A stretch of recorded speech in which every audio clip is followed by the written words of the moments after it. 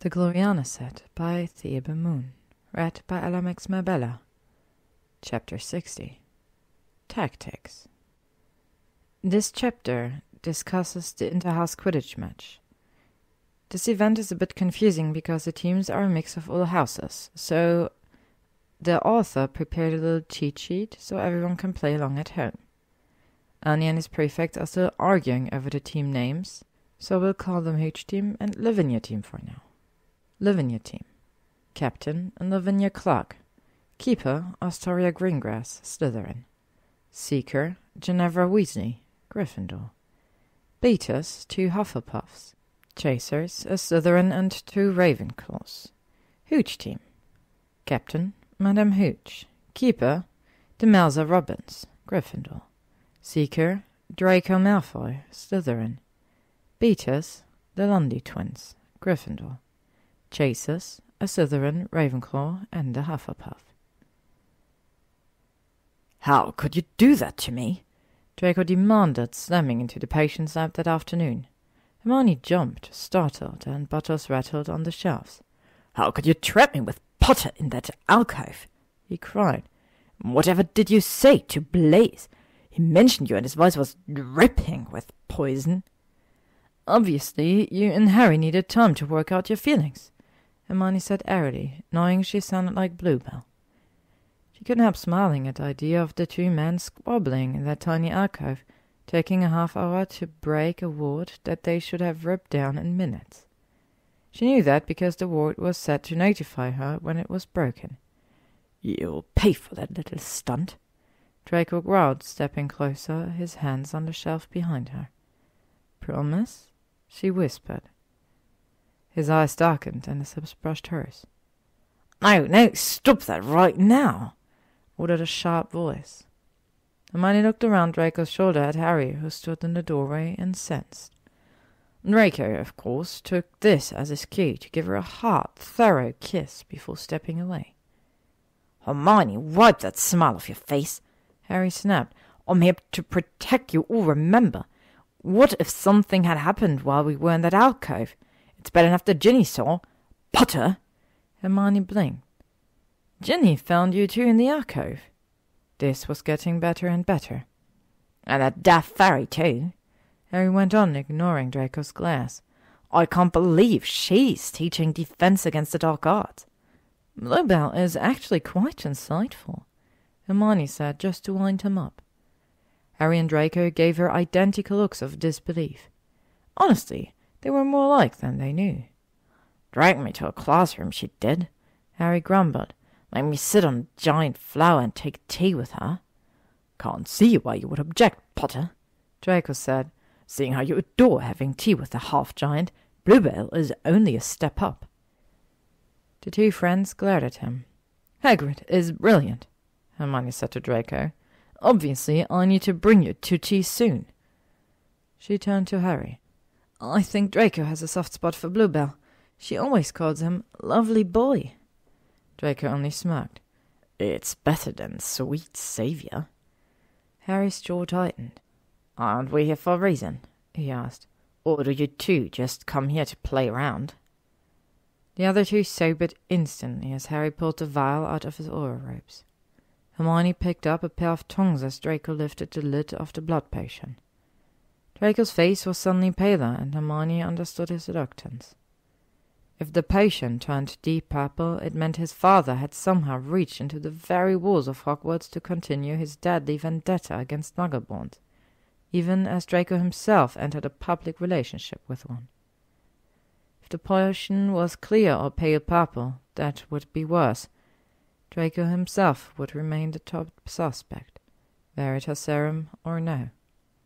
Draco, or perhaps Narcissa. Hermione grimaced, not looking forward to that conversation. Using the tongs, Hermione dipped the vial into the potion and held it up. Draco replaced the cauldron lid. "Pour a little of the blood into the vial," she said to Harry. "A few drops will be enough." Harry's mouth was set in a thin line, but his hand didn't tremble as he tipped a few drops into the open vial. The potion inside instantly turned deep purple. Draco's face was expressionless, but his hand gripped the edge of the table. Hermione quickly corked the potion and put it in her pocket. "Give me Lucius' blood, Harry," she said. "What? No, "You must, Harry," she said impatiently. "You said that aurors need a warrant to get access to visitor logs. Well, this potion might be enough to get that warrant. We have to tell Kingsley, and I have to be holding Lucius' blood." "I won't have you covering for me," Harry said. "If you lie and tell him you stole it." "Oh, don't be so bloody noble and use your hat for once, Potter," Draco snapped. "She has no intention of saying anything at all. She'll just give Shackleboard a sly smile, and McGonagall will proclaim brightest witch of her age." Hermione had to smile at Draco's McGonagall imitation, which she privately felt was much better than his Hermione imitation. She never sounded like that. Harry looked at her, and she nodded. "We have to tell the headmistress anyway," she said. "I promised I'd tell her if the potion yielded any information." "All right," Harry said. "I'll send Kingsley Patronus." He opened the door to leave the potion lamp. His stack would never fit in such a small space, then turned to look at Draco. "Look, Malfoy, I'm sorry," Harry said. "About Lucius, I mean. If he's convicted." Hermione's blood ran cold. If Lucius was convicted of attacking Muggle-born students, he'd be executed. His stay of execution, reduced to lifelong imprisonment in Azkaban, was dependent on good behavior. She looked at Draco, whose mouth was twisted in scorn. "It's all right, Potter," he said. "My father simply wouldn't be comfortable if he wasn't trying to destroy my life and everyone else's." Hermione's hand reached out for his, but Draco didn't respond.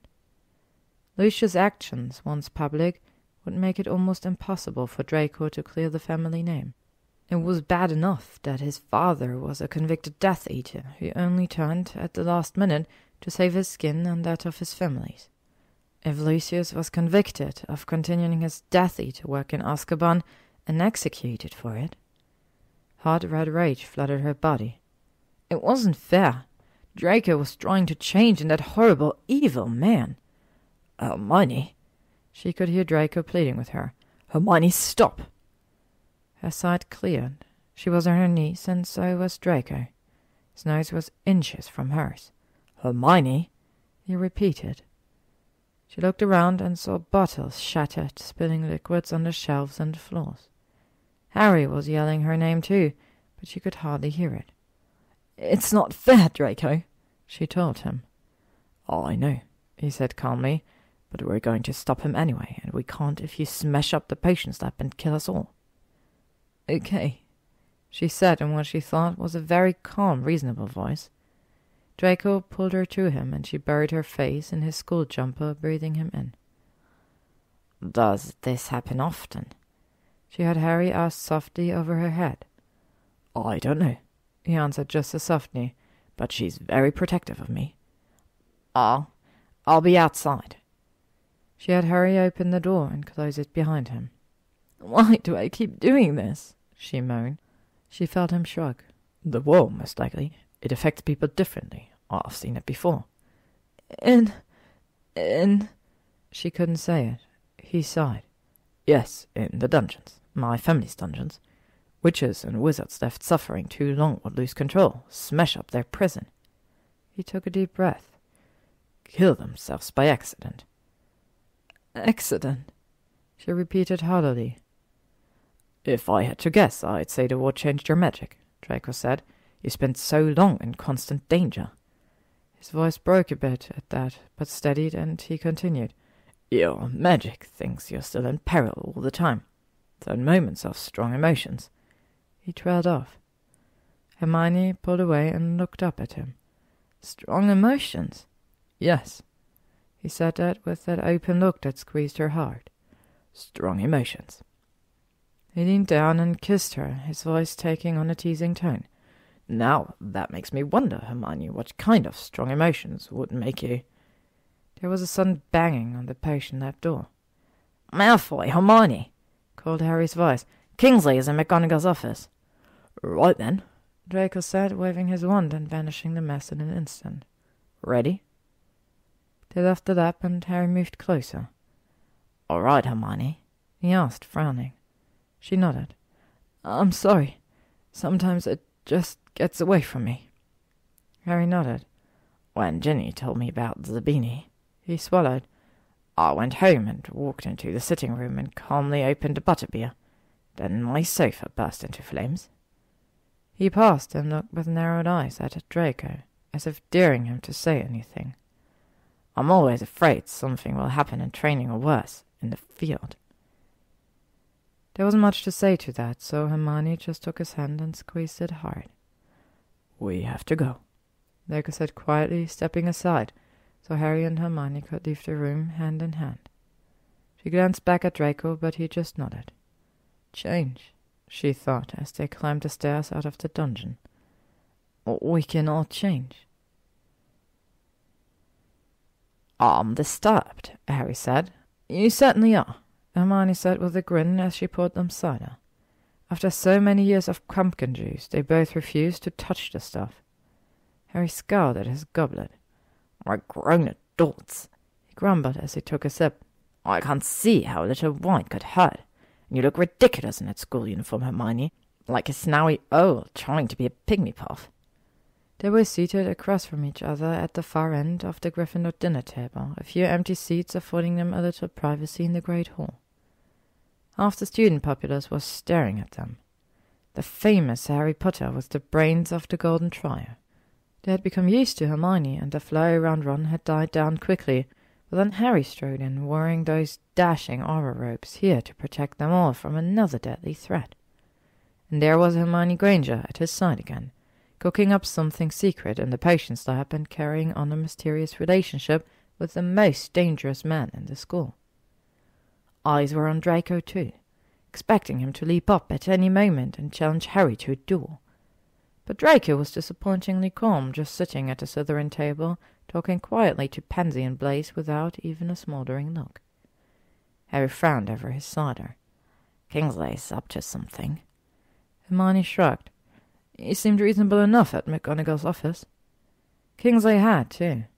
He'd accepted their findings about Lucius with a total aplomb and didn't even delve too deeply into how Hermione had procured Lucius' blood. Perhaps he thought that Malfoys kept vats of extra blood around their manor, on hand for dark immortality spells or deathly curses, and Draco had just leveled some up. She giggled a bit at the thought while they sat in McGonagall's office, and Kingsley was nodding sagely as Harry explained the bit about the visitor rolls. It was a giggle, honestly. She did not cackle dementedly, no matter what Draco said afterwards. Draco's behavior had been almost as odd as Kingsley's. It apparently recategorized Harry as a benign presence around Hermione, much like Neville, and had followed them up to McGonagall's office without one snarky remark. When Harry bubbled a bit in his explanation about why he hadn't informed Kingsley earlier about the potion, Draco had smoothly cut in, somehow implying that Harry had learned about the potion using Aura-owned investigative and deductive skills, and that Hermione had sworn him to secrecy. Afterwards, Draco had confessed to some surprise at Kingsley's willingness to believe that, adding that the real story, that Hermione had marched Harry to a cauldron of blood potion and practically shoved his nose into it, was infinitely more believable. Hermione was too relieved to see Draco back in regular form. The Wizarding World simply wasn't prepared for pleasantly helpful Draco Malfoy to think about his words at the time, but Harry obviously had. Now Harry's natural paranoia was focused on Kingsley, and Harry was, as he had admitted over a fine shepherd's pie, disturbed. "Kingsley is up to something," he repeated, twirling his fork in his potatoes. His green eyes took on a crazed gleam that Hermione remembered from 6th year. "He seemed almost excited." "He's probably glad to have a decent lead for once," Hermione said. "He's running for Minister of Magic, you know. It would be embarrassing if the Auror's office couldn't solve this." "I suppose," Harry said absently, his eyes moving along the table to where Ginny sat ignoring them. Hermione hadn't mentioned Ginny's break-up with Blaise, but Harry was quick to notice the tension. Early in their room, Ginny had insisted that Hermione eat dinner with Harry. "The sooner you find out who wrote these messages, the sooner Harry can leave," Ginny had said. "I don't need to see this nosy git." Now Harry was watching Ginny in the great hall, Apparently his aura training hadn't extended to discreet surveillance. Kingsley said he could get the visitor rolls, Hermione said, trying to draw Harry's attention. No answer. She huffed. He'd been the one to bring up Kingsley after all, and put down her fork. Harry, you and Ginny have to speak eventually. Harry didn't answer, but he did take his eyes from Ginny to look around the great hall. Hermione followed his gaze and saw Draco leave the Slytherin table and stride to the doors without a look her way. "Go ahead," Harry said. His tone, while not entirely enthusiastic, didn't sound as nauseated as usual. Progress indeed. Anyway, Hermione had better things to do than watch Ginny ignore Harry watching her. She followed Draco to the second floor, slipping into an alcove after him. His arms immediately went around her. For a timeless moment, all worries about Lucius and blood messages faded away. Draco seemed to need the reassurance, in the end holding her silently with her head tucked under his chin. "I don't trust Checkerboard," he said finally. Hermione rolled her eyes. "Let me guess," she said. "He accepted my explanation about the vial of Lucius' blood too quickly and seemed too happy to fetch the visitor rolls. Oh, and he wasn't even fussed about Harry keeping our blood potion secret from him." "Exactly." Draco released her, looking down into her face. "Quite astute of you." "I'm correcting Harry, actually," she said with a grin. "He said all that during dinner." Draco grimaced at being forced to agree with Harry. "Shacklebolt testified against my father, you know." "A lot of people did," Hermione said, "including Harry. Half the Wizarding World wanted a piece of Lucius." "Shacklebolt?" Draco clenched his fists. "Shacklebolt was the first to testify. He told the Daily Prophet that it was a travesty of justice that all convicted Death Eaters wouldn't get the kiss." "Yes, well, Kingsley did say so." Emotions had been running high in the first week after the battle. She supposed Draco would take a dim view of such words, since he himself was a convicted Death Eater, albeit one with a light probationary sentence. She pushed away the image of Draco's soul sucked out through his mouth, the light dying from his eyes. It wouldn't do to set the alcove's velvet curtains on fire. Draco picked up on her thoughts somehow, and his arms were around her again. "It's all right," he murmured.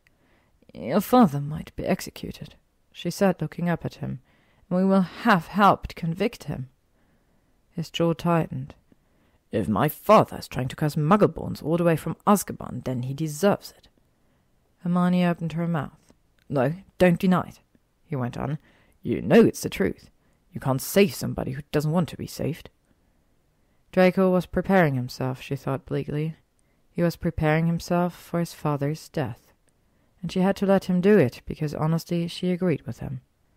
She thought of Narcissa suddenly, that steely polished mask she wore, taking socks and books to Lucius every week, scheming for a pureblood bride for her son, sitting alone in that manner. What would she do if Lucius was executed? Hermione felt another lightning bolt of rage against Lucius, this time both on Draco's and Narcissa's behalf, and again she ruthlessly suppressed those feelings. Draco's voice broke into her dark thoughts. "I have to leave soon," he said. "Quidditch practice." "On a Monday night." Draco released her and leaned against the wall. "I'm a seeker on Madame Hooch's team. She's scheduled practice every night this week for inter-house Quidditch match." He frowned. "Your pet Hufflepuff has truly bollocks things up this time. There's no way a newly assembled team can come together in 4 days." "Why not?" Hermione asked. "Just go up there and fly around." "Fly around?" Draco repeated incredulously. "Is that all you think we do up there? Fly around? Quidditch is a game of strategy, Hermione, as well as flying." Hermione quit listening at this point, allowing the passionate flow of Quidditch oration to swirl above her head. It was much more pleasant to lean against Draco's warm chest and feel the vibrations as he spoke and breathe in his cologne. It was all nonsense anyways, to her way of thinking. He just liked to fly around.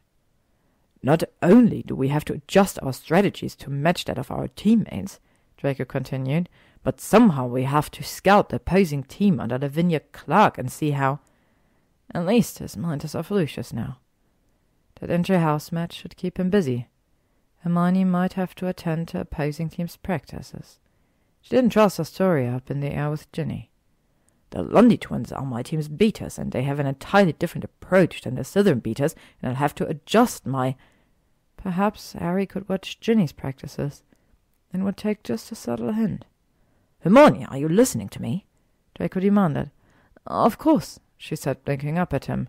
"Tactics, very important." Draco rolled his eyes. "You are pathetic about Quidditch."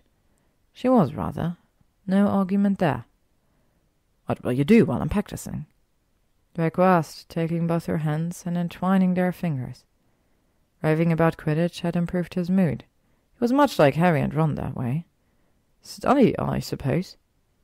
Actually, Hermione was thinking of bringing up another experimental potion, but she'd need an assistant, or at least an advisor. Slughorn wouldn't dare, of course, but maybe... "I'm sorry about this," Draco said, kissing her hands. "The match is on Thursday afternoon. We'll find something to do, perhaps afterwards." His voice had a hint of suggestion.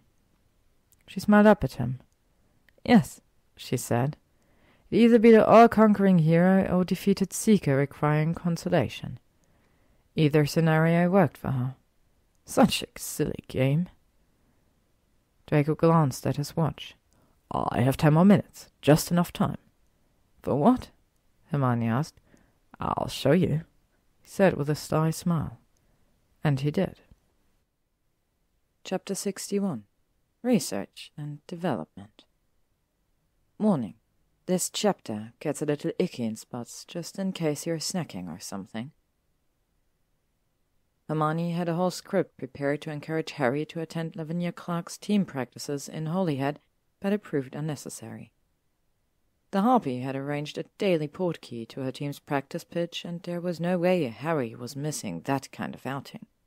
He would come along to provide security, Harry announced, and Hermione was satisfied. Draco's new teammate, Demelza Robbins, was also attending, to ensure a fair practice environment, but everyone knew she was just scouting Clark's team. It was a good thing exams had been held the previous week, Hermione thought, because all learning came to a grinding halt in the mania surrounding the official Dumbledore inter-house Quidditch match. Both teams practiced every night, with most of the school watching Madame Hooch's team on the Hogwarts pitch. 7th and 8th years who had mastered apparition were sneaking off to the Harpies pitch, and the teachers just looked the other way. Arnie and his prefects were still searching for an announcer and arguing over what to call the teams. George and Ron were making a fortune by outposts, delivering commemorative snitches as well as illegal portkeys to Holyhead. Ron's tiny old pig turned up in Hermione's room with a contrite apology letter and a request to visit her once Molly let Ron out of his house and joke shop. Hermione did not respond. She had her way, Molly would ground him for life. The library was deserted Monday after dinner, with practically the entire populace off watching Quidditch. Hermione took advantage of the silence to research her next experimental potion, a solution to heal cursed scars. Her mudblood letters itched in warm weather and showed no signs of fading. If she could find a way to heal them, perhaps the solution could help other war veterans like Lavender and Bill Weasley, whose wounds troubled them much more. Leah's question and data about cursed jewelry had given her an idea. Most healing solutions try to remove the curse from the patient's body. Hermione wondered if a solution to counteract the curse might be more effective.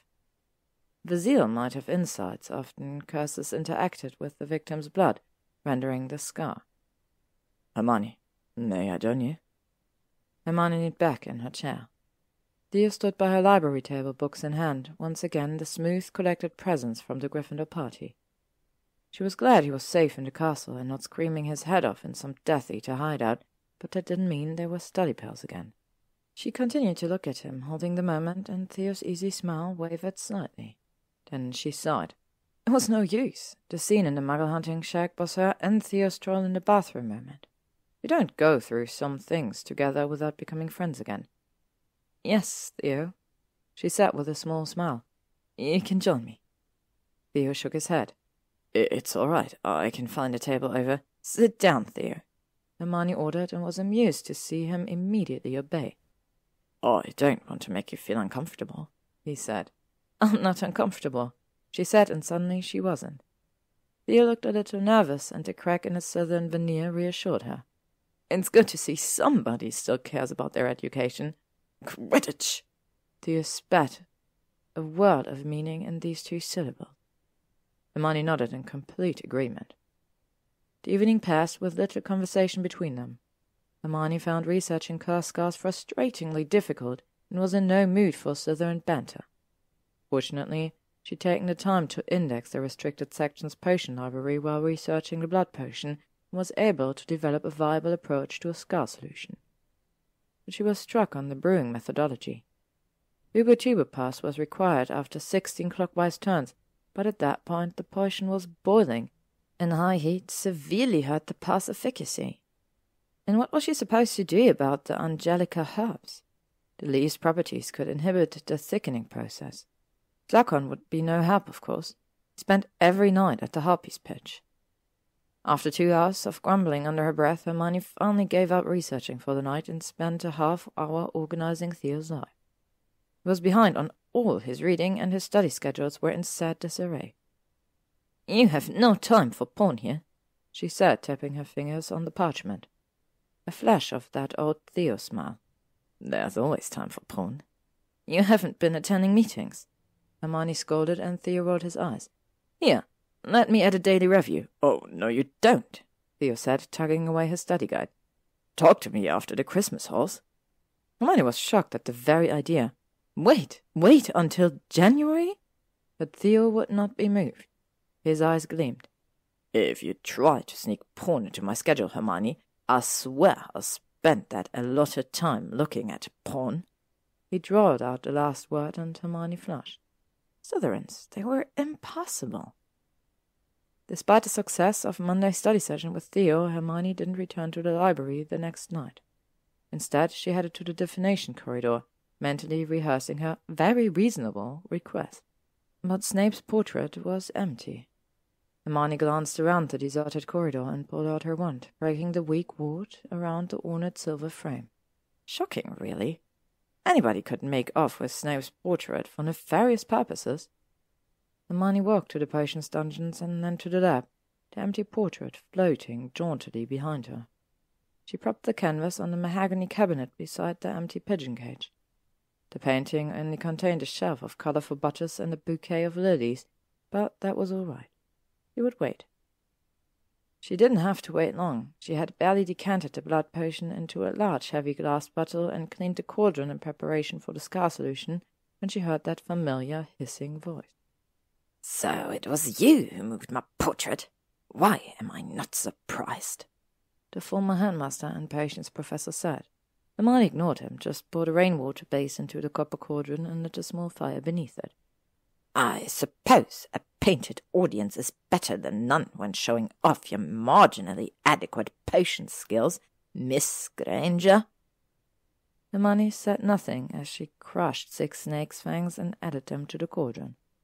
Snape watched her beadily as she pulled a jar of horned slugs from the shelf.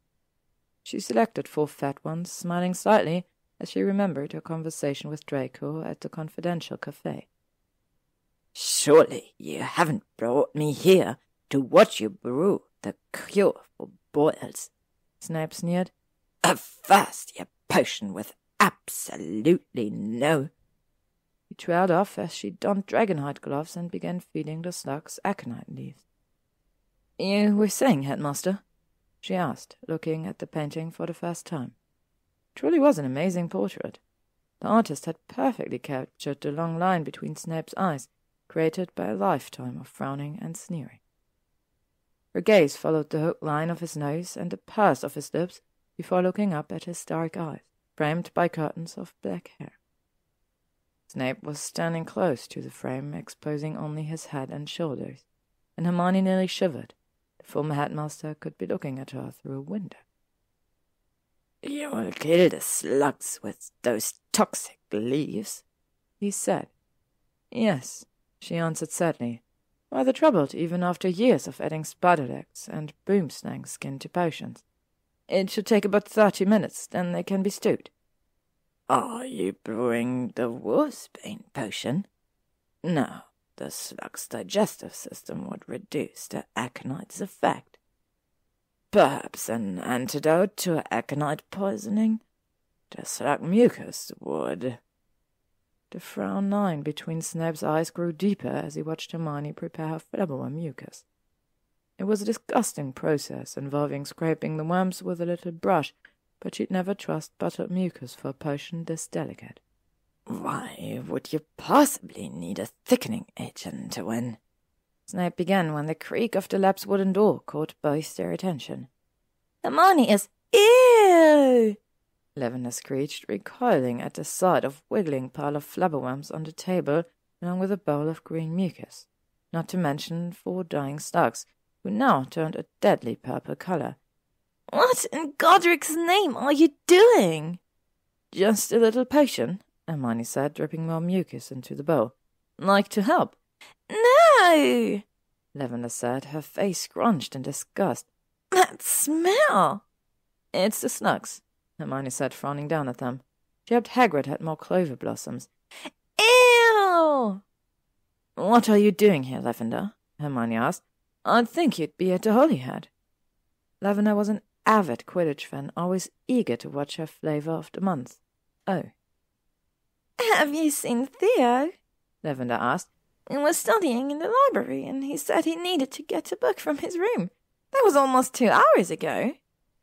Hermione shrugged. Check the Slytherin dungeons. That horrid snake charmer painting deserved to deal with Lavender. That's where I'm headed, but I saw the light in the potions dungeon. I thought maybe he would be here. Lavender sighed. Theo's so talented at potions. Hermione shrugged again and resumed brushing her flubberworms. Theo had some natural talent, true, but rarely applied himself. Lavender didn't notice Hermione's tepid response. Her eyes were shining, likely recalling the sexy way Theo shredded his fluxweed in class. Then she turned a cold eye on Hermione. I hope we can be adults about this, Hermione, she said. You can't blame Theo for moving on. Lavender, her former roommate, smiled triumphantly. Draco shared Theo's true feelings for me. Lavender, you mustn't pat Draco on the head, Hermione said. Lavender blinked. You mustn't pat. He's baking. Hermione dropped her worm, horrified as she remembered Draco's words at the confidential cafe. He's baking, Hermione repeated slowly. Baking. Hermione, are you all right? Lavender asked. Hermione's face heated, and she couldn't help glancing at Snape, who watched silently, one eyebrow raised. Lavender was staring at Hermione and hadn't noticed the portrait. I know Draco is very persuasive, Hermione said carefully. But he is... Oh, she was going to kill that man. Draco said Theos couldn't take his eyes off me at dinner. Emma's voice was as dreamy as Luna's. He said Theo switched to our potions table so he could be near me. Hermione's jaw dropped. Lavender, Draco was baking. Draco bakes all the time, and you can't eat any of it. Lavender frowned. No, we are talking before Dada. I didn't know Draco baked. He... Hermione had no idea what to say. Draco thinks I'd be good for Theo, Lavender went on. And Luna came by while we were in the library, and she saw swarms of love diggles. She blushed. Draco thinks Theo likes my womanly... Oh, Merlin. No! Hermione cried, waving her little worm brush. You can't pat Draco's head. He's just trying to shovel snow with you. Lavender's smile widened. You're just jealous. You can't handle the fact that Theo's in love with me now, and Draco's my friend. Lavender, Theo's not in mucus with you. Ew, so jealous. It's very unattractive. Be careful. Draco will soon tire of your harpy ways. Lavender flounced off, and the lab was silent as Hermione rather aggressively brushed her flubberworms. She was never eating at Martine's again. Don't add the mucus, Miss Granger, Snape said suddenly. Any traces of skin or blood will contaminate the potions. Hermione nodded and wiped her brush. He was right, of course, but she said nothing, just cleaned the brush bristles thoroughly and began on another flubberworm. The lab was silent again as she stewed her now-dead slugs and added them to the potion, which immediately turned purple. She took the cauldron off the fire and covered it to avoid the dangerous fumes. "I fail to see your intentions here, Miss Granger," Snape finally said. "Are you trying to cure a werewolf's boils?" "No." Hermione stripped off her dragonhide gloves and began measuring the porcupine quills, sizing them into 2-inch lengths. "It is certainly a healing solution," Snape persisted. "Applied to the skin, most likely. I assume you'll be adding ginger root as well." "No, Angelica herb," Hermione said, holding up a jar of the sweet-smelling leaves. "I can't imagine," Snape began, then stopped, staring. Hermione looked down at herself and saw that raising the jar had caused her robe sleeve to fall back, clearly displaying her mudblood scar. The lab was silent once more as Hermione added the quills and flubberworm mucus, following up with a series of clockwise and counterclockwise turns.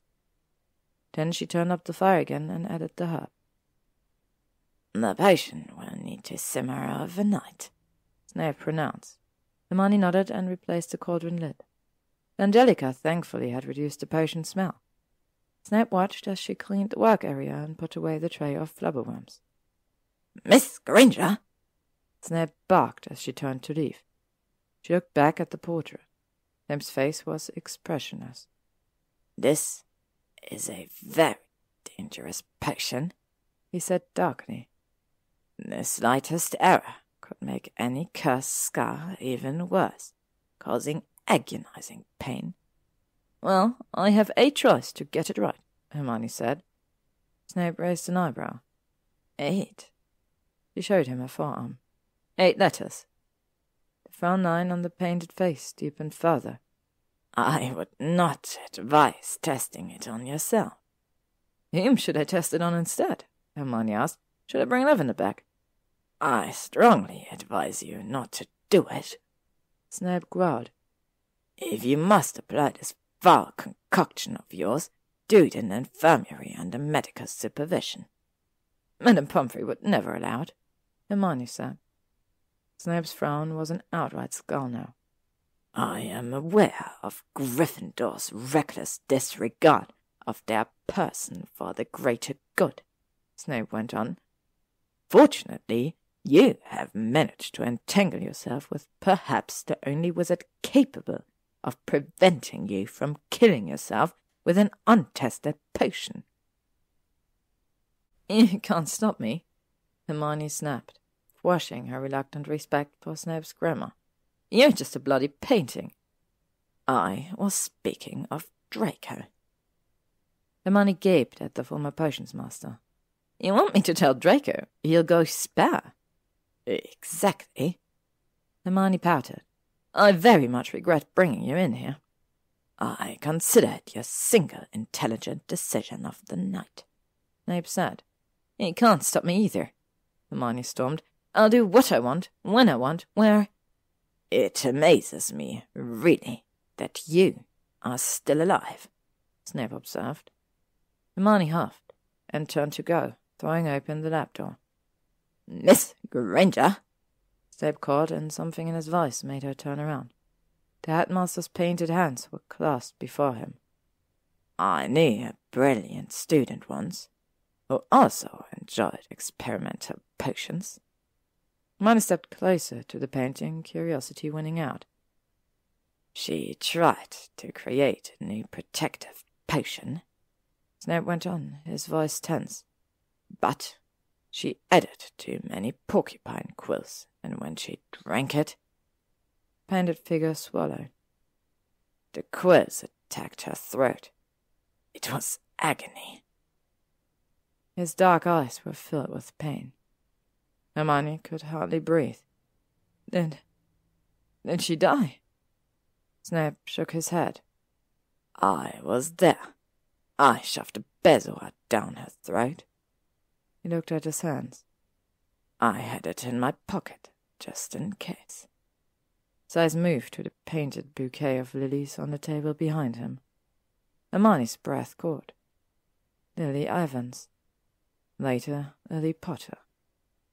Brilliant potion student. "I assure you, headmaster," she said, "I will not take any unnecessary risks." Snape nodded, and Hermione turned to leave again. "Miss Granger?" "What?" she huffed, turning back again.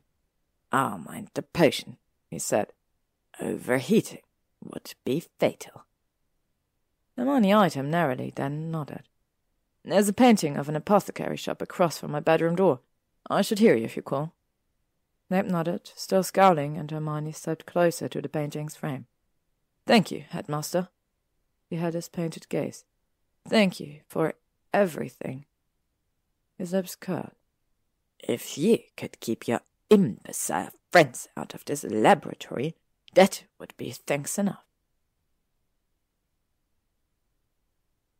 Snape was right. The cursed scar potion boiled over twice that night. The former headmaster charged out of the quaint shop in the painting opposite Hermione's door at 1 a.m., his shouts waking half the girls' dormitory and terrifying anyone who recognized his voice. Hermione hurried down to the lab in her penguin pajama and fuzzy slippers to turn down the flames, hearing Snape's barbed comments about foolish students who didn't understand aconites volatile under heat. He even got in a dig about her hair. The solution boiled over again 2 hours later. Hermione ended up sleeping on one of the potions tables, then rose early to check the solution. "It's thickened," Snape said with a sneer. Hermione knew she must look a fright, but she was too relieved to see the potion's porridge-like consistency to snap back. "I'll let it cool until tonight, then add the Shrike spines," Hermione said as she turned off the fire. "Don't stir it too quickly," Snape warned. Hermione nodded. She knew overly vigorous stirring could overexcite the spines.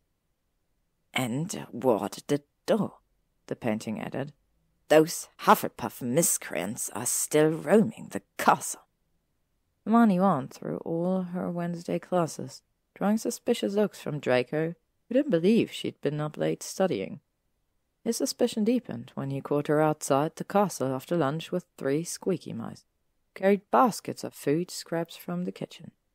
"Just spread it all on the ground," Hermione was ordering them, pointing with her wand. She had an empty jar that once contained virgin earth. "Don't enter the glowing circle." "What is this, Hermione?"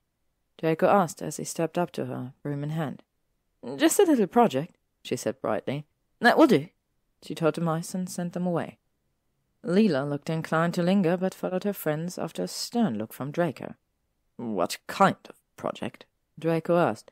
"Is it the same project that kept you up all last night? Pansy said she saw you in the dungeons looking, disordered." "I like being disordered."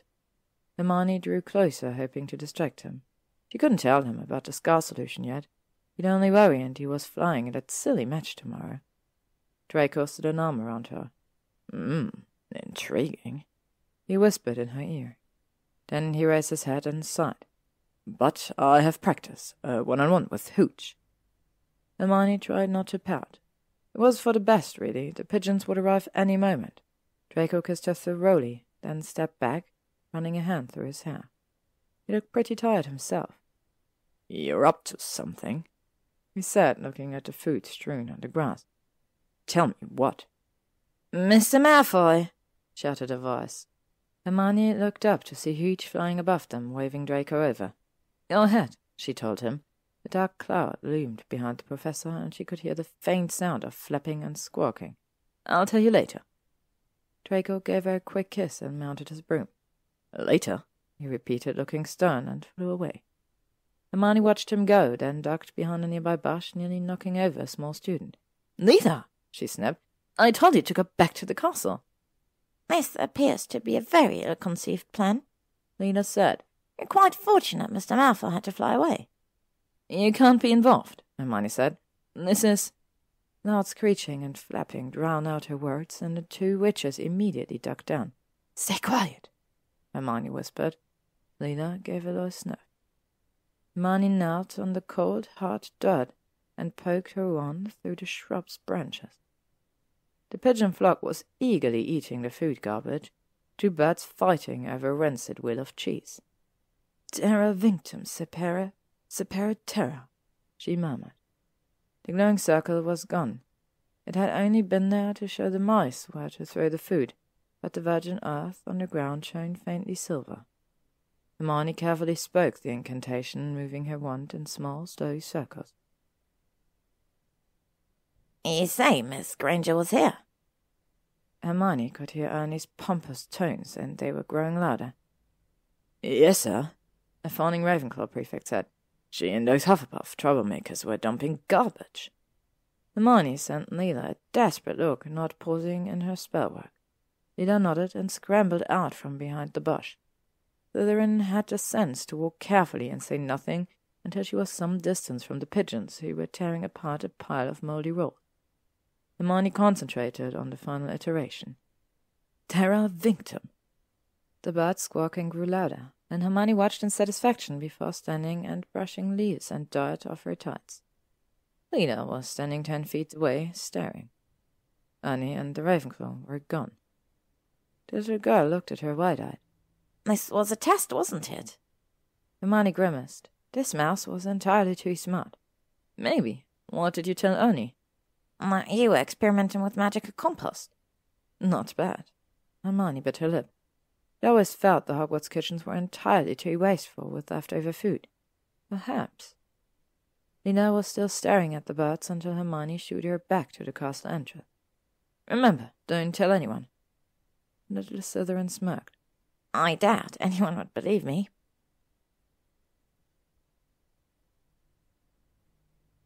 Dinner that night was a rather stomach-turning affair, what with 2 enormous Quidditch banners hanging in the Great Hall.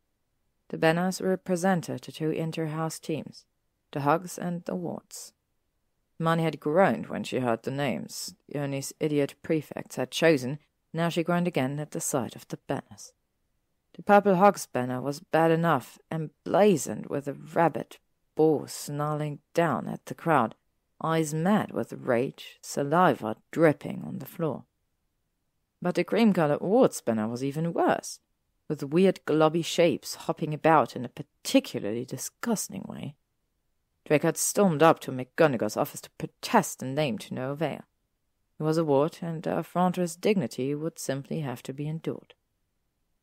After dinner, Hermione stole a quiet hour with Draco in the room of requirements, keeping him distracted enough so he didn't ask about the squeaky mice earlier. Then Draco rushed off to the Wart's practice, and she headed to Gryffindor Tower to get the Marauders map. She needed to speak to Pansy. Luna was leaning over the railing in the 3rd-floor landing, waving her love-digger's net, and for an instant Hermione considered hiding a la Draco. Luna turned and saw her of her. "Hello, Hermione," she said, smiling. "Are you looking for Ernie?" "Certainly not," Hermione said.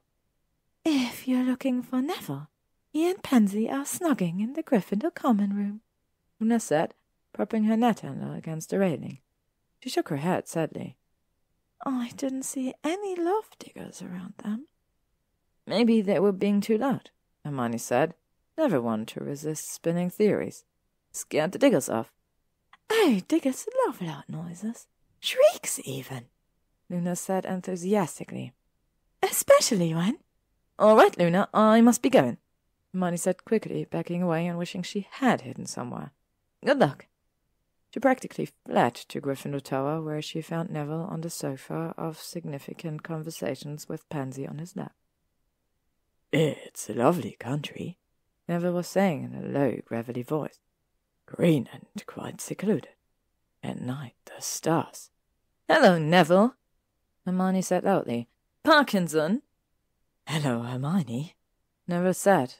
He blushed faintly, but didn't let go of Pansy. Pansy was frowning. "Theo's been looking for you tonight, Granger. I hope you aren't starting that up again."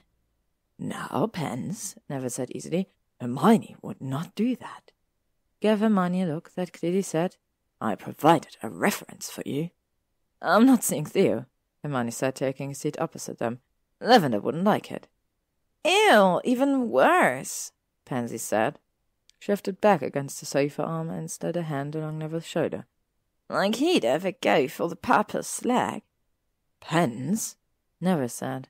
Pansy huffed but said no more.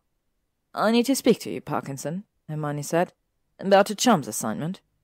Neville immediately stiffened. "You can stay if you like, Nev," she said. "The details are rather interesting." "Wouldn't think of it," Neville said hastily. He lifted Pansy off his lap and set her on the sofa with an offhand strength that surprised Hermione. "See you upstairs," Neville said, brushing a hand on Pansy's hair. He gave Hermione a quick look. "Be careful." "I'm always careful," Hermione said. Neville snorted and practically ran up the staircase to the boys' dormitories. "This had better be good, Granger," said Pansy, now stretched on the sofa in that sinful way Slytherin's had. "As you can see, I have elsewhere to be." Hermione took a deep breath. "I need you to stop Astoria in the potions corridor before tomorrow's Quidditch match." Pansy's dark eyes regarded her lazily. "For how long?" 2 minutes, maybe 3. Pansy ran a finger over her lower lip. "I'm not exactly close to Astoria. It will seem suspicious." "Rant about me," Hermione suggested. "The dirty mudblood who stole him away. It's bad enough to lose Draco to a pureblood, but he—" "I get the drift," Pansy said. He blinked slowly at Hermione, considering. "It might be possible." "Splendid." Hermione jumped to her feet, and Pansy rose as well with effortless grace. "Stop her just before the potions classroom by the tapestry of Merlin." "All right." Pansy picked up a little silver purse and headed up the stairs. Suddenly she halted and turned back, looking down at Hermione, who also stopped midway up the staircase.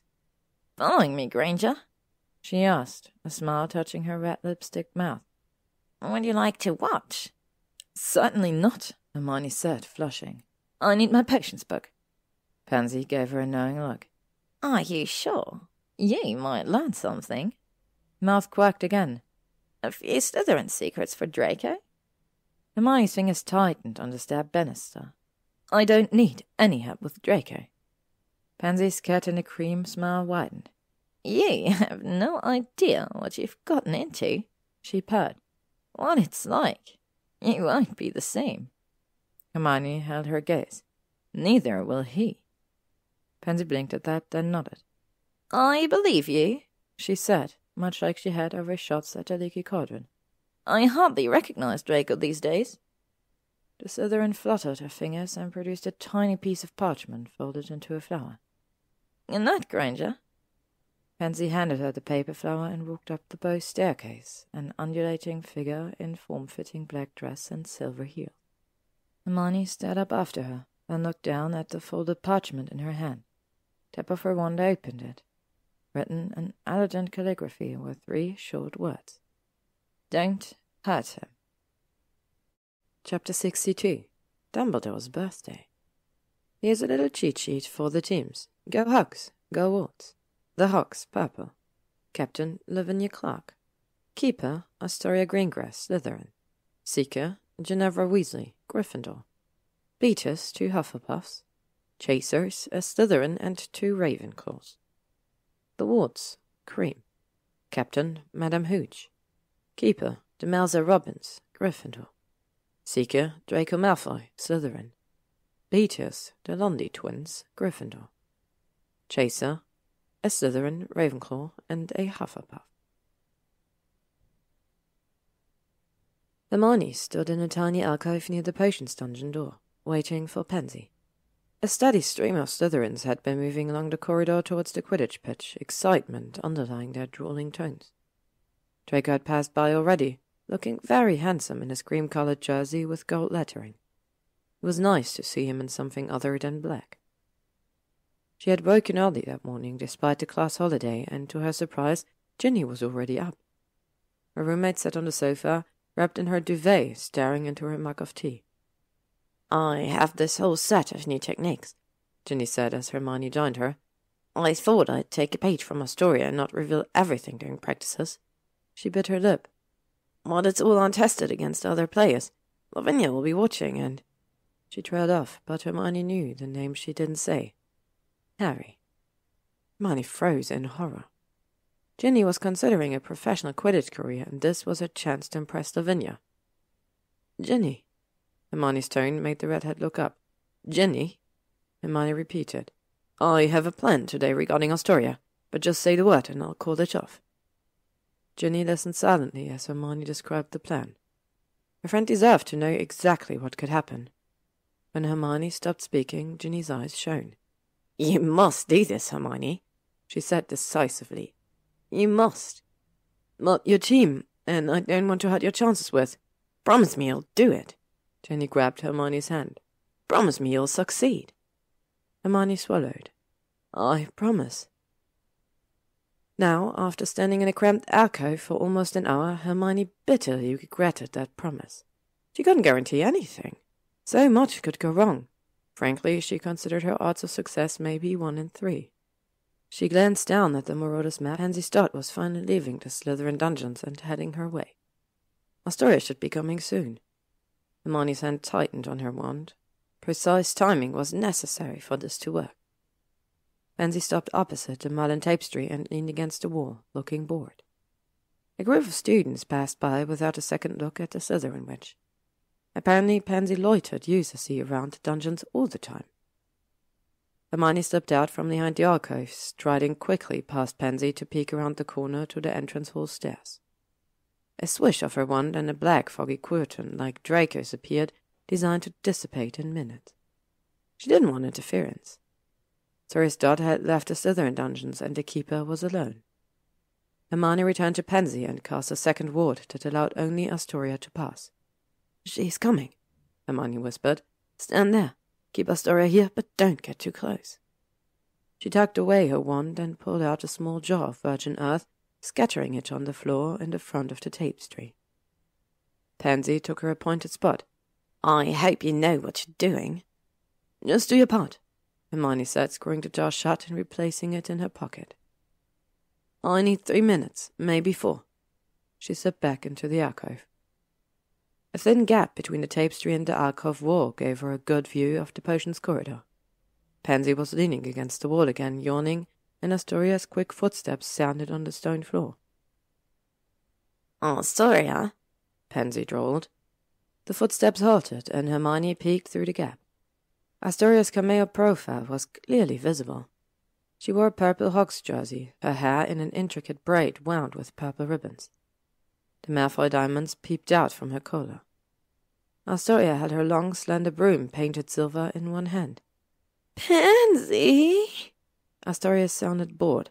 "What on earth could you possibly... What are you doing about her?" Pansy's voice dripped with venom. "About that filthy mudblood slut? Are you going to allow Draco to parade her about the castle? I cannot imagine why that would concern you." Astoria sounded amused. "Run off to your crybaby blood trader." Pansy's jaw clenched. "At least he's a pureblood and I have a reputation to restore. Why, you must be losing your touch, Astoria, to lose Malfoy to a mudblood swat. Did Draco finally tire of your sick little games?" Hermione suddenly came to herself. She'd been standing frozen, appalled by the exchange. She raised her wand, poking it slightly through the gap. "Terra vinctum separa, separa terra." "Draco will always come back to me," Astoria said coolly. "That's it, that's your plan. You'll just wait for Draco to come to his senses? Have you seen how he looks at her? Have you seen the diamonds in that mudblood's frizzy mess? Cheap baubles for a cheap whore," Astoria said, flushing slightly. "You are wasting my time here, Pansy." Astoria took a step forward, forcing Hermione to shift to keep her wand trained on the Slytherin blonde. Hermione's heart skipped a beat. Pansy was losing the moment. Then the door to the potion dungeon swung open, causing Astoria to step reflexively back. "Hello, Miss Greengrass, Miss Parkinson," chirped a little voice. Leela? Hermione could have slapped herself. Why hadn't she checked the potions dungeon for dots? Because the whole damn school was going to the match, that was why. Humilus terra vinctum incarcerus, incarcerus. Leela stepped forward, but was stopped by Pansy's hand on her thin shoulder. The first year's little face looked confused, but then she saw the silvery virgin earth scattered on the floor. Leela's blue eyes widened, then shifted to Hermione's tapestry and away again. The first year could hardly miss a wand poking out of the alcove. The Slytherin keeper ignored Leela. "You think to lecture me about Draco?" Astoria asked Pansy. "Draco left you for me. He will leave the mudblood for me. He will always return to me.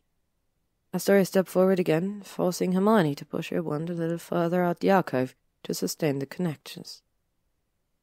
Humulus terra. That doesn't necessarily follow, Miss Greengrass, Leela piped up.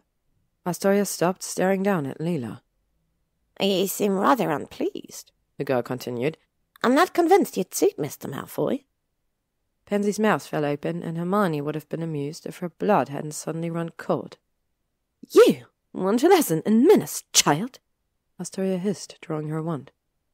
Pansy's face lost all colour. She obviously remembered the Kara's reign the year before, with the frequent use of Crucio on younger students. Leela didn't retreat an inch. So I've been told, but you don't appear to be a good role model in that regard either. Durant, Pansy hissed, her hand tightening on Leela's shoulder. Hermione's heart was pounding, but she didn't pass the incantation. One more iteration. Durant, Astoria lowered her wand. As in Alexander Durant? He's my brother. Ah, dear Alex. Astoria smiled thinly. My sympathies for his unjust confinement. Hermione snorted silently, remembering a hysterical Durant's vile words after his sentencing to 30 years in Azkaban. None of this is helping Draco's situation, Pansy said, trying to draw Astoria's attention back to herself. If Draco wants to roll in the mud this year, that's his affair, Astoria snapped. Purity will always conquer. He's dumped his blood traitor weasel bitch, did he not? Leela's hand went to her pocket, and Pansy smoothly moved to grasp the little girl's arm. I'm sure you know, Pansy, what Gryffindors are good for, since you're not above getting a little dirt under your nails. Astoria sneered. Terra victim. Hermione hissed softly, finishing the spell. She lowered her wand and collapsed against the alcove wall, sweat running down her face. Now get out of my way, both of you. I have a travesty of a Quidditch match to win. Astoria snapped. The blonde strode forward, with Pansy barely whisking Leela out of the keeper's path. Hermione pulled out the map and watched Astoria's dot move up the staircase into the entrance hall. Only then did she emerge from the tapestry.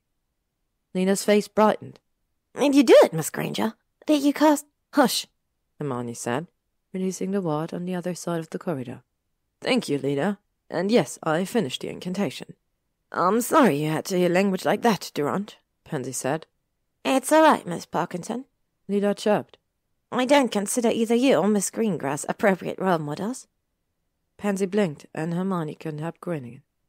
Nice to see someone else deal with Leela for once. You were very brave to help, Hermione told her little Slytherin. But I want you to be careful from now on. You and your friends are to sit as far from Miss Greengrass as possible at the match. The Puffs are already at the pitch.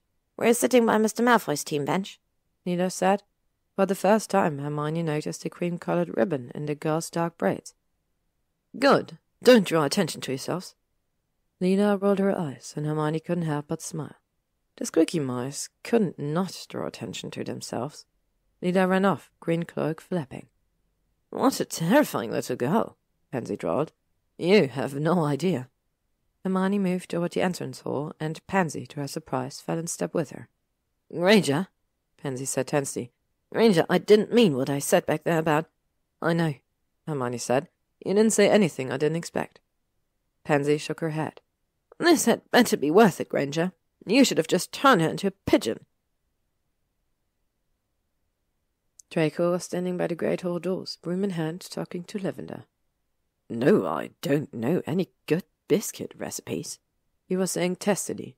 You're making even less sense than usual today, Brown. Lavender saw Hermione and Pansy and flounced off. Draco eyed the two witches warily. Good luck today, Draco, Pansy drawled. Don't let me down. I have a bet going with Neville. What? Hermione was surprised. Neville doesn't like to gamble. Pansy smirked. He can resist my terms. Ew, Hermione said. I can't quite decide whether I'd rather win or lose. Pansy winked at Draco and walked out of the entrance hall. I don't know what Neville is thinking, Hermione said, looking after her. Draco's hand covered hers. Aren't you going to wish me luck? He murmured, lips brushing her ear. Maybe I'm rooting for Ginny, Hermione said. She was genuinely conflicted over the match, wanting both seekers to do well. We should make a bet as well. If I catch the snitch, you have to. Hermione? At first she thought Ron was calling her, and her heart nearly stopped, but the voice was too bright and sharp. Hermione turned, slightly flushed, to see George Weasley striding towards them. Hermione, it's been too long. George looked her up and down and whistled. Well, don't you look fetching? The redhead ignored Draco. George, Hermione said weakly. She could guess why he was here. She'd never followed up with Ernie about choosing an outside announcer for the match. Obviously, those silly prefects had prevailed once more. Ron sends his love, George continued. He looked entirely outrageous, dressed in all 4 house colours. Gryffindor Lion was tattooed over one eye, and a snake fang hung off his remaining ear. And I bring my love in person, Hermione, he leered. Care for a taste after the match? Hermione rolled her eyes. George was utterly devoted to his girlfriend Angelina. He just wanted to get under Draco's skin. I prefer younger men, she told George, grinning.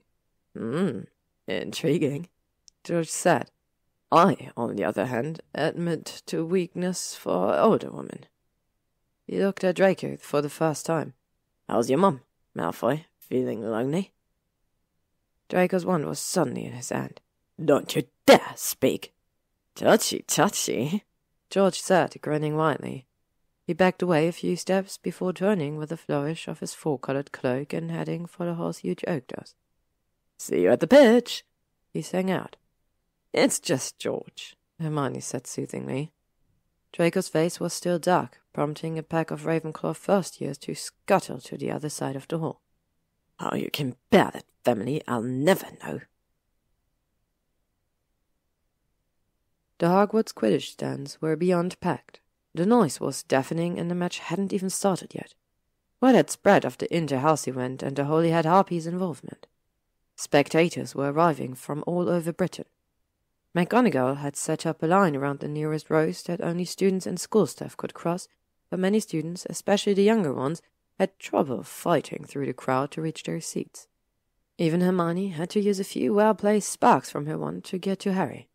Ernie and the prefects were patrolling the stands to restrain rowdy students. But the visiting adults were the real problem, jostling for good standing room only spots. The Auras are here, Harry said as Hermione collapsed into the seat beside them.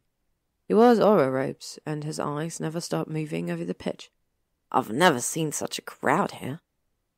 Hermione pulled her wand out of her coat pocket. Hold this. Harry's eyes narrowed behind his round glasses. Why are you giving me your wand? I might get emotional, Hermione said, feeling guilty.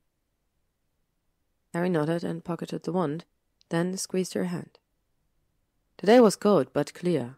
Those appalling hogs and wards banners were suspended in mid-air over the pitch.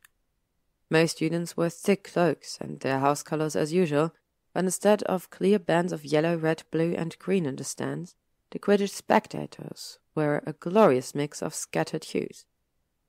Many wore the purple and cream colours of the 2 inter-house teams, since they had friends and housemates on both sides. Perhaps this match wasn't a terrible idea after all, Hermione admitted to herself. She almost regretted casting the spell today. Revenge wasn't exactly a testament to inter-house unity. Hermione put on her omni-oculars to look for Draco. He stood on the pitch chatting with Ward's captain Madame Hooch. It was a vision, really. All cream and white and gold, and they'd had only a few scattered hours together this week. Hermione gave herself a shake. Focus. A few players were in the air, making slow, desultory circles. Usually players liked to show off before a match, but tensions were high, and captains were keeping a tight rein on their teams. Harry had chosen seats close to the Hog's purple-draped team bench, only about 50 feet away from where Astoria stood on the grass with the Hog's captain Lavinia Clark and the Hog's chaser. The captain called their players in, and Ginny zipped past, winking at Hermione and ignoring Harry. She looked beautiful in her purple jersey and cloak, her glowing hair braided in front to keep it out of her eyes and streaming behind her. She also looked determined. Draco would have a tough time beating her. A platform hung with the 4 house colours floated into the centre of the pitch, carrying McGonagall and Interim Minister of Magic Gawain Roberts. while the players lined up in rows at the edge of the pitch. Arrows on brooms ringed the pitch, and the crowd was now almost entirely silent. Hermione felt a tightness in her chest as the speeches began. There had already been a ceremony for Dumbledore earlier in the day in the Great Hall. Draco had sat solid and quiet at the Slytherin table, seemingly impervious to glares and glances his ways.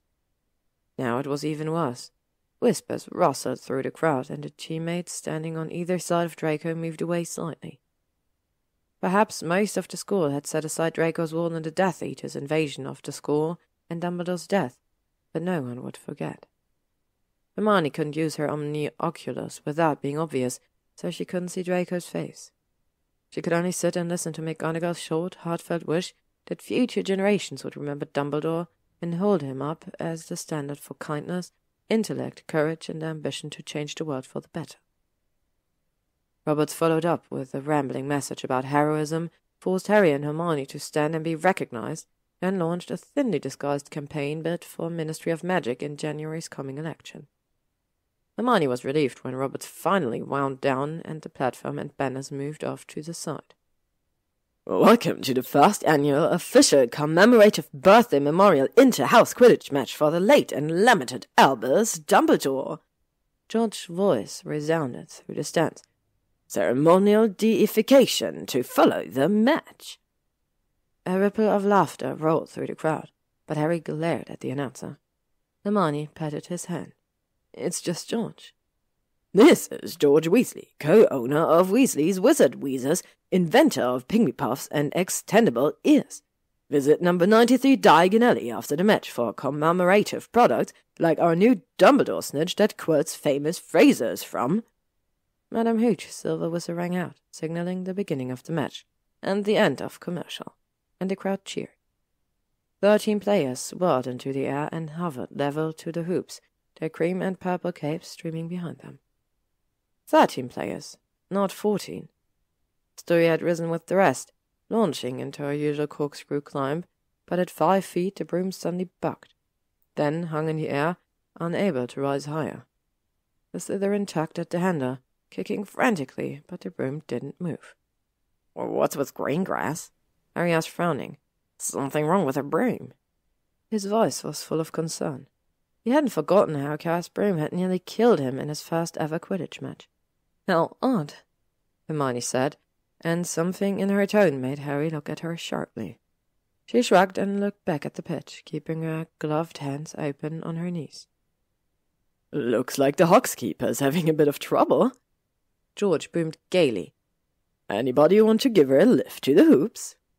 The other players hung still in the air. Even Ginny and Draco ignored the snitch fluttering around as they stared down at Astoria. The keeper was now viciously hitting her broom with her wand, like someone would beat a stubborn mule. Lavinia blew her own golden whistle, the note clearly indicating a timeout, flashed a signal at George. Each summoned all the balls back to their boxes. Hawks Captain Lavinia Clark has called a timeout due to equipment issues, George announced. Smoke him if you've got him. Meanwhile, let's talk about you-know-poo. Well, that's very embarrassing, Harry said. This is why players should take a few practice flights before every match. Hermione shrugged. Lavinia swooped down to Astoria and hovered beside her. After a minute or two, both witches descended to the ground. Strange, that, Harry continued, still frowning. I've been watching Greengrass all week. She rides a custom-made prototype called the Asperitas. They're nearly infallible. Brooms, Hermione said. Looks like the Hawks Captain is loaning the keeper her own broom, George announced. It's a different model, I'm told, built for power instead of speed. Astoria shot straight upwards, almost knocking Lavinia over. The crowd cheered, but the broom suddenly stopped as if yanked by an invisible leash, throwing Astoria to the ground. The broom righted itself and returned to Lavinia, hovering at mounting height. Woohoo! George yelled in glee. Looks like Clark's broom doesn't like Greengrass very much. Those nimbuses can be canny judges of character, you know.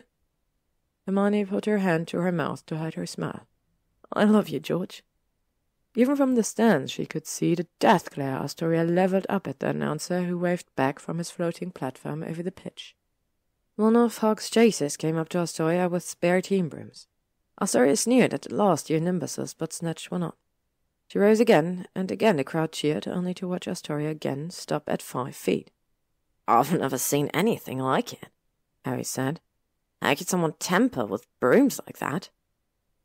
McGonagall was on the pitch now, trying to calm Astoria as the blonde began shouting, swinging the broomstick around like a weapon.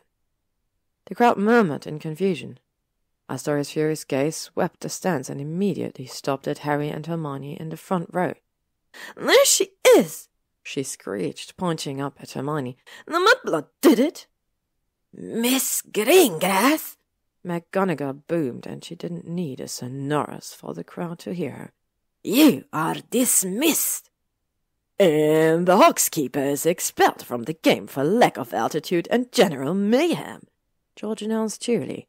"Greengrass appears a bit put out by the cold and is beating her teammate with a broom. Ouch, that had to hurt." He was right. Huck's chaser tried to help Astoria again and got a face full of twigs for his trouble. Harry turned to Hermione. "Do you know anything about this?"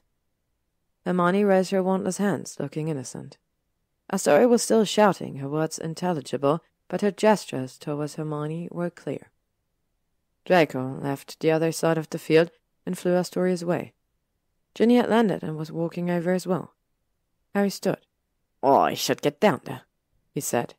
Hermione rolled her eyes. "It's fine, Harry," she said, pulling on his robes. Harry retook his seat reluctantly. McGonagall and another Auror grabbed Astoria by the arms and began dragging her off the pitch.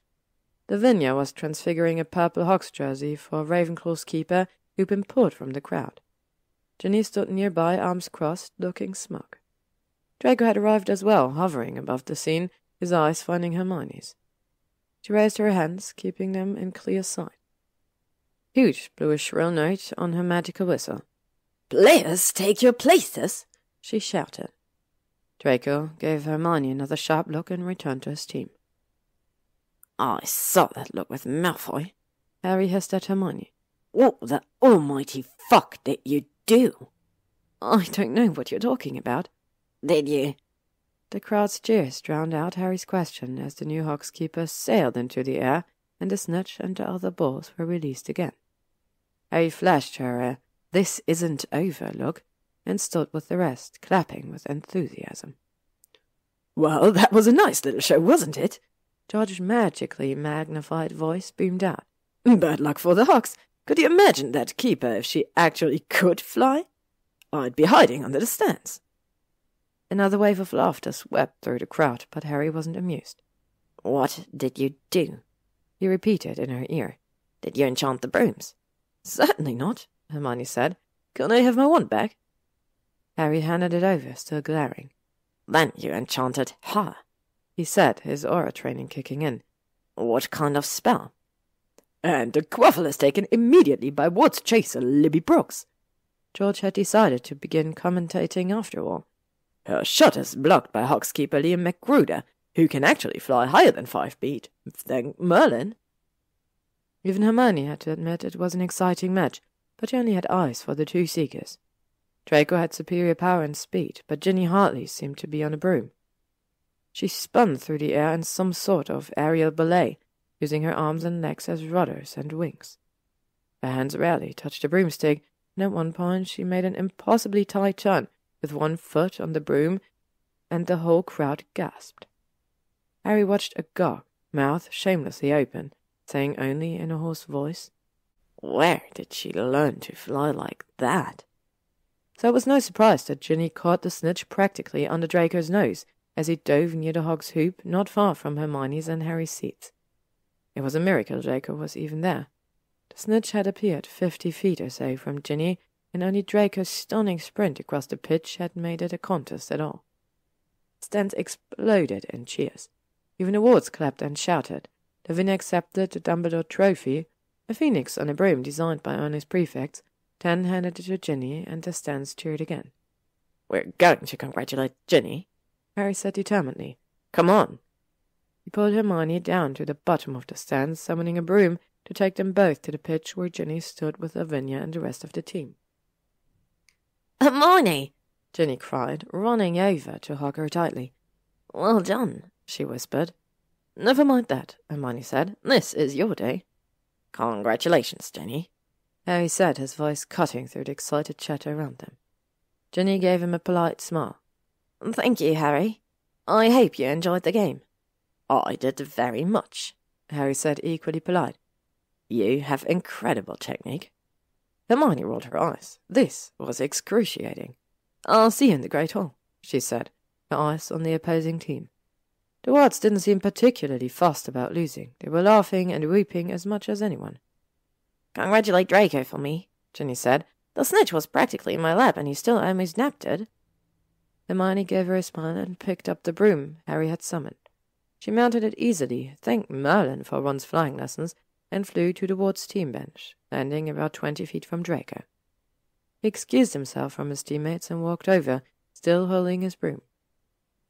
His jersey was soaked with sweat and damp hair curled over his face. You did that to Astoria, Draco said, his voice low.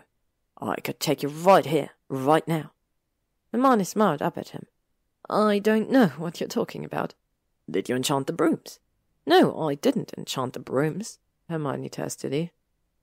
Her then, Draco said, sounding just like Harry. Some kind of grounding spell, I suspect.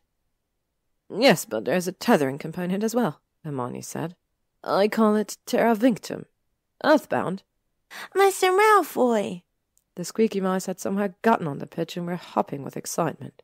Dressed all in pale cream, they looked disturbingly angelic, their chubby faces pink in the cold air. Cupcake wore a tiny cream rosette. You did wonderfully, Mr. Malfoy, Imogen said, even though you lost. You should have tried the broom move, Mr. Malfoy, Bertie said.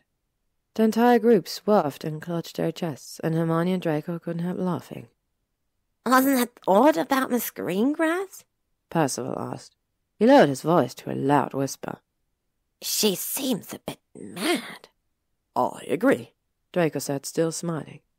The mice began chattering. 3 bad brooms. What are the odds? I thought she was going to crush that poor chaser. What do you think, Miss Granger? He asked Hermione as they all walked back to the castle. The other mice stopped talking and turned to look at her. I think it's very sad, Hermione said, looking at Draco. Man to earth, yet so desperate to fly. Chapter 63. The Contract. The Great Hall was a riot of colour for that evening's inter-house unity feast, with students seated around 12 smaller tables rather than 4 long house tables. Hermione joined the Wards, sitting between Draco and Demelza Robbins. George was beside Ginny at the Hogs table, with Harry and Lavinia on the other end. Astoria was nowhere to be seen. She's at St. Mungo's. Demelza was telling Seamus, whom she'd invited to sit with her. My cousin works there. He said they put Greengrass up on brooms, a thestral, even a magic carpet, but you can't rise higher than 5 feet. Demelza cast a wary glance at Hermione. She's blaming you. Hermione shrugged and calmly ate her chicken. Astoria blames me for everything. My very existence has apparently ruined her life. You didn't hex her? Seamus asked. Other nearby students were suddenly silent. Nonsense! I was 50 feet away and I didn't even have my wand, Hermione said. Everyone looked skeptical. Really? Ask Harry. Draco flickered a quick glance at her in non-denial, but said nothing, just drank his pumpkin juice. He had been a bit broody throughout dinner, and Hermione didn't think it was about Astoria or the lost match. Demelza looked satisfied by Hermione's answer, but Seamus eyed her doubtfully. Dessert arrived, letting Hermione off the hook, although she knew there would be rumours, like with the Slytherin beaters or Astoria's accident in herbology. Let them talk. Hermione doubted any examination would turn up anything except maybe a little virgin earth on Astoria's shoes. That could actually work in her favour, since virgin earth was poorly understood, and walking through it could conceivably cause odd effects. The only people who could rat her out were Neville and Pansy, which she found unlikely. The students oohed and ahed over the dessert, little snitch-shaped cakes that hovered over the plates. The cakes were Ernie's idea, and at first Hermione thought he'd actually done something right. But then all the cakes suddenly took off, whizzing around the Great Hall like real snitches. Pandemonium ensued, with students dashing about in pursuit of their treats. Some used their wands to bring the cakes down from the ceiling, but others climbed on the tables to snatch cakes out of the air. Draco touched her hand under the table, and when she looked at him, he gave her a faint smile.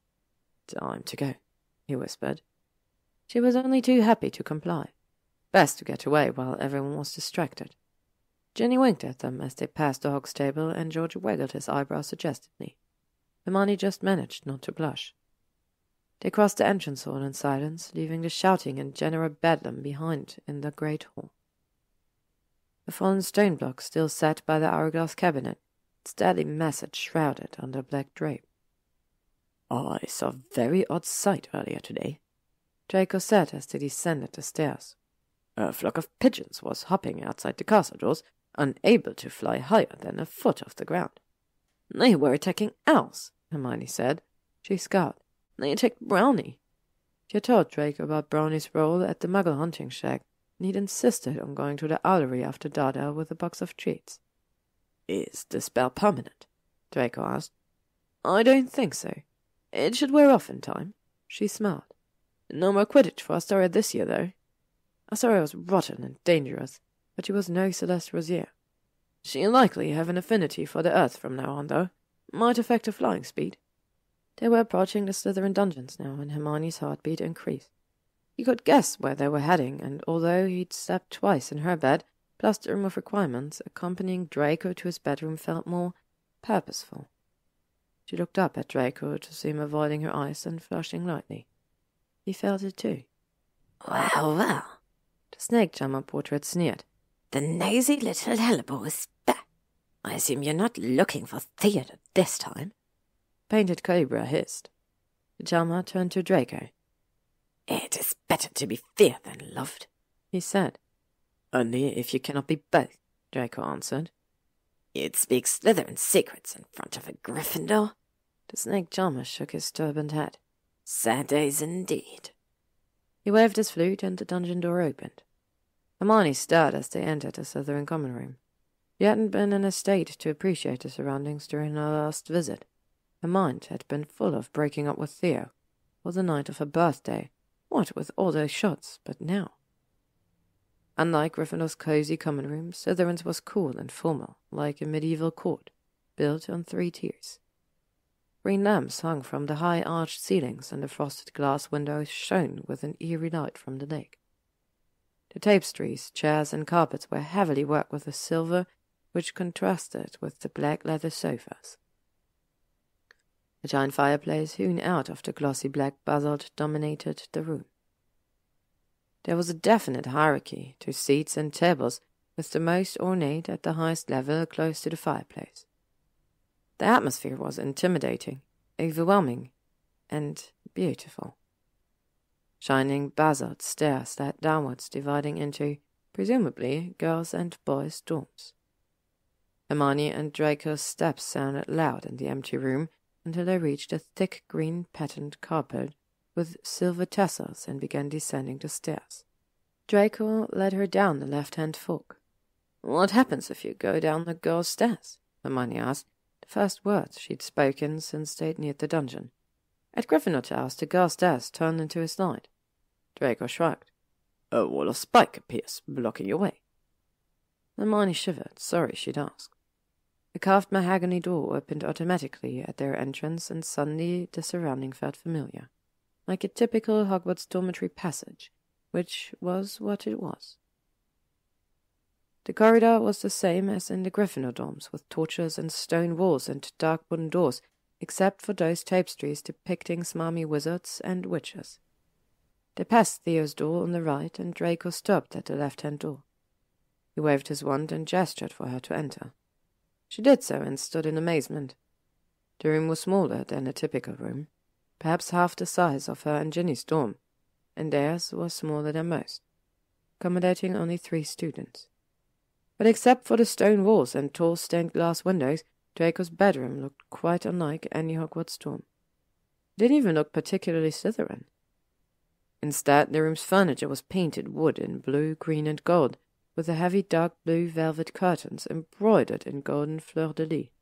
The bed, Draco's bed, Hermione noticed with a flush, was covered in cream-coloured satin and silk, and looked sinfully opulent. The desk before the window was a little work of art, intricately carved, lit by a familiar glass ball placed on a delicate silver stand. Draco came up behind her, hands sliding around her waist. "Well?" he asked, his voice soft in her ear. "Do you like it?" "Are we still in Hogwarts? In England?" "Oh, yes. Emir decorated the room for me." "I can't believe you sleep here. I never want to leave." "I don't want you to leave," he murmured, his hands drifting to her hips. "Has Emir always been with you here at Hogwarts?" "No, only this year when I was given my own room." Still standing behind her, Draco's hands ran softly over her long suit skirt. Hermione had changed her clothes for the feast. "This is much like my bedroom at our chateau in France." "Chateau in France? Of course he has a chateau in France." "It must have been difficult," she said, leaning back against him, "to leave this room and face the rest of Hogwarts every day." "It was," he murmured, lips at her throat. "But I always had you to look forward to, didn't I? Even when we weren't speaking, I could still watch you." His voice deepened. "I always watched you." It sent a shiver through Hermione, the thought of Draco's eyes on her every day. "I watched you this year, too," she confessed. "Not just this year," he whispered, unzipping her skirt. "Not for me." Hermione turned to face him, pulling away slightly. Draco looked unperturbed by the interruption and merely raised an eyebrow. "You watched me? Before?" She swallowed. "Before the war?" He shrugged. "You caught the eye. Certainly you demanded attention. Your wild hair, your bossy voice, your constant hand-waving in class. You and Potter were the Voldemort's greatest threats. You bore watching." "So your interest was professional?" she said. "That's what I told myself." He brushed a thumb against her lower lip, his eyes hooded. "But no, you lingered in the shadows of my mind, Hermione. The forbidden fruit, the deepest fantasy." He kissed her, and the kiss tasted of darkness. Again she shivered. Draco put both hands on her throat, tilting her face up. "My obsession with you this year didn't spring from nowhere, fully formed. I'd thought of you before." "I can't imagine that," she whispered. "You hated me." "Yes, I was well taught to hate." His voice was bitter. "Taught to hate inferior, who refused to be inferior. You and your talents, I was told, were only worthy to be harnessed like chattel." Draco lowered his hand and stepped back. "I wasn't a good man, Hermione. You don't want to know what I thought of you then at night alone in the dark." His lips curled. "That's who I was. I can't deny it." Hermione stared at him, the two of them standing a few feet apart in this perfect, gracious room. Draco looked at her with haunted eyes, his hands at his side again. "You can't ignore who I am," he said quietly. "I'm better than I used to be, but that doesn't mean I'm entirely to be trusted." Hermione found her voice. "I'm not afraid of you, Draco. I've never been afraid of you." His eyes glittered. "So, Gryffindor. I'll take what you're offering, Hermione. I have enough of a conscience to warn you, but not enough to walk away." She crossed her arms with a huff. "This sounds like the old 'I'm too dark for you, girly' line you gave me in herbology. You promised, Draco. You said you'd only leave me for a sacred 28 bitch and not out of misplaced novelty." He drew closer again. "I'm not leaving you. I'm giving you a final chance to leave me, before this goes too far." He pushed up the loose sleeve of her blue blouse, revealing the cursed red letters on her arm. "I stood by while she carved this word to you," he whispered, brushing his fingers over the scars. "Your screams." His face was unbearably sad. Hermione was aghast. This wasn't how this night was supposed to go at all. But the subject had been simmering under the surface ever since they'd met again, and Draco was right. It had to be brought out, ideally before his father was executed for trying to kill her and other Muggleborns. "Not Godric," Why couldn't I have fallen for Theo? Cormac, hell, Vazil would come with less baggage. She looked him in the eye. You have aided and abetted evil, Draco, and you have committed evil acts yourself. But you're not an evil person. I'm not a perfect heroine. We are now just two self-absorbed people who overthink everything. Hermione expected Draco to smile at that, but his face remained stony, his hand still on her arm. I will not let you be hurt again, not even by me, he said harshly. Do you hear me? I will not allow. Draco, she said, trying to stay calm. You can't protect me from everything for the rest of my life. I can certainly fucking try, he snapped. Hermione stepped backward, pulling her arm away. I'm not sure which is more alarming, your protective instincts or your basal ones. Draco simply looked at her, unsmiling with those silver eyes. I know one thing for sure, Hermione continued. I don't want to have this conversation again. You've made your point, Draco. You've done your due diligence. I'll sign a bloody contract if you want. Hermione began writing in the air, much like Neville had with his imaginary reference letter. I, the undersigned, she recited, acknowledge I will be sleeping with a former Death Eater, a former deadly enemy who meant me nothing but harm in the past, who has served evil, has ruthlessly bullied me and my friends, and has had sick, perverted dreams about me that would likely strike me deaf to hear about them.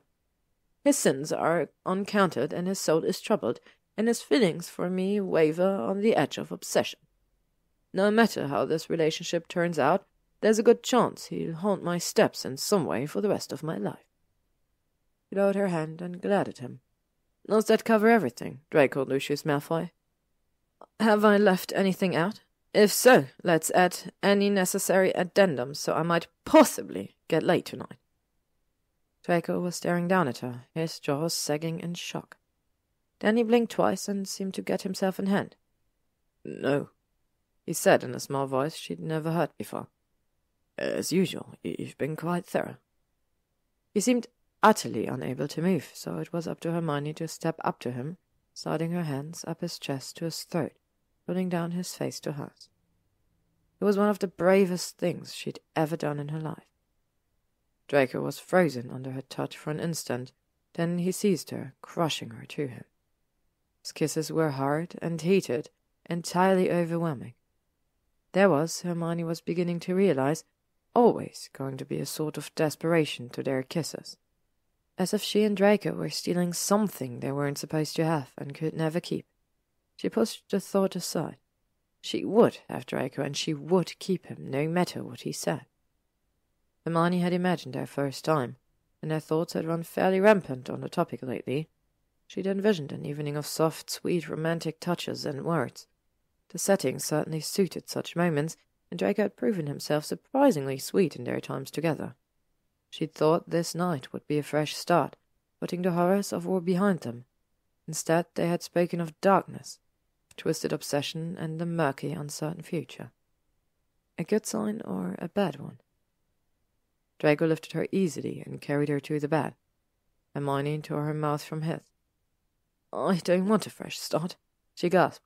We'll never be those people. I want the darkness. Then you've come to the right place, Draco said, laying her down on the pearl-embroidered silk and arching over her. His eyes burned, and Hermione felt a warm hand at her breast and heard the sound of ripping fabric. I'm not a patient man. I think you've been very patient, she said. She tugged at his cream-coloured jumper until he pulled it over his head. His tie fell, slapping her face, and she couldn't help smiling as she quickly unravelled the green cloth and tossed it aside. You gave me no choice, he growled. Hands were pulling down her unzipped skirt, followed by her shoes and tights until she lay in her underwear, with Draco naked from the waist up. His wand was in his hand, and she heard the muttered words of a contraceptive spell. Hermione had been on the pill since the summer, but if any situation in her life demanded extra caution, that was it. Her heart was pounding. This was really happening. There was no going back now. Draco peeled off his trousers and underwear, and she could see his whole body was flushed, his eyes almost wide. He pushed her down on the coverlet, his kisses rough, aggressive, and she responded in kind, feeling his hand roughly tearing off her knickers. She groaned at the feeling of skin on skin. Her hands were over her head, trapped by hard fingers on her wrists. The rest of her body was covered by his. "No use resisting," Draco whispered. "I'm not resisting," she managed to gasp. His eyes glinted like crystal. "Shame." Draco released one hand to dip his fingers into her. "So wet," he breathed. Hermione only nodded. She was soaked. "Please." "I like it when you back, Granger," he said in that old snarky tone straight from the beginning of the school year. It only roused her more. "Please, Malfoy." Hermione opened her eyes. "No." He thrust into her hard and gasped, and Hermione cried out. A single word pounded through her head. "Mine, mine, mine." "Yes," he gasped brokenly. "Yours." She hadn't realized she'd spoken out loud. Draco's entire persona melted away upon entering her, and now he was kissing her with a sweeter passion. He thrust again and again so hard her nerves, already overstimulated, simply collapsed, and she came in a series of wails that echoed in the room. Draco came as well, and they both collapsed boneless on the bedspread. They hadn't even made it onto the covers. He held her afterwards, flushed and panting, and neither said a word. Hermione was still trembling, and Draco's lips were in her hair. "Oh, I'm sorry," he whispered. "Oh, I usually last. It was perfect." Hermione whispered back, and it was. Her mind would have cracked if he'd lasted much longer. Finally. Draco didn't answer, and she didn't know how long they lay there, mute and intertwined, the only sound their ragged breaths. Eventually he shifted and picked up his wand from the nightstand again. He cleaned the comforter with a non-verbal spell, then lifted Hermione and tucked her under the covers in a rather businesslike way. Then he replaced his wand and joined her. Hermione moaned at the feeling of silk sheets, and he pulled her to his side, wrapping around her. "You will stay with me tonight." His voice brooked no objections. "Yes," she managed to answer, "but only because I like Amy's scones." Draco shifted so he could look down at her face, fingers pulling out a single long curl. "You are so very beautiful, Hermione," he said quietly. "I can't believe you're here with me." She couldn't believe it either, really. And he was very beautiful too, all sweet and flushed. He brushed his lips with her own fingers, and he bent his head to kiss her. There was no darkness in his kiss this time, like it had been patched, for now. "There will never be another for me," he said, his voice so low she could hardly hear it. "I've accepted it now. It's you or nobody." Hermione opened her mouth, then shuddered at a shake of his head. "You don't have to say the same. I'd prefer it if you didn't." His eyes looked a bit sad. "You have so much love, Hermione. You care for people who don't deserve it, for people you don't even know, for vampires and half-neasels and hags and nocturnelli. I don't have that kind of heart. I care for my mother, my friends, all two of them, and you. That's it." "You might surprise yourself, Draco," Hermione managed to say, thinking of his adoring squeaky mice. He gave a tiny shrug and pulled lightly at her hair. "We'll see. If I've learned anything with you, it's that anything is possible." Anything is possible. Hermione couldn't agree more. Draco slid downward, his head on her breast, giving an unconscious sigh. His hair was silkier than the coverlet against her skin, and she ran her fingers through the platinum strands. He was tired, of course, after the match and long days of practicing. Hermione's eyes closed and her hands stilled, and so they slept, fingers twined in each other's hair like children, wrapped in warmth and magic and safety. Hermione woke to pounding on Draco's door, and for a moment she had no idea where she was. She was lying atop Draco, who was flat on his back, both of them wrapped in cream silk. The sunlight through the window was strange and watery, and she looked leerily at the bed's gold brocade hangings until the shouts on the other side of the door began to hurt her ears. "Draco!" shouted a voice on the other side of the door. A man's voice. It sounded like Blaze. "What?" Hermione mumbled. Draco opened his eyes, frowning. Damn it, Draco, get your ass out of bed, Blaise shouted. It's an emergency. With a groan, Draco rolled out from under Hermione, sliding out of bed. He stuck naked through the door, opening it slightly. Hermione squeaked and burrowed under the covers. What in Salazar's name could you possibly fucking want, Blaise? Now piss off or... Draco, you have to go get upstairs. We've got... What time is it? About 6:30, Draco, you have. I don't have to do shit until Ancient Runes at 9. If you'll kindly fuck... A loud crack caused Hermione to pop out from under the covers. Mademoiselle, Emmy cried in a high-pitched squeal. Master Draco's paramour. Merveilleux. Paramour? Called Blaise's voice.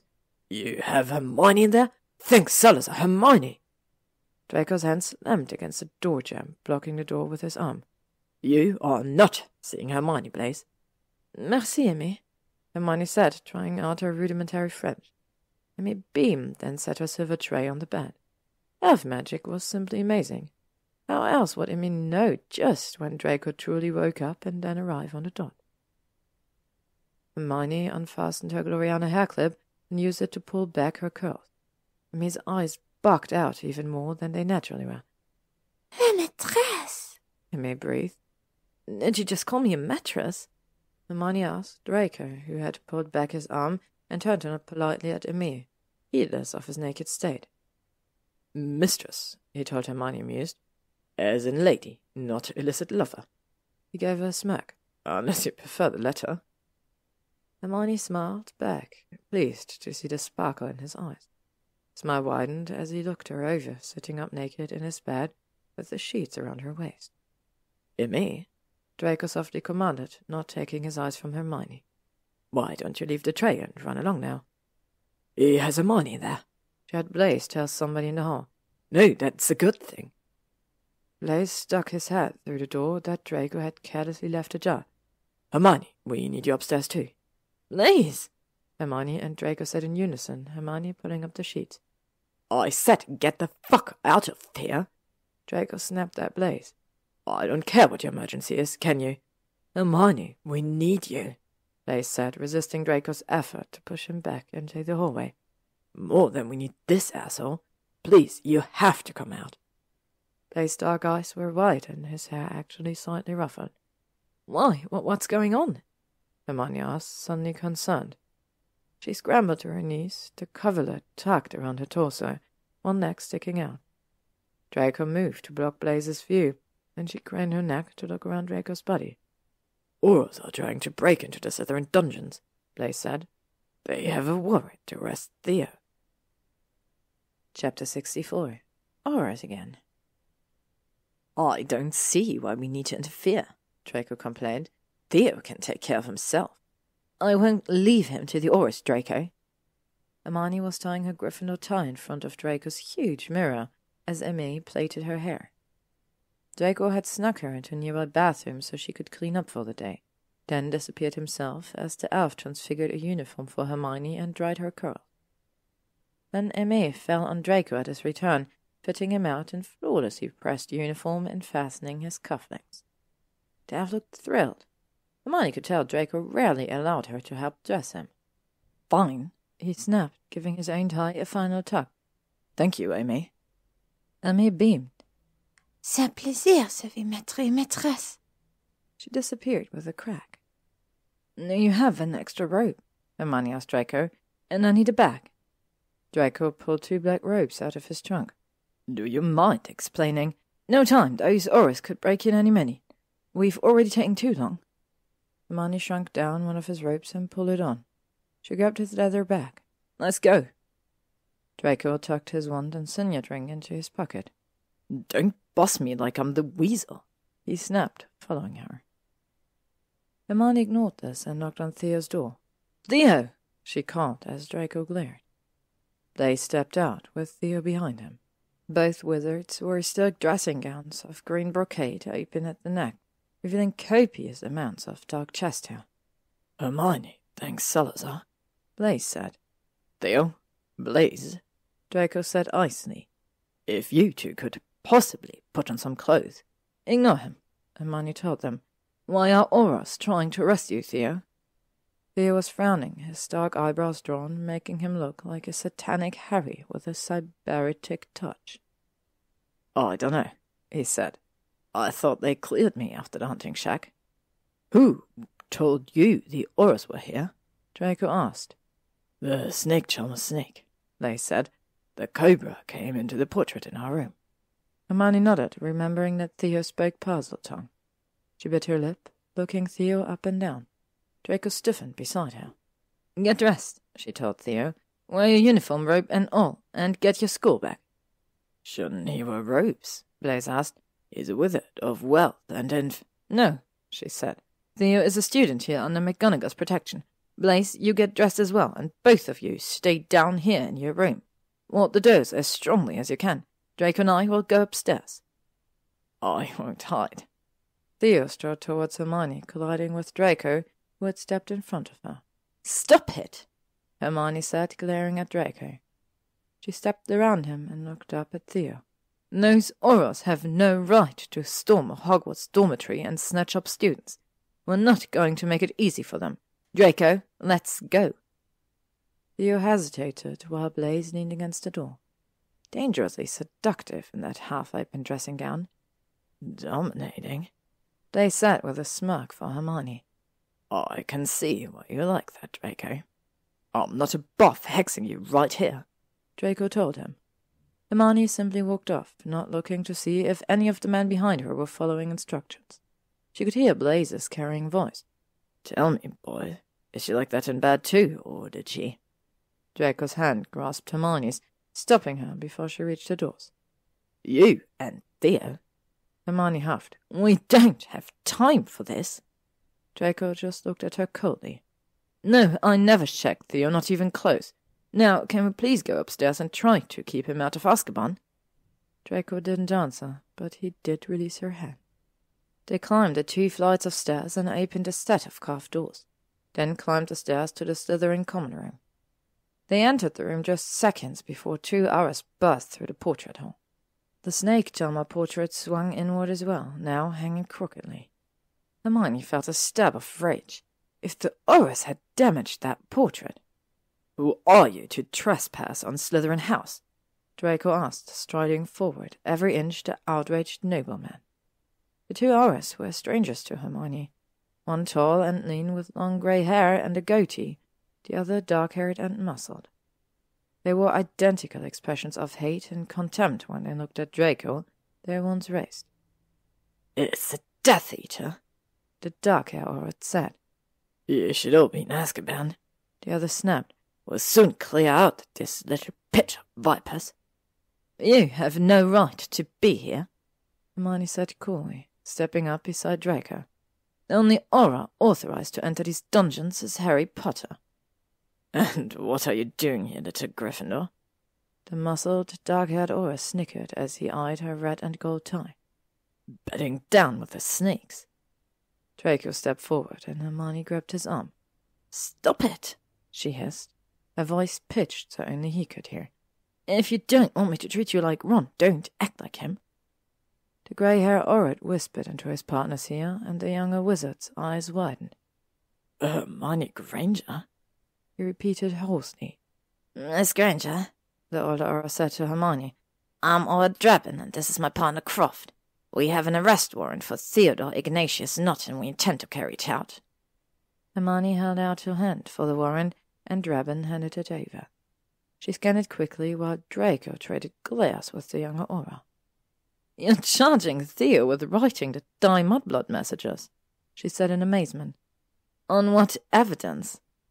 We are not at liberty to say, Drabin said, stroking his goatee. Suffice it to... It doesn't matter, Hermione said. You cannot arrest students without the headmistress' approval. Does she know you're here? Does Harry know? We don't have to answer questions, Croft growled, flexing his muscled arm. Step aside. I don't want to hurt you, girlie.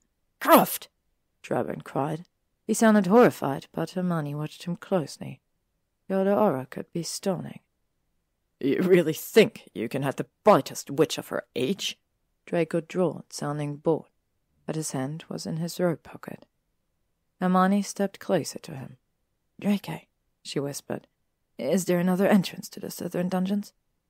The water gate through the lake. He whispered back. Check on it, she said. What? He hissed. Leave you here? No. You have to, she hissed back. Draco nodded reluctantly, and Hermione sighed in relief. You don't have to spell things out with Slytherins. With a final haughty glare at the Aurors, Draco spun on his heels and stalked down the stairs, his black robe billowing behind him. The Aurors moved to follow, but Hermione drew out her wand and stepped before them. I'm sorry, sirs, but you have no right to go down there. You don't belong here either, Miss Granger, Draben said. Croft flexed his muscles again, and Hermione rolled her eyes.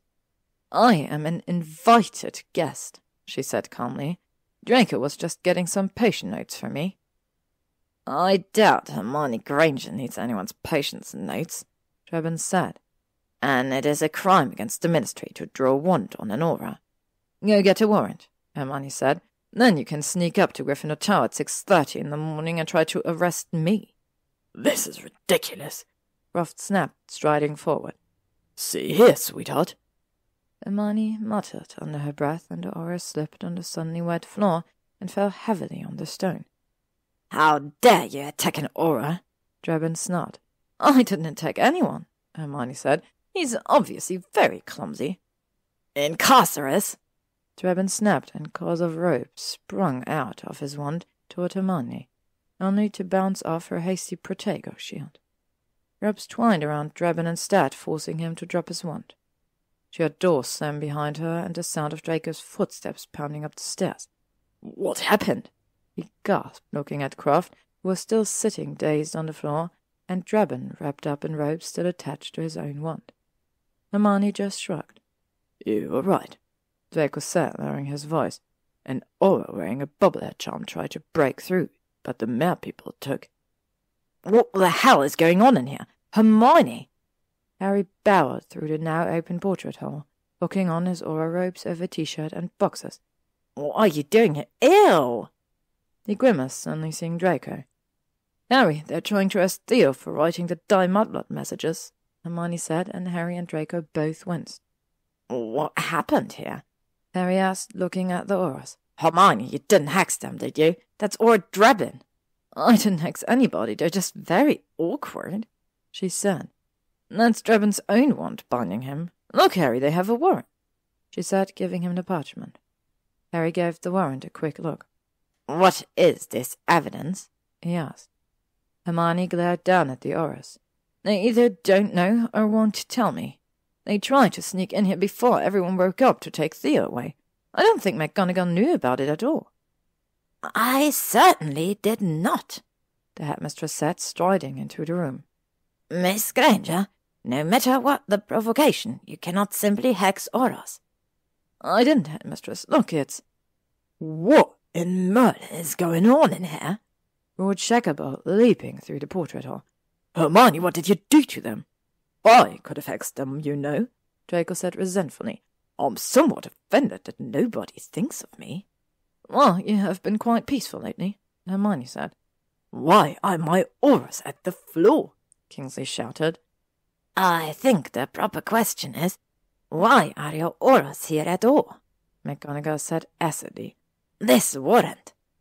She threw the scroll at Kingsley with a disdainful sniff. Cannot be executed.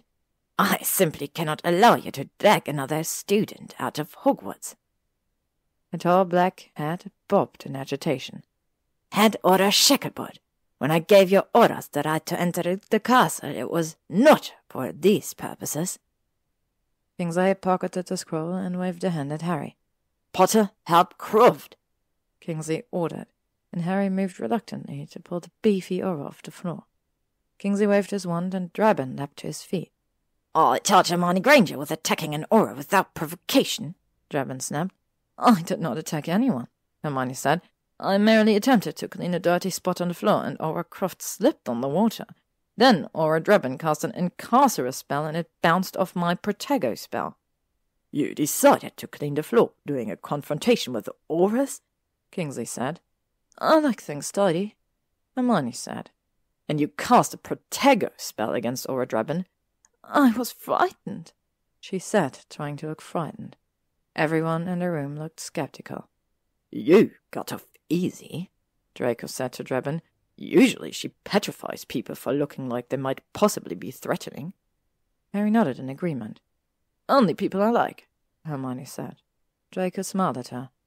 I find it hard to believe any of this, Kingsley said. Headmistress McGonagall can check my wand, Hermione said, and you can check the Aura's ones. Our most recent spell will bear out my story.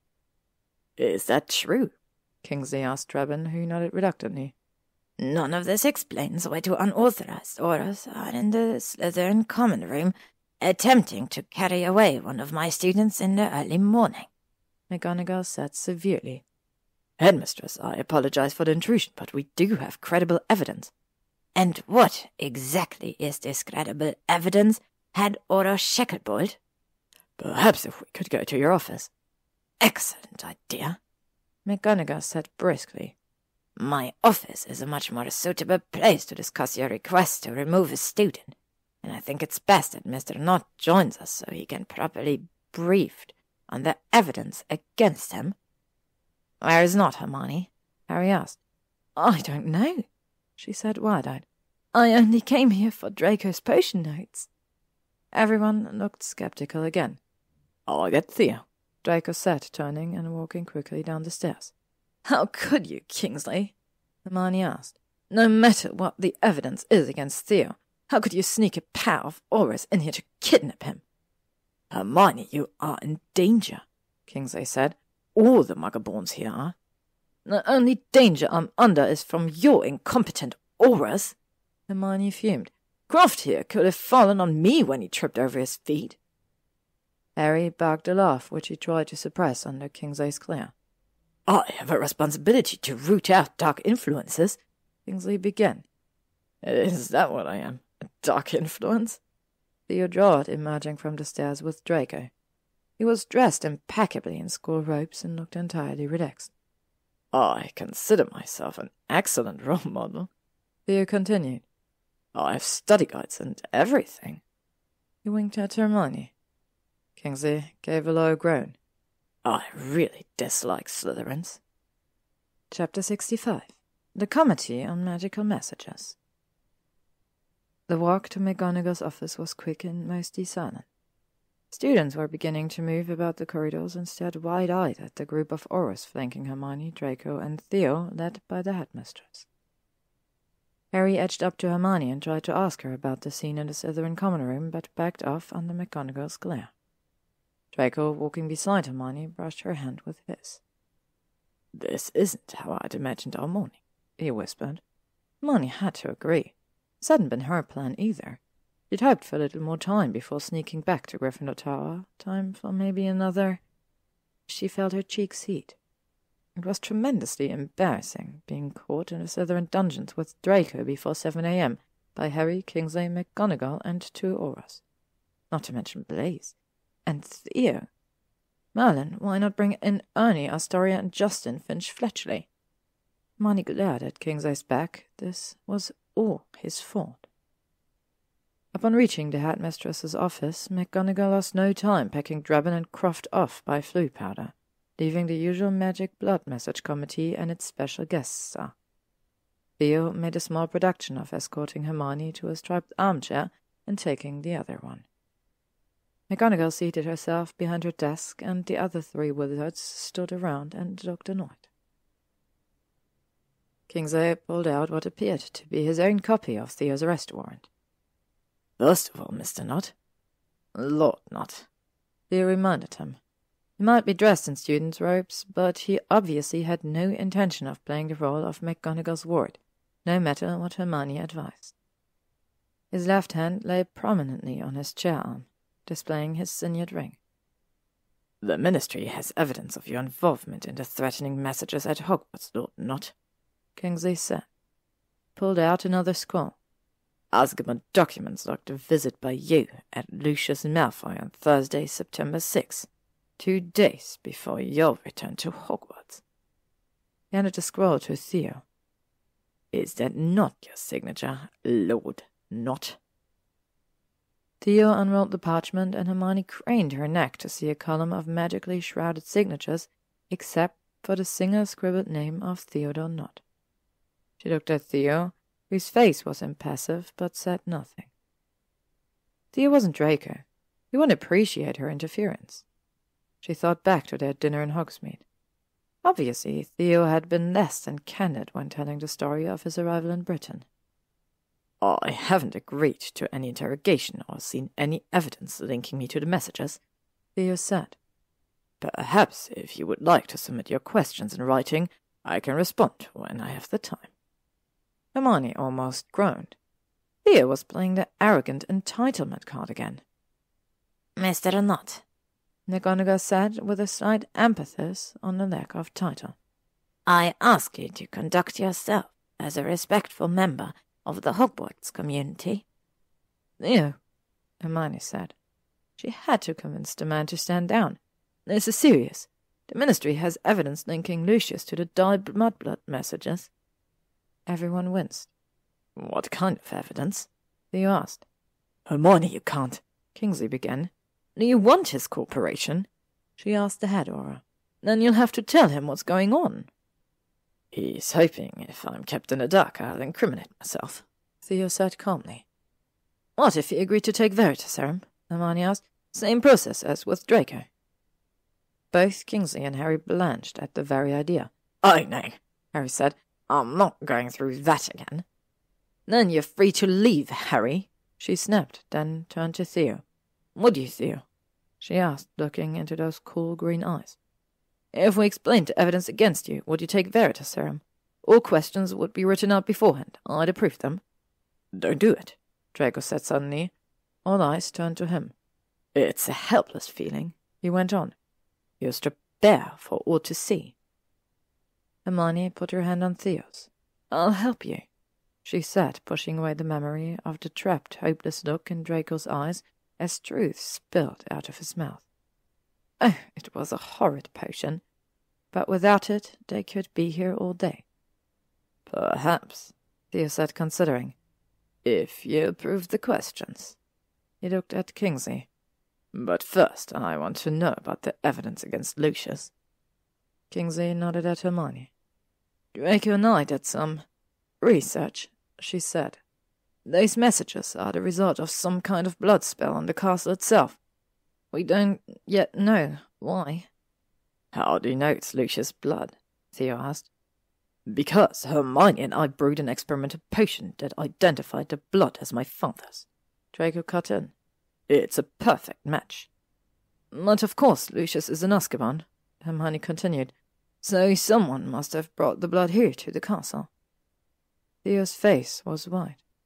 You always think I went to Azkaban, picked up a pint of Lucius' blood? He shook his head.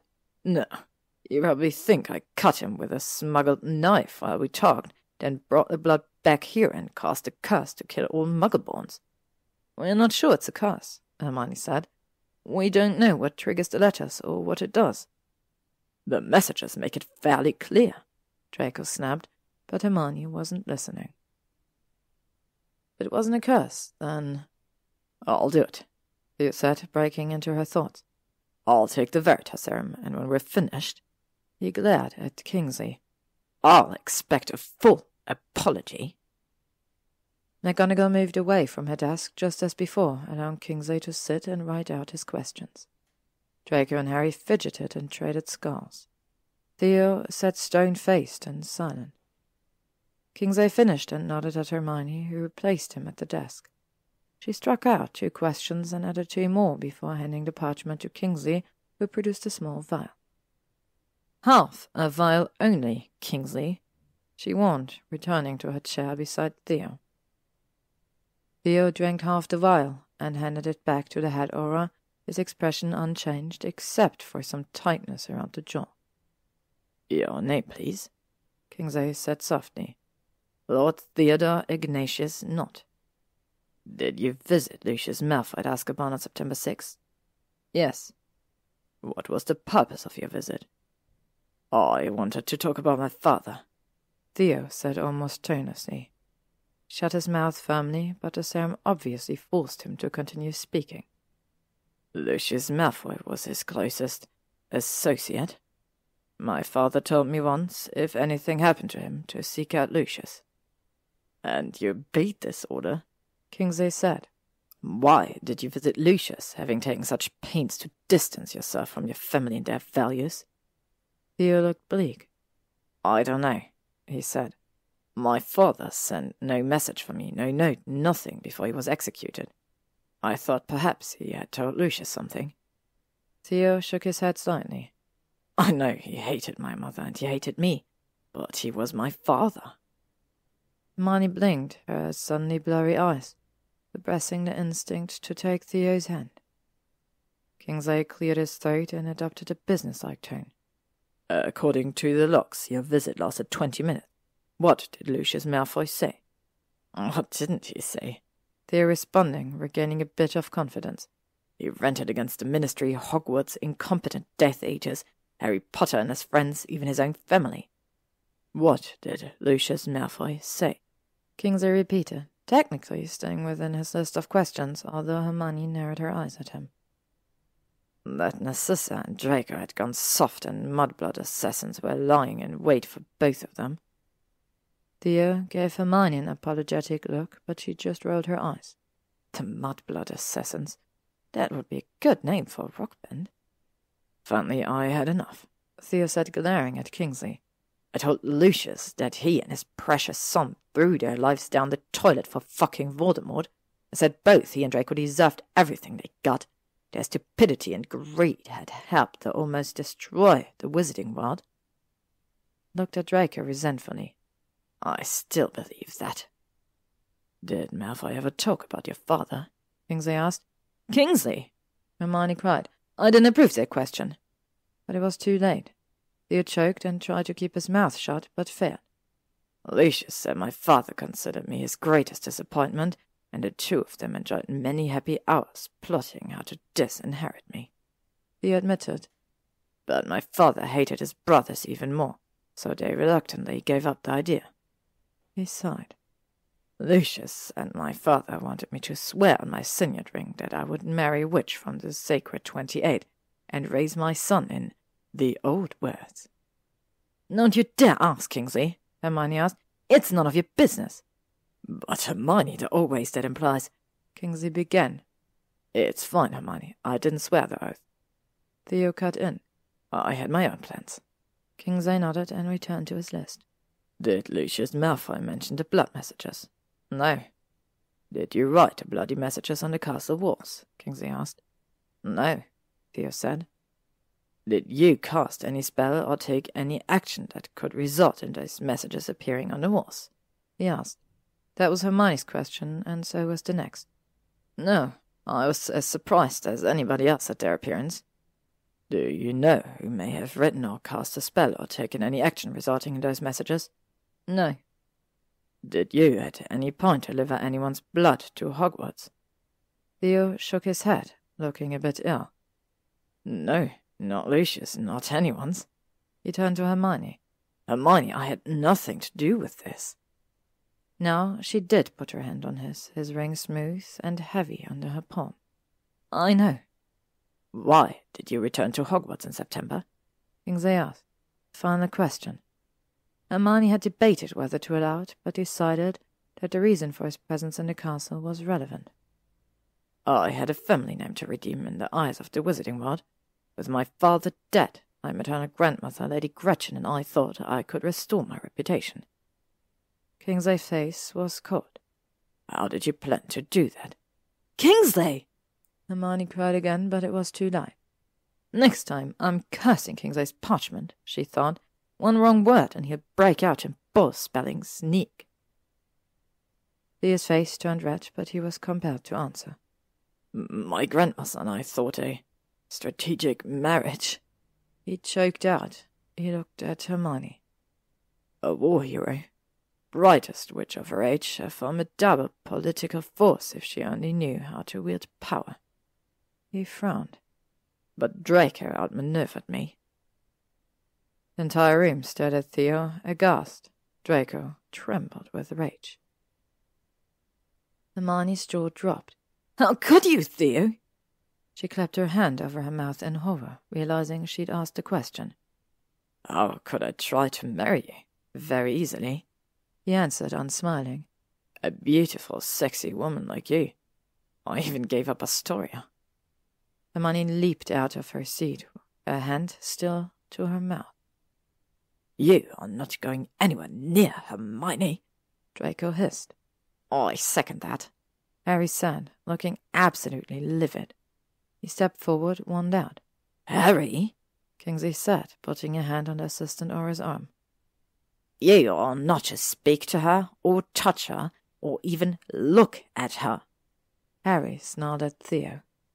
Even Draco looked taken aback by the viciousness in Harry's voice, and Hermione had expected the Slytherin to be throttling the accused by now. Harry! Hermione had gotten her own emotions under control. You are not helping. We have gone far afield of our purpose here. McGonagall's cold voice cut in. I don't care to explore Mr. Nott's questionable motives in his personal affairs. At Auror Shacklebolt, is it fair to say that my student is no longer under suspicion regarding the blood messages? Yes. Kingsley rolled up his quill and tucked it into his robes, his posture sagging. Another dead end, I'm afraid. He waved his wand, and the rest warrant vanished in a puff of smoke. Then I recommend that everyone, except for Mr. Nott, leaves this office, McGonagall said. And at Auror Shacklebolt, I request that Assistant Auror Potter remains in the castle, but no other Aurors may enter without my permission, including yourself. The castle wards will now prevent it. I'm also rescinding your flu privileges after your departure. I understand, Headmistress. My apologies, Kingsley said. Apologies to you as well, Lord Nott. The last sentence dripped with contempt. Then Kingsley turned to Hermione, who now stood between Harry and Draco, holding onto both their hands. I sincerely apologize to all three of you who've done nothing but try to help. The resources of the Auror's office are at your disposal, Hermione, and I'd understand if you'd like to press charges against Drebin or Croft, or myself. That's not necessary, Hermione said absently, still staring at Theo, who sat with his face downcast. She thought back to the Gryffindor party, to their dates in Hogsmeade, their kisses in alcoves and storage rooms, their breakup in his bedroom, the classroom confrontation, the attack at the hunting shack, his apologies. Each encounter stripped away another wail. Perhaps now she was meeting the real Theodore Nott. I suggest you three go on to breakfast, McGonagall said after Kingsley flew back to the ministry. I'll remain here with Mr. Nott until the serum wears off. Hermione let go of Harry's hand, but retained Draco's, or rather, Draco refused to release hers as they walked down to breakfast. As they entered the entrance hall, Draco drew her toward the house hourglass cabinet. Harry just rolled his eyes and left them to enter the great hall. Theo had a plan, Draco. Hermione was trembling. I thought he really liked me, but it was just a plan. Shh, Draco said, dropping his back and taking her in his arms. Yes, he had a plan, but he liked you too. Hermione leaned her cheek against his robes, allowing her own burrowed back to slide to the floor. Relief flooded her veins that she was standing in this hall with Draco and not in McGonagall's office with Theo, learning the truth at last about her boyfriend. Did you know about Theo and Astoria? She asked him. I suspected it. They were quite cozy at the beginning of the year, Draco said. Now that it's confirmed, maybe I can get my mother off my back about this so-called betrother. I don't want to look at him or talk to him or... Let's leave Hogwarts, Draco said. Tonight, let's go to the chateau. It's quiet there. There's a library. He took her face in gentle hands, tilting her chin upwards. You can try to free me, if you like. And there's Seamy Fishing Village nearby with all kinds of suspicious characters to defend. A library? Hermione asked, still sniffling a bit. All in French, of course, but there are translation spells. Hermione frowned. Translation spells are frequently inaccurate and fail to account for context. Draco rolled his eyes. Then I will personally read the books to you in English if you will only deign to spend this weekend in a luxurious chateau in southern France, crammed with history, and perhaps allow a little ravishing by me on the side." "How would we get there?" Hermione asked. "Wait, let me guess. You have a portkey." Draco nodded. "There's an empty inkpot on my desk." Now Hermione rolled her eyes. These purebloods and their portkeys to ancestral castles. He brushed her cheeks with his fingers. "Will you come?" he asked. "The happiest time in my childhood were there. I went every summer with my mother." He kissed Hermione lightly. "We can make our own memories." "No fireworks," Hermione said. "Or dancers, or yachts." "Certainly not." Hermione put her hand over his against her cheek. "I'd love to come," she whispered. Draco bent his head and kissed her, pressing her against the cabinet. By the time they entered the great hall, breakfast was nearly over. The entrance incited much whispering, and when the two of them approached the Gryffindor table, the hall's murmuring rose to a fevered pitch. Harry sat alone at the far end, violently ripping apart a scone. From the look on his face, no wonder no one was sitting near him. Hermione and Draco settled opposite the assistant Auror and opened their napkins. "I fucking hate Slytherins," Harry announced, spots of anger still in his cheeks.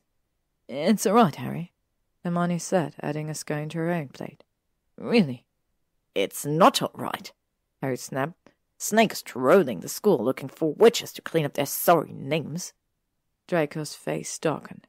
"I hope you're not implying Godric, no," Harry said. "Once the Prophet finds out about you two, the whole wizarding world will go spare. I'll get a bodyguard, Malfoy." Hermione took Draco's hand. "It will be fine," she said. "You'll help, won't you, Harry?" "Harry?" But Harry's attention had shifted to the great hall doors. Following his gaze, Hermione saw Ginny leaving the hall with Neville. Hermione cut her eyes over to the Slytherin table and noticed Blaise watching as well. "Blaise won't give up, will he?" Hermione asked Draco. The Slytherin shook his head. "He is convinced that Ginevra is running from her feelings." Harry glared at Draco. "What's that bastard's angle anyway? Another marriage scheme? Where's the political gain for the Zabini? Ginny's a blood traitor to one side of Wizarding Society and another pureblood to the other." Draco sneered back. "A mite thick, aren't you, Potter? You don't see it. Ginevra is a war hero. Beautiful, powerful, glamorous, capable of providing pureblood heirs. Hell, she's an athlete as well, being recruited by the Harpies, I hear. Blaise would be taking a gamble on how she matures, of course, but early marriage means a chance to shape her into the Zabini he wants." Harry slammed down his glass. "That," he snarled, "is the most disgusting thing I've ever heard, and I had to hear Nott's fucked up plans for Hermione. Ginny is not something to be shaped and controlled." He pointed a fork at the blonde. "And Malfoy, if you think for one moment that you can control—" Draco smirked. "Unlike Blaise and Theo, and I might add the Weasel and your humble self, I would not be so stupid. How dare you compare me to those?" "Of course," Hermione cried suddenly. "I've been such a fool." "It's all right," Draco said magnanimously, taking her hand. "I forgive you for dating Theo." "What? No." Hermione had stopped listening to the conversation when Harry had mentioned the scene in McGonagall's office, and then something Draco had said. She pulled her hand out of Draco's and jumped to her feet. "Stay here, both of you. Stay here and, argue some more." "I can't sit here with Potter. I have class." He gave Harry a thin smile. "And I have ancient runes." Harry glared, but Hermione just gave off a huff of impatience. "Just stay here, both of you." She dashed away from the table in time to meet up with Leela at the doors. "Leela, you have a free period right now, correct?" she asked. She'd heard prefects complaining about Slytherin first years causing trouble on Friday morning. "Yes, Miss Granger," Girl said calmly. "I have some very interesting plans for the next hour." Hermione purposely didn't ask. Plausible deniability. "Well, Leela, I'd like to ask you to do something interesting for me instead, as long as you can be discreet." "I am quite discreet," Leela said. "Certainly more discreet than you and Mr. Malfoy." Hermione couldn't disagree, so she just let the girl out of the great hall. Fine. Now, here's the first thing I need you to do. Chapter 66. The Heart of Hogwarts. When Hermione returned to the Great Hall, the 4 long house tables and the teacher's table had vanished, and the magical ceiling was grey and sleety like the actual sky outside. November in Scotland was often overcast, but that morning was particularly dreary, with a slanting, icy rain fighting against a stiff wind. The rattling of the sleet against the hall's large windows echoed in the nearly empty space. Few snid-shaped cakes from the night before floated near the ceiling like little baked balloons. McGonagall's throne-like chair remained, as well as her podium, and a dozen still undecorated Christmas trees were placed around the hall. Behind the headmistress's chair was a broad stone wall hung with banners of the 4 houses.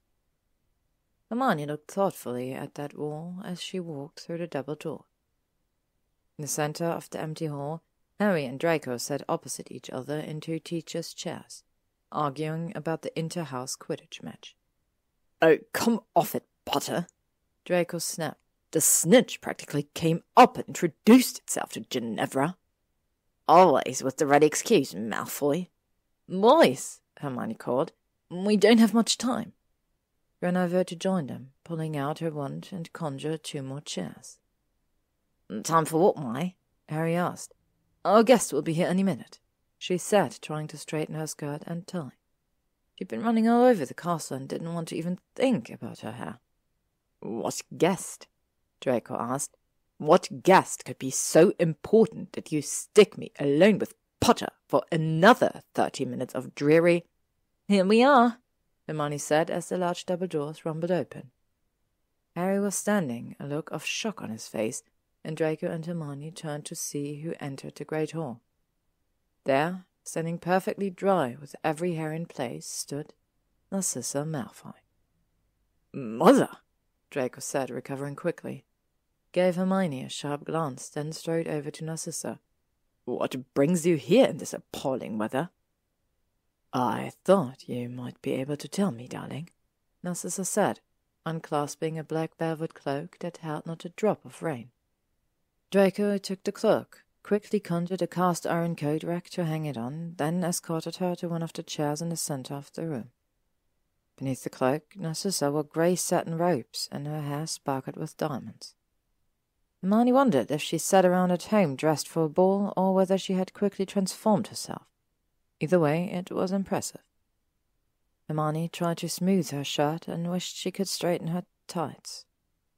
"Thank you for coming, Lady Malfoy," she said, taking a chair. "Miss Granger," Narcissa said, eyeing Hermione's wild hair, or the Gloriana clip, or both. "Mr. Potter," she said, a shade more warmly. "Always a pleasure to see you, Lady Malfoy," Harry said. Narcissa turned to look at her son, and Harry shot Hermione a questioning look. "Draco, shouldn't you be in class?" Narcissa asked. "Hermione wouldn't let me go," Draco said with a smile. Narcissa fixed Hermione with a cold eye.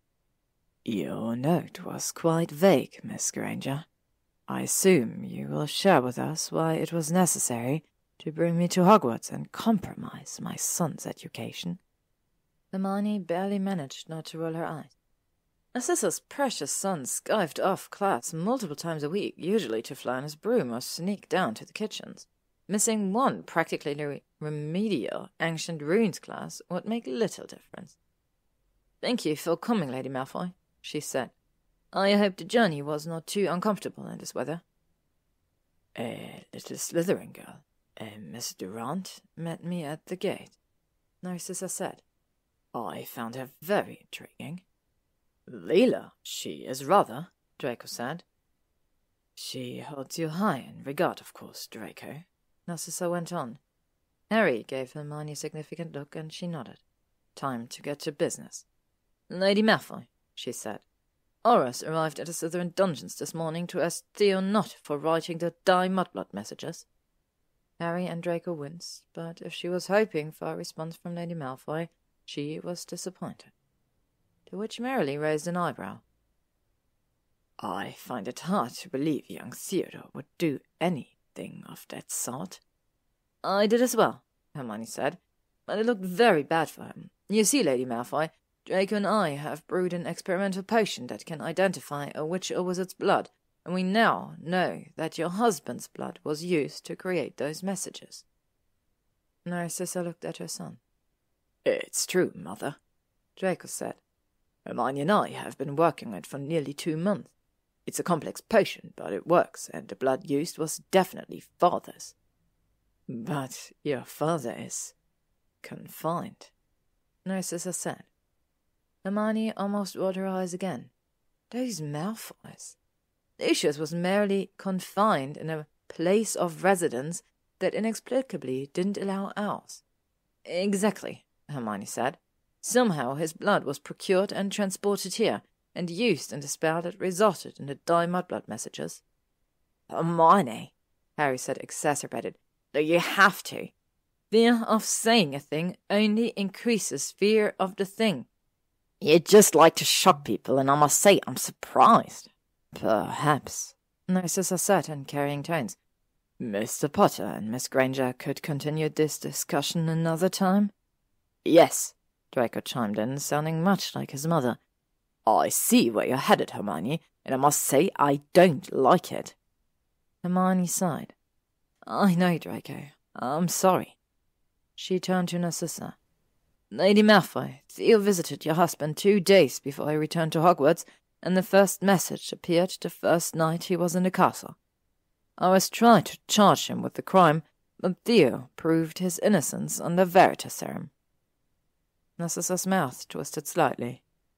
Hermione knew she had taken Veritaserum herself just after the war. Clearly, the experience had marked her. Lady Malfoy, she said quietly, why don't you tell Draco why you cast a spell? You seem very sure of yourself, Miss Granger, Narcissa said. Draco's eyes widened. This is not denial, Mother. Do you honestly believe I would cast a curse on the castle? Narcissa asked him.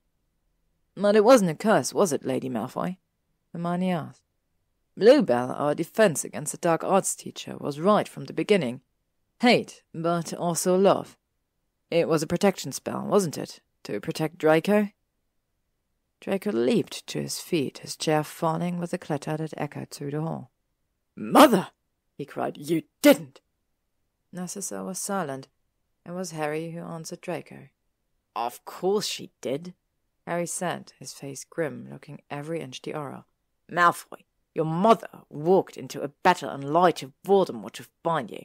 She forced Snape to take an unbreakable vow for your protection. So yes, she is supremely capable of casting a spell onto the very walls of this castle to protect you from... He looked at Hermione. What was the phrase? Mudblood assassins, Hermione said. Draco ran his hand over his face, obviously trying to calm himself, then looked at Narcissa. Tell me you didn't, Mother, he pleaded. Tell me you didn't cook up some scheme with Father to threaten Muggleborns. Sit down, darling, his mother said coolly. I won't tolerate rude behavior. Draco barked a laugh. Our family has served evil incarnate, allowed murder, torture, and other vile and soulless acts in our home, and now has apparently terrorized and endangered innocent students. And you object to an overturned chair. Any possible hope of redeeming myself and the Malfoy name has been utterly... That's not true, Hermione said. You can still... I'm sorry, Hermione, Draco said, turning to her. Sorry for all of this. We were living in a dream world that this could possibly work for us. Draco, Hermione choked. Congratulations, Mother, he said, turning to her, and his voice was so cold and bitter that it was like Lucius stood before them, except Draco's lower lip trembled in a way she didn't think Lucius ever did. Congratulations, he repeated.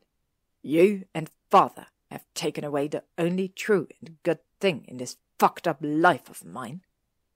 Turned back to Hermione. Is there a reason why McGonagall and Shacklebolt aren't here? I thought we could talk it through ourselves before involving them, she admitted. Potter, get them. Draco ordered. "McGonagall teaches ancient runes at this time." "Are you sure?" Harry asked. "We can't keep quiet if—" "I have no intention of keeping it quiet," Draco said. Harry nodded and left the hall. "Draco, darling." "No, Mother," he said. "You're trained to obey, right, like a good pure-blood wife? You've been obeying Lucius' orders, and now you're going to obey mine. You had the opportunity to use your own judgment, and you rejected it." "Draco," Hermione said, "they'll arrest her, publicly. This violates the terms of her probations. They'll charge her with casting illegal and harmful spells on the castle, with endangering students, with breaking that new statute against targeting Muggleborns, with—" "Miss Granger," Narcissa said, "you can hardly pretend to be concerned about my welfare." "I'm not," Hermione said honestly. "It's Draco I'm worried about." Draco picked up his chair and sat down. "Please take your seat, Mother," he said in a tired voice. Narcissa did so, her hands clasped. Her face was anguished now as she looked at her son. Hermione sat quietly, following Draco's lead as well. This was his family at stake. "All right, Mother," he said more calmly. "How did this happen?" Narcissa took a jagged breath. "Over the summer, Daily Prophet read so many stories about the rising hatred for purebloods, and for our family especially. I don't deny we have earned much of it, but I couldn't allow you to return to school unprotected." She clasped her hands and extended them towards her son.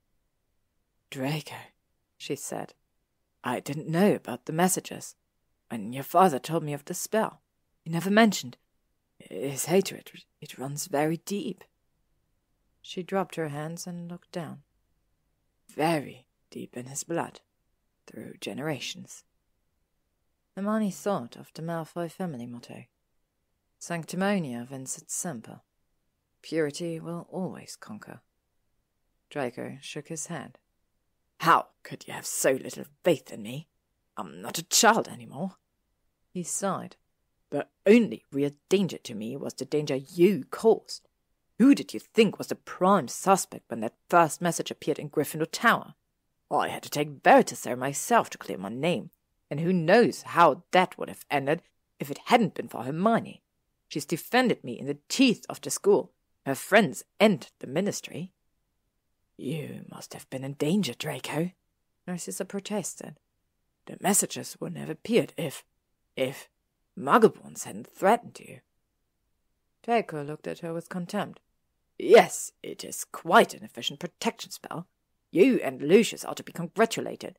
All it took was a crying fourth year raising his wand and few fits of temper from Hermione, and suddenly we have students slamming into walls. You could have heard her. A stone block for her from the ceiling on Sunday. It could have killed her." He glared at Narcissa. "I will never forgive you for that. Ever." The door slammed open again, and Harry, Kingsley, and McGonagall entered at a run. Kingsley immediately locked and warded the door and advanced on Narcissa, who sat rigid in her chair. "Is this true, Lady Malfoy? Do you admit to casting the spell that produced those messages?" Narcissa glanced at Draco's implacable face and nodded. "Yes," she said.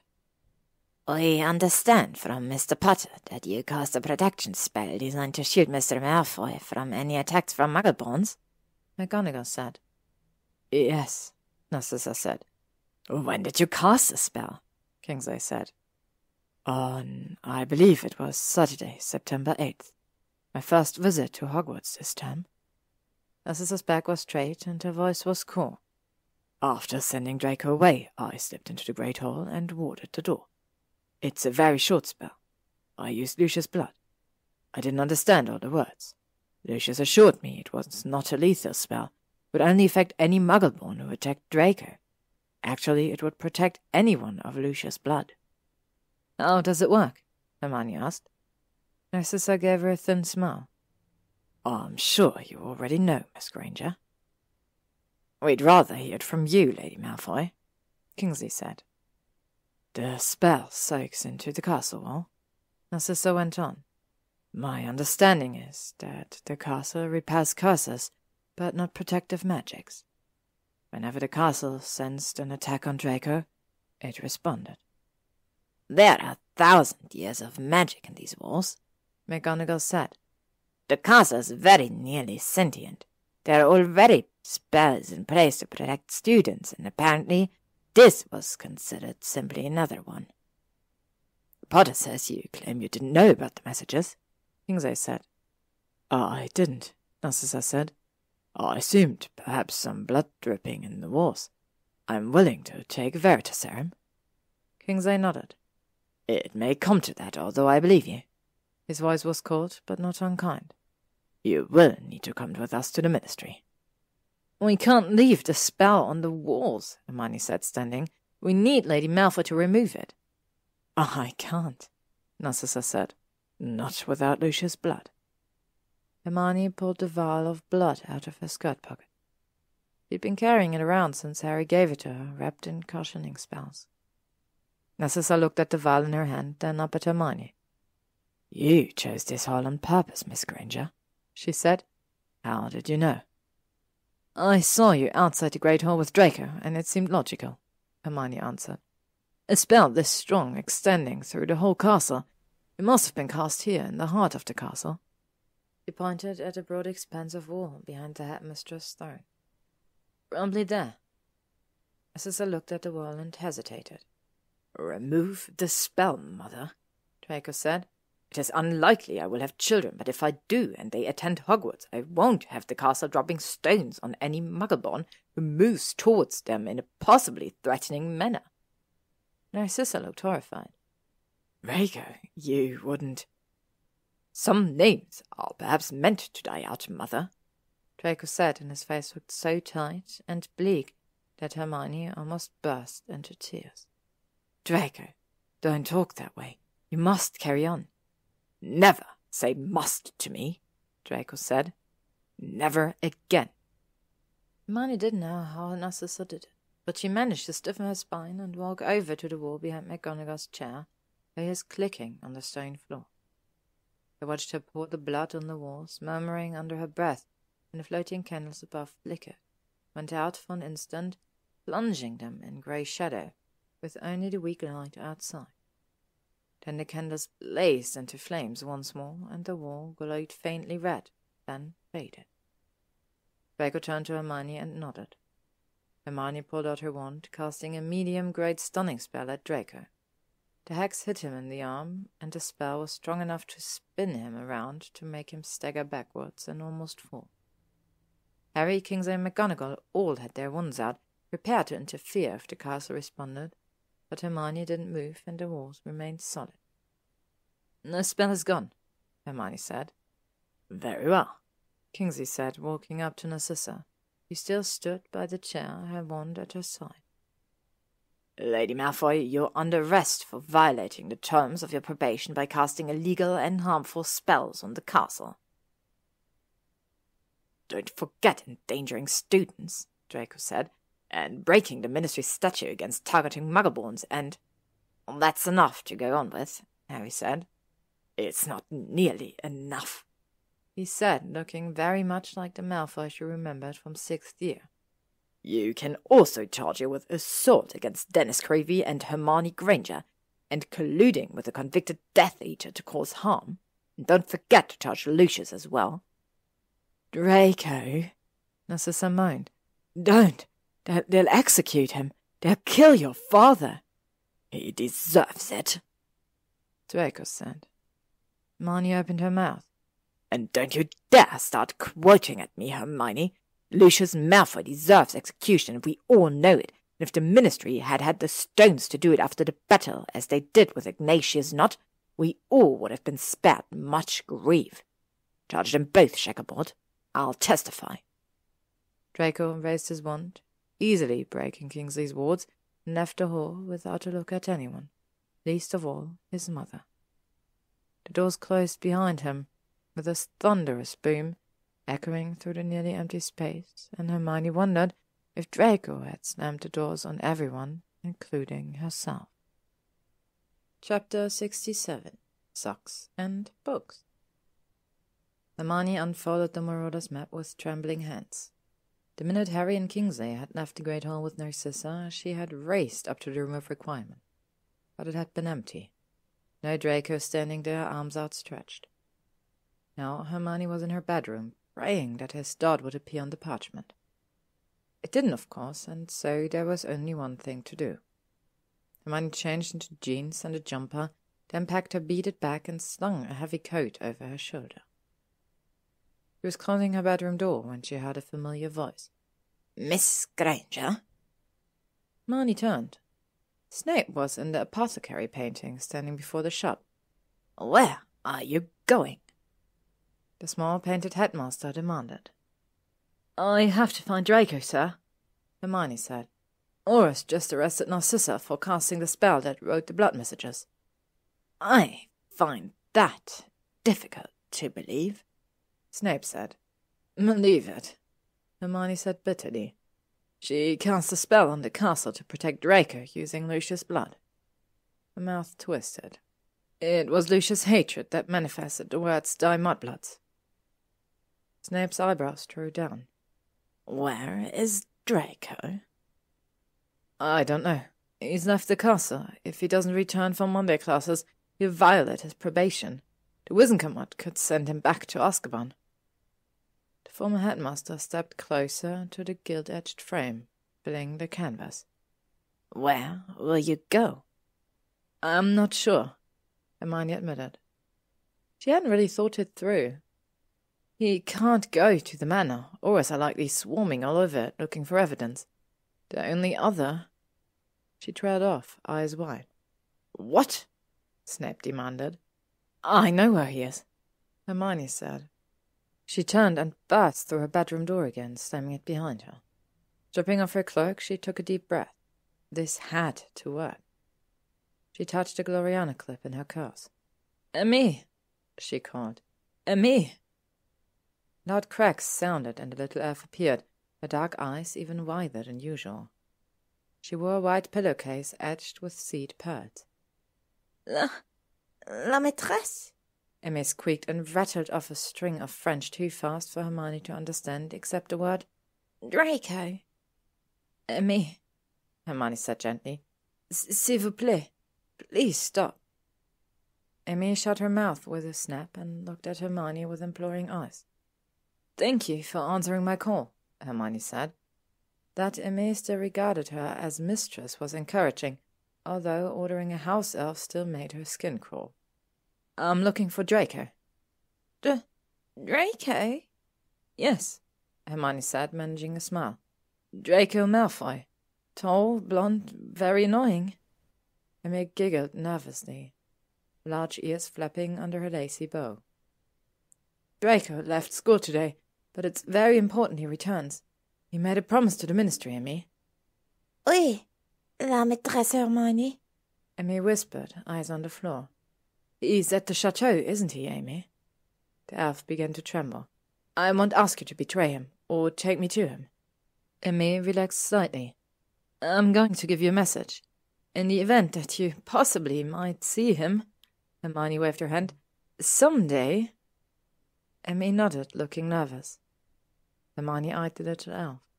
He'd considered sending Draco an owl or Patronus, but the ministry could be watching for owls, and the Patronus felt too forceful. She had to go about this carefully. "If you happen to see Draco, tell him."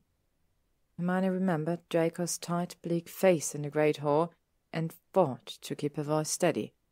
"Tell him not to lose hope. He must return to school. I won't bother him, I promise. I'll stay away." Emmy nodded vigorously, large tears dropping from her thickly lashed eyes. "Mistress says not to lose hope. Master Draco must return to school. Mistress promises not to bother him and will stay away." The elf recited. "Do you know what his parents did?" Hermione asked. The elf nodded, blowing her nose on the edge of a pillowcase. "Both Narcissa and Lucius are in prison now, and soon there will be a trial," Hermione said. "I am determined that Draco will not join them in Azkaban, but he must return to school." Emmy nodded rapidly. "Emmy will do everything she can," she cried.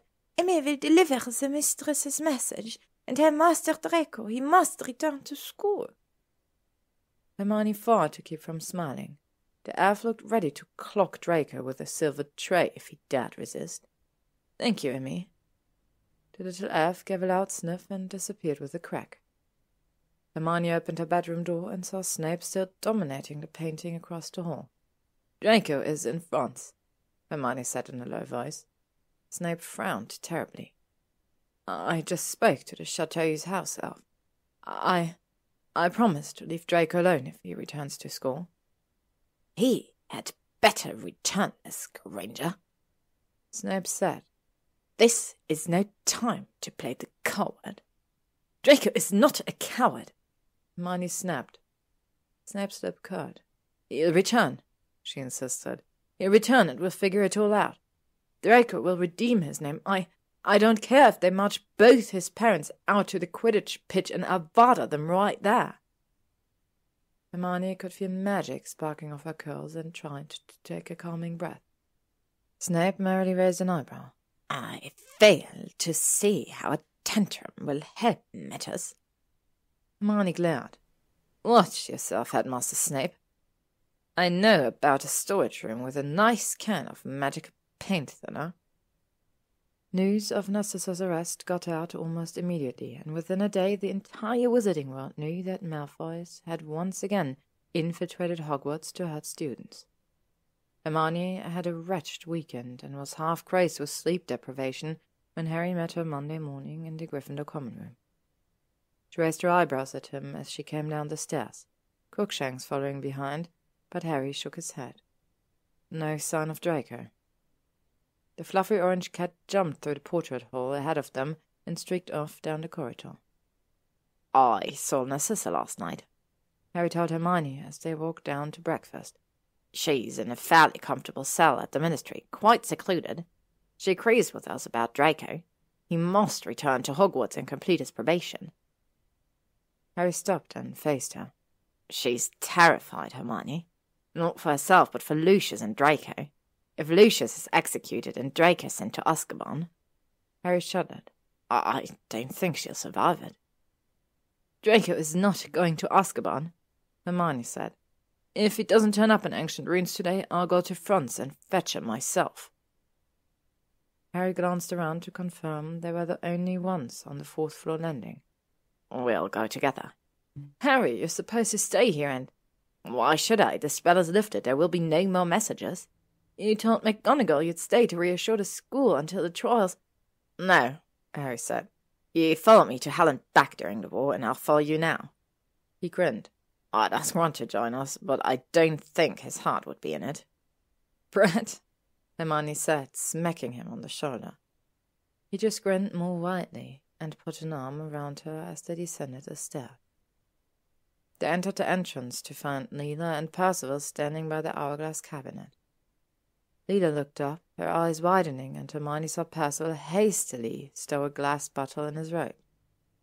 Unfortunately, Harry noticed as well. "What do you have there, mister?" "Knightley," Percival said. Hermione couldn't help smiling. Percival Knightley. He couldn't imagine a less heroic-looking boy. But then Harry hadn't been much to look at during their first year either. "It's a tonic, Assistant Aura Potter," Nelia said brightly. Sure enough, when Percival handed Harry the bottle, its label read, "Perfectly innocuous tonic." Harry's lips twitched. "I suppose you're both a bit tired from all your studying?" Percival nodded. "Exactly." Leela elbowed him. "Assistant Aura Potter," he added. "It has been a long couple of weeks," Harry said. "Perhaps I should try a few drops." Leela and Percival's eyes bugged out. "No!" Percival cried. "I mean, that's all the tonic we have, Assistant Aura Potter." Leela piped up. "And we have some very difficult exams this week." Harry exchanged looks with Hermione, who bit her lip to hide a smile. "Very well," Harry said. "I'll just keep this for you then. I won't drink it, but if you feel the need for a tonic, just come and find me." Leela and Percival's faces fell. "Yes, sir," Percival said sullenly. The two children turned to leave the entrance hall, then Leela spun around. "By the way, Miss Granger," she said, "your cat is chasing pigeons again." Hermione groaned. She should have known. Crookshanks chasing pigeons was usually harmless fun, but now the birds didn't stand a chance. "Go on to breakfast," she told Harry. "I'll be there soon." Harry's eyes narrowed, but he nodded and entered the great hall. "He is very dashing," Leela said, looking after Harry. Percival snorted. "He's an absolute tosser. He took our Rhapsody." "Yes," Leela said serenely. "I'll have to seek him out and ask for it back." He began walking towards the great hall. "What? He won't give it to you?" Percival said, following her. "I have my ways." "Ways? What ways?"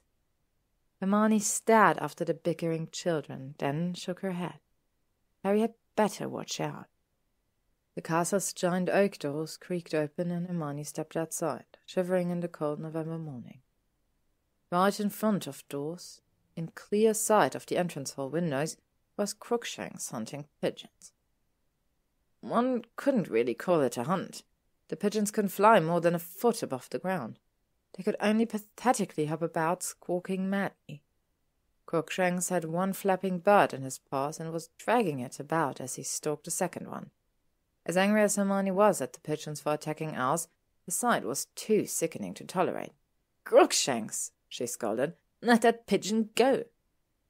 The cat gave a long, complaining yowl, shaking his captured bird. "Those pigeons are under a spell, Crookshanks, and it is wrong to hurt them." Crookshanks yelled again, clearly unconvinced. "Yes, I know they're vile, nasty birds," Hermione said. "That's why they're under a spell. It's a punishment, not a death sentence." Her familiar hissed, but released the bird, then looked at Hermione with reproachful golden eyes. "I know," she said. She glared down at the pigeons, now clustered together and eerily silent, watching her. "Over here, Crookshanks," she said. Hermione led the cat a few feet away, then picked him up. "It's quite all right for you to chase the pigeons," she whispered in one ear, "but you mustn't hurt them, or eat them. You don't know where they've been." Crookshanks hissed and looked at the birds balefully. Then he nudged Hermione's hand with his nose, his way of indicating agreement. Hermione dropped a kiss on his furry hat and put him back on the grass. The cat immediately bounded over to the pigeons, who pitifully tried to fly again. Hermione smirked. Served the horrid things right. Draco was not at breakfast, and the entire Slytherin table was sober and silent. Leela sat beside Pansy. Hermione took a seat near Harry, Ginny, and Neville. Ginny looked pale and worried, and Harry kept glancing at her, but they didn't speak. "I knew it was the Malfoys all along." Then, as Creevy said loudly, "That entire family is sick and evil." Most of the Gryffindors nodded in agreement. Hermione glared down the table at him. "Stop it, Dennis! Draco knew nothing about those messages. He did not cast the spell, Lady Malfoy did." "You'd better watch it, Hermione," Dennis said. "If you don't come to your senses, you'll be visiting a Death-Eater boyfriend in Azkaban." For an instant, the image of Narcissa shopping in Diagon Alley for socks and books and scarves for Lucius flashed through Hermione's mind, and she brutally pushed it aside. "Draco is not going to Azkaban." Dennis pretended to look around the hall. "Where is he then, the coward? On the run, is he? How long will that last?" The great hall was quiet. Even the teacher's table was watching. "Dennis," Hermione said, keeping her voice level. "I understand, I really do. Those Die Mudblood messages were terrifying. What Narcissa and Lucius did was horrible, but it was Lucius' hatred and Narcissa's ruthlessness that cast that spell. Draco knew nothing about it." "So he says." "He said so on the Veritaserum," said Harry. "I was there. Malfoy voluntarily took Veritaserum to prove his innocence." "Innocent? Malfoy?" Dennis cried. "It made me sick to see him sitting in this hall during Dumbledore's ceremony. He tried to kill Dumbledore." "He refused to kill Dumbledore," Harry snapped. "Again, I was there. You were not." "Come on, Harry," Hermione said, pulling at his sleeve. We're doing more harm than good here. The entire hall was murmuring, and many at the Gryffindor table looked at Hermione and Harry with unfriendly eyes. Harry gave Dennis a final glare, obviously trying to think of a charge to bring against him, but followed Hermione out of the hall. He had to walk briskly to catch her. Hermione was already halfway to Ancient Runes, hoping against hope to see that long, slender form leaning against the corridor wall, reading a scroll, perhaps impeccable in his pressed robes and silver cufflinks. But he wasn't there. The corridor was empty. Hermione stopped and stared at the classroom door, her vision blurring. He couldn't give up, he just couldn't. Then she heard them, those familiar footfalls. Draco was in the Ancient Rune corridor, walking toward them, back stiff and pale face expressionless. Draco, Hermione breathed. you came back. Yes. Cold grey eyes flickered over to Harry. Where is my mother? At the Ministry. I saw her last night, Harry said. We've made her as comfortable as possible, but she's very worried about you. She should be, Draco said indifferently. His gaze turned to Hermione. You had no right to call her me. Of course I did, Hermione answered tardily. She came, didn't she? Me is my elf, Draco said. I've ordered her not to leave the chateau again. Hermione crackled with fury. You what? She is not property. She is a living, breathing person. Did you tell her to punish herself for coming to me? Did you order her to burn her ears or smash her feet or... Hermione, Harry yelled. Draco's face went white, then brick red. Hermione clapped her hand over her mouth, horrified by what she'd just said. How dare you? Draco snarled. I would never. I'm sorry, Draco, Hermione said, tears running down her cheeks. I didn't mean it. I know you wouldn't hurt me. I'm just so angry you were gone, and I didn't know if you'd come back, and I didn't want to buy socks and books. She felt Harry's arms around her. You've really put her through it, Malfoy. Harry's voice was cold. She's been defending you all weekend and this morning too, and worrying about the consequences if you didn't come back. I know it goes against the grain for you, Malfoys, but could you please try not to make things worse? No one spoke, and the only sound was Hermione gulping as she tried to stop crying. Splendid. Now she had a headache. I'm going to stay in school, Draco said finally. His voice strained. I'm not going to Azkaban, I promise. Hermione looked up, blinking tears out of her eyes. Draco took a deep breath. I will stay in school, he said, looking directly at her. I will complete my probation. I promise. Harry looked unconvinced. You need to stay away from her, he told Draco. No, Harry, Draco. He's right. Draco's eyes were red-rimmed and sad. It's for the best. Hermione stepped closer. No, together we'll find a way. Draco shook his head. No, we won't. You can't dig me out of this. I have to do it myself, alone. He's right, Hermione, Harry said. Well, I don't agree, Hermione snapped. She couldn't believe Harry and Draco picked this moment to agree. I want to stand by and... Yes, you will, Draco said. You promised if I returned to school you wouldn't bother me. You'd stay away. Isn't that what you told me? Nuts, he had her. Hermione scowled. Yes, but... Get her out of here, Potter, Draco said, some slightly, looking drained. Just get her out of here, please. Come on, Hermione, Harry said, pulling her away. But I can't miss class. Merlin, Hermione, Harry snapped. You can probably teach that fucking class by now. Come on. This isn't over, Draco Malfoy, Hermione yelled as Harry tugged on her hand. You promised you wouldn't do this. You promised you'd only leave me to chase women and marry Sacred 28 bitch. You promised. She yanked her hand from Harry's and stomped out of the Ancient Runes corridor. McGonagall and her students stared as Hermione swept past, head high, despite the tears on her cheeks. Then Harry put his arm around her, letting her cry all over his nice aura robe. She expected empty consolation or perhaps muttered curses about Malfoys, but when she looked up at him, Harry was shaking his head. Sacred 28, bitch? He asked her. Draco promised, she sniffled. He promised he wouldn't be noble.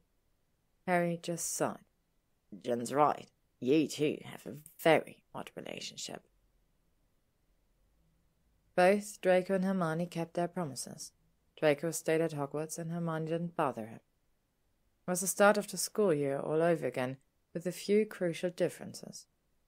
Pansy and Blaise publicly supported Draco this time and accompanied him to meals and classes. Hermione, Neville, Ginny, and Harry also defended Draco at every turn, as did the squeaky mice. But the student body's anger and hatred continued to grow to dangerous levels, with older students practically declaring open season on the blonde Slytherin and hexes echoing off the corridor walls. The biggest difference, however, was Draco himself. Instead of wrapping himself in an arrogant air of indifference, he was once again the hopeless, silent wrath of a sixth year, ignoring everyone, keeping his head down and mouth shut, and disappearing for extended periods of time. He avoided Hermione whenever possible, was silent and cold in potions, and managed to get his beanbag changed in defense against the dark arts. Herbology's Winkweed unit was over, and Draco was once again on the other end of the large greenhouse. 2 days passed with no contact, and Hermione found it hard to remember that it had been any other way between them. She felt like she'd woken from a dream. Had this pale cold man really pursued her, sent her suggestive notes and runes, waltzed with her, touched her, kissed her body in her bed and his own? Sometimes when he looked at her, she saw a glint. He remembered every minute as well.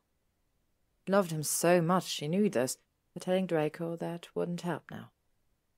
She had missed her chance to tell him, and now he was determined to live his own hell alone.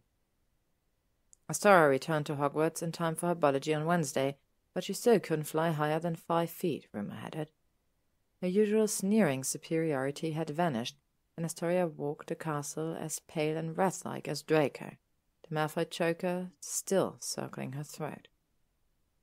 McGonagall summoned Hermione into her office to respond to Astoria's accusations on the pitch, but the headmistress' questions were cursory at best. Once or twice she neared the truth, asking about the traces of virgin earth found on Astoria's shoes and the pigeon's odd behavior. She even mentioned Neville. But McGonagall always veered away whenever she approached a real clue, and it was clear she had no appetite for solving the riddle, especially after Hermione said that her own independent reading gave every indication that a condition like Astoria's may possibly be temporary. In theory, of course. That was good enough for McGonagall, who sent her away with a sympathetic look and her office passport if Hermione ever wanted to talk. Hermione spent her evenings in the library, with Ginny keeping her company. If Ginny had Quidditch practice, Neville and Pansy would coincidentally turn up. If not them, Harry certainly had our research to conduct. Her friends obviously didn't want her to sit alone, especially with the dark looks other students sent her way, and Hermione was grateful. Draco remained secluded in his room when he wasn't at classes or meals. Draco also kept turning up with mysterious injuries that week, and Harry began casually appearing in all of Draco's classes and in the hallways he frequented. Hermione came across the two men arguing in an empty classroom after lunch on Thursday, with Draco spitting that he didn't need a bodyguard, and Harry responding that what he needed was a fucking medic to follow him around. Hermione leaned against the wall outside the classroom door so she could eavesdrop more comfortably. "The hexes are getting worse, Malfoy," Harry was saying. "You could end up crippled or dead, and then Hermione would kill me." "Hermione won't. She needs you. She's far better off without me." "Merlin, you're an idiot," Harry said. "You think she's apart from you. She's lying in wait like a lioness in the grass. She's still wearing those creepy diamonds, isn't she? You're acting like you have a choice, like she has a choice." "You have to make her stop defending me, Potter," Draco said. "People are going to turn on her, and on the squeaky mice too. You have to make them all." "Hermione's taking care of the kids," Harry said, "and she can take care of herself. The only person in danger is you." "I'm fine." "Just let me heal that fucked up ear. What kind of hex was that?" Hermione heard scuffling and the crashing of desks. "Get off me!" Draco yelled. "What in the bloody hell? Hold still, you fucking prat. Sorry, I didn't mean to get your eye. You're giving me more wounds, you fucking... What's going on? Asked a voice behind Hermione. It was Blaise, looking rather alarmed. Either Draco and Harry are killing each other, or they're actually bonding, she said. Man. Potter, Draco snapped. Get your hand off my face, or I swear I think your cheekbone is fractured.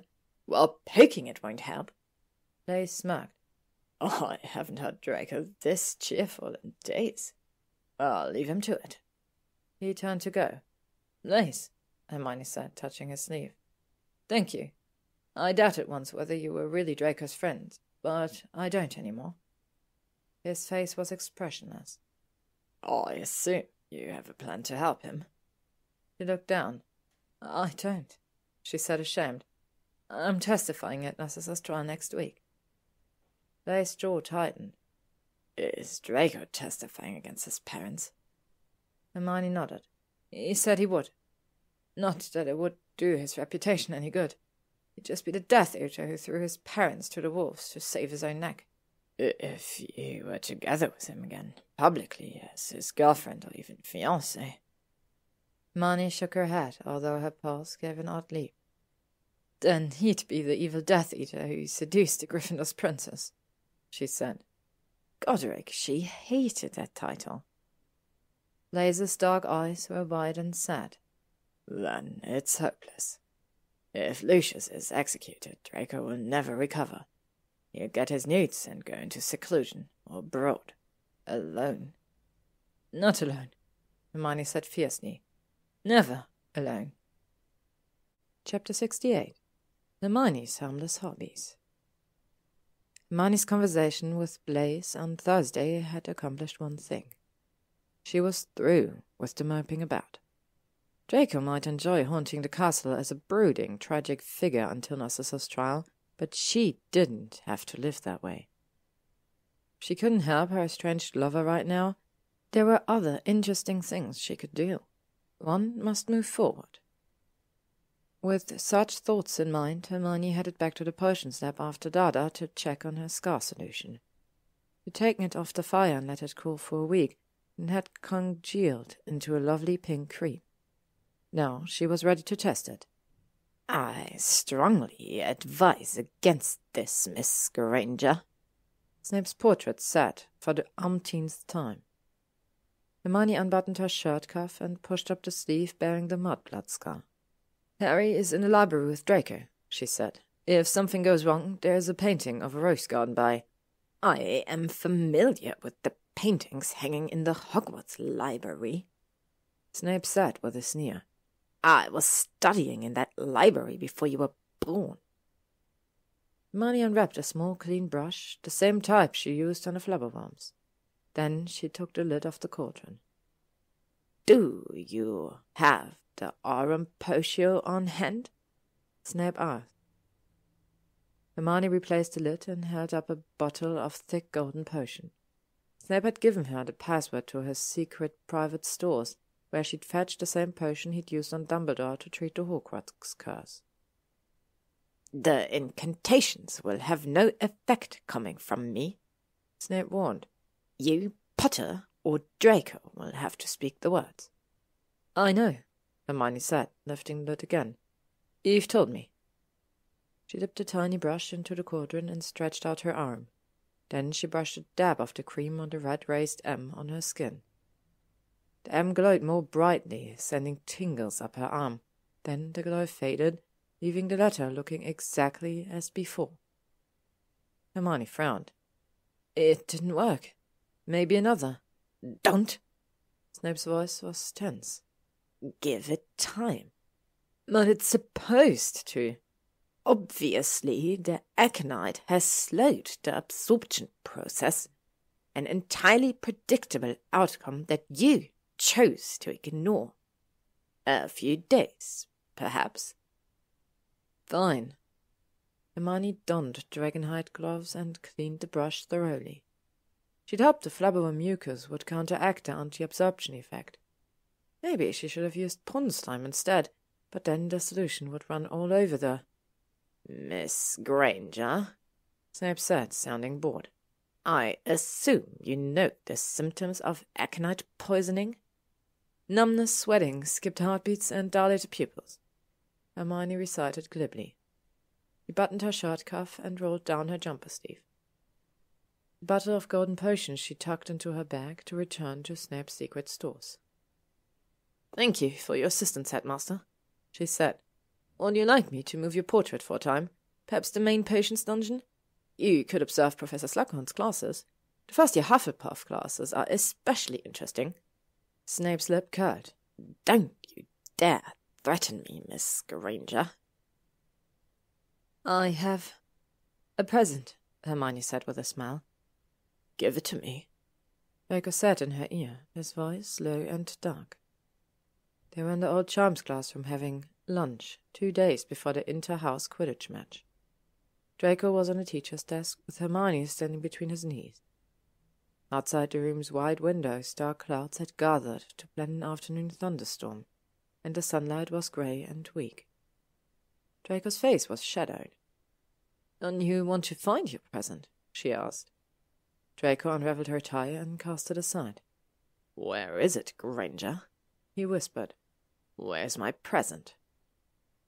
His hand unbuttoned her shirt and slipped between her breasts, stopping at the small wrapped object in her bra. Draco's fingers closed around the ribbon-tied paper. Thunder rumbled faintly outside. "Found it," he murmured, plucking it free. Hermione smiled again, smoothing back his hair as he unwrapped the object without tearing the paper. A silvery glow lit up his face, and he stared down at it, wide-eyed. At first glance, the object looked like a tiny remember-all, just a simple glass ball. Then a light appeared within the ball, a swirling, silvery glow that tried to take shape again and again. Draco looked at Hermione. "Is that what I think it is?" She nodded. "I captured a bit of my Patronus. It's a way to be with you when I'm not with you." He raised the twinkling ball in his hand, awestruck. "Thank you," he said quietly. His eyes shone as brightly as the Patronus inside. Then he held the little glass ball to his chest and kissed her. "You will always be with me," he murmured against her mouth. "You are my Patronus, Hermione. No Dementor, no evil presence can pierce my thoughts of you." He wondrously floated the ball to land on a nearby desk, where it shone like a tiny star in the dimming light. Another low roll of thunder sounded. Draco kissed her again, and she felt warm fingers parting her shirt, easily finding her brass front clasp. "Come on, Hermione," he whispered into her ear, rough palms moving over bare breasts. Lightning flashed as he drew her onto the desk. "Chase my darkness away." When Hermione arrived at her usual library table Thursday after dinner, she was surprised to see Luna sitting there. Harry and Ginny must have added the Ravenclaw to the Hermione watch rotation. She idly scratched her left forearm under her jumper sleeve. The carved letter M didn't itch or feel warm at all, but the other letters were even more irritating than before. "Hello, Hermione," Luna said brightly. "It's nice to see you. Usually Harry puts me with Draco, but Draco went to his room early." "You spend time with Draco?" Hermione asked in surprise. "Oh, yes." Luna's round blue eyes were fastened on a point at least a foot above Hermione's head. Blaise always lets me into the Slytherin common room. "How?" Hermione swallowed. "How is Draco?" "Quite wretched," Luna said in her breathy, frank way. "And rather jumpy, too, especially after Astoria Greengrass popped out from behind a chair last night and grabbed his hand." Hermione's jaw dropped. "She what?" "I saw her hiding behind the chair, but I thought perhaps she was looking for Mimi Lupus," Luna said. "They're wonderful for calming the nerves. They hide under furniture and hum little tunes only familiars can hear, but still relax the—" Hermione blinked, still trying to imagine Astoria crouched behind furniture, waiting to pounce on Draco. "Do you have much studying to do, Hermione?" Luna asked. "If not, I was hoping you could help me capture some lofty girls. They seem to like you." Why are you so determined about this, Luna? Hermione asked, which was driving half the school mad with a love-diggle hunt. It's a private project for Bluebear, Luna said sadly. I was so excited when she offered it to me for extra credit, but now I fear I let her down. Hermione almost growled. Bluebell, of course. Would you help me, Hermione? Luna pleaded, blue eyes wide. Please.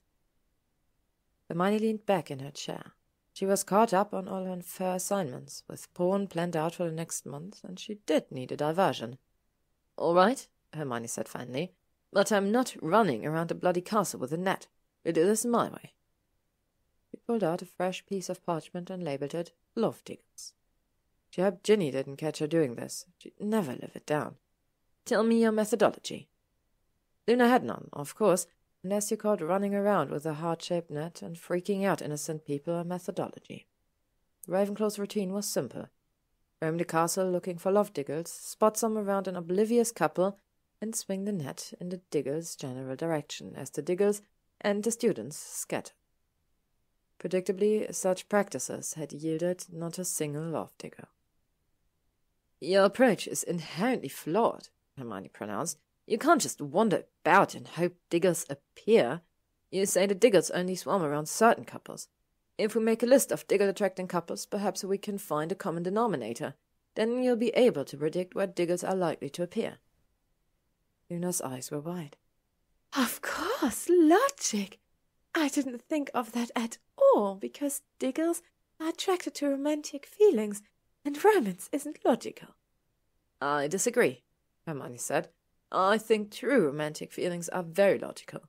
Perhaps the logic isn't clear at first, but it's always there. Like you and Draco, Luna said. At first glance you appear nothing alike, except for a taste for sexual deviance. Luna! Hermione was shocked. I do not have a taste for sexual deviance. The library went silent around them, and Hermione glanced about to see students at nearby tables staring. Then the murmuring began, and Hermione distinctly heard, "Orgy." She groaned and put her forehead on the table. Merlin, spare her. Of course you do. It's only logical, as you say, Luna said. Draco has a taste for sexual deviance. You're having sex with him, ergo, you're also. We had one night, Hermione hissed, raising her head, and it wasn't deviant. Well, it wouldn't be at first, Luna said placidly. You'd want to work up to it. Hermione glared at Luna, ignoring the sudden jump in her pulse. We've gone far afield for the topic at hand, she said, sounding like McGonagall. It's quite odd, really. Diggers don't swarm around you and Draco, Luna said. Or Harry and Ginny, or Neville and Pansy. But they are often thick around Theo, whether he's with Lavender or yourself. Hermione eyed the Ravenclaw, intrigued despite herself. She began making a chart divided into diggle attractors and diggle repellers. Don't forget you and Annie as well, Luna said. Oh, and that nice Slytherin boy had a cloud of them when I talked to him the other day. You know, the one who likes choking. I doubt he likes the choking you're talking about, Hermione said darkly. You should have taken him up on his offer, Luna said. But perhaps you're saving that for Draco. About her stiggles, Hermione said hastily. Do you see levels of attraction? Say, certain couples attract an unusual number of diggers while others draw only a few? Luna nodded eagerly, and they spent a happy 30 minutes assigning numbers to various couples. Then they came up with various digger swarm criteria: intensity, duration, and location. It was all nonsense, of course, to Hermione's way of thinking, but it did pass the time, and maybe it would keep Luna and her net from terrorizing the school. Let's meet again on Sunday, Hermione said, and see if we've drawn any conclusions. Meanwhile, observation only. No hunting. Luna beamed. You're a good friend, Hermione. I hope you and Draco get together again soon. Let me know if you'd like an activity rubric for the reunion. Hermione blushed, thinking of Draco's list, still at the bottom of her trunk. We have that covered. Thank you, Luna. Hermione was walking back from Hagrid's Friday night with Neville when she noticed some odd, shadowy movement to the left of the castle door. Hagrid had invited selected students to his Hydra Goodbye barbecue, where guests put sausages on long-handled forks and held them over the Hydra's cake. The Hydras were due to return to Greece in a week. They were officially the property of the Athens Magical Zoo. Their departure date couldn't come soon enough for Hermione. The babies had doubled in size, and their breath was less fiery but not yet poisonous. The Department for the Regulation and Control of Magical Creatures was sending officials to oversee the Hydra's transport and ensure the monsters actually left the country. Not surprisingly, only Neville and Hermione had turned up at Hagrid's farewell event. Even Harry had refused to go, and Hermione had forbidden Lila from attending. Hagrid had a lovely time despite the lack of guests, stuffing himself with burnt sausages. Hermione and Neville secretly fed their own dinners to the Hydras rather than eat meat cooked with toxic monster fumes. "Go ahead, Nev," Hermione said as they approached the castle doors. "I want to enjoy the night for a bit, clear my head." Hagrid's magical clover wine was some kind of strong. "Stay close to the castle," Neville said, and tottered off unsteadily. Hermione took a few minutes to look over the valley ringed by mountains. Night came early in November in northern Scotland. Hogwarts grounds were shadowy outside, the ring of light cast by torches posted on either side of the door. Faint red light flickered from the Hydra pen, and trees sighed in the frigid wind of the peaks. The scene looked tranquil enough, but Hermione could hear faint thumps and muffled swearing off to the right. She circled a corner and walked over to where two stone walls jutted from the castle. In the shadows between the two walls, a dark figure was riding a broom in the small grassy space. Well, riding was the technical term, perhaps. Astoria was on her Asperitas prototype broom, flying upward, then bucking backward at 5 feet. Again and again she tried to break the invisible barrier. The Slytherin's hair, necklace, and silver-painted broom shone in the quarter-moon's light. After a particularly vicious lift, that Asperitas accelerated quickly. The spell's invisible leash snapped Astoria sharply backward, knocking her to the ground. The Slytherin raised herself painfully to a sitting position, panting. She choked, a sound that might have been a sob. Hermione froze, hoping not to be seen in her black cloak, but Astoria hissed and jumped to her feet with only the smallest wobble. Blonde was much taller than Hermione, but Astoria was the one trapped between the two walls, and Hermione's wand was now in her hand. "Come to gloat, Granger," Astoria snarled. Hermione said nothing, just raised her wand. Astoria flinched slightly and created a ball of light that lit up the stone-walled space. "No, Greengrass," she said calmly. "I'm here to help you." She'd been thinking about Astoria since her love-digger session with Luna the day before. Astoria's eyes widened, and she clutched her broom to her chest. "The spell! You'll take off?" Hermione chuckled. "Merlin, no, and don't bother threatening me," she added as Astoria began winding up for a stream of threats and filthy insults. "There is no counterspell. You'll have to wait for the enchantment to wear off." "When?" Astoria hissed through clenched teeth. Hermione shrugged. "Eventually." "I'll destroy you for this, mudblood. You'll rue the day you—" "Oh, stand down, Greengrass," Hermione said, rather amused now. Maybe it was the wine. "You deserve that spell, you know it. Anyone who would hex another fly off their broom deserves to be grounded for a while. I'm offering a different kind of help." "I don't need help from a disgusting mud—" Yes, dirt under your feet and all that." Hermione rolled her eyes. "I get it. You really want to keep this feud going, Greengrass. When are you going to learn you can't win?" Silence. Astoria's hand tightened on the silver broom handle. "It continues to baffle me," she hissed. "How you, who are nothing, think—" "You may want to consider the possibility that I'm not nothing," Hermione lectured. "Rather, it is you who are nothing, but only because you make yourself so. Your mind is narrow, your goals laughable, and your penchant for using people only drives them away.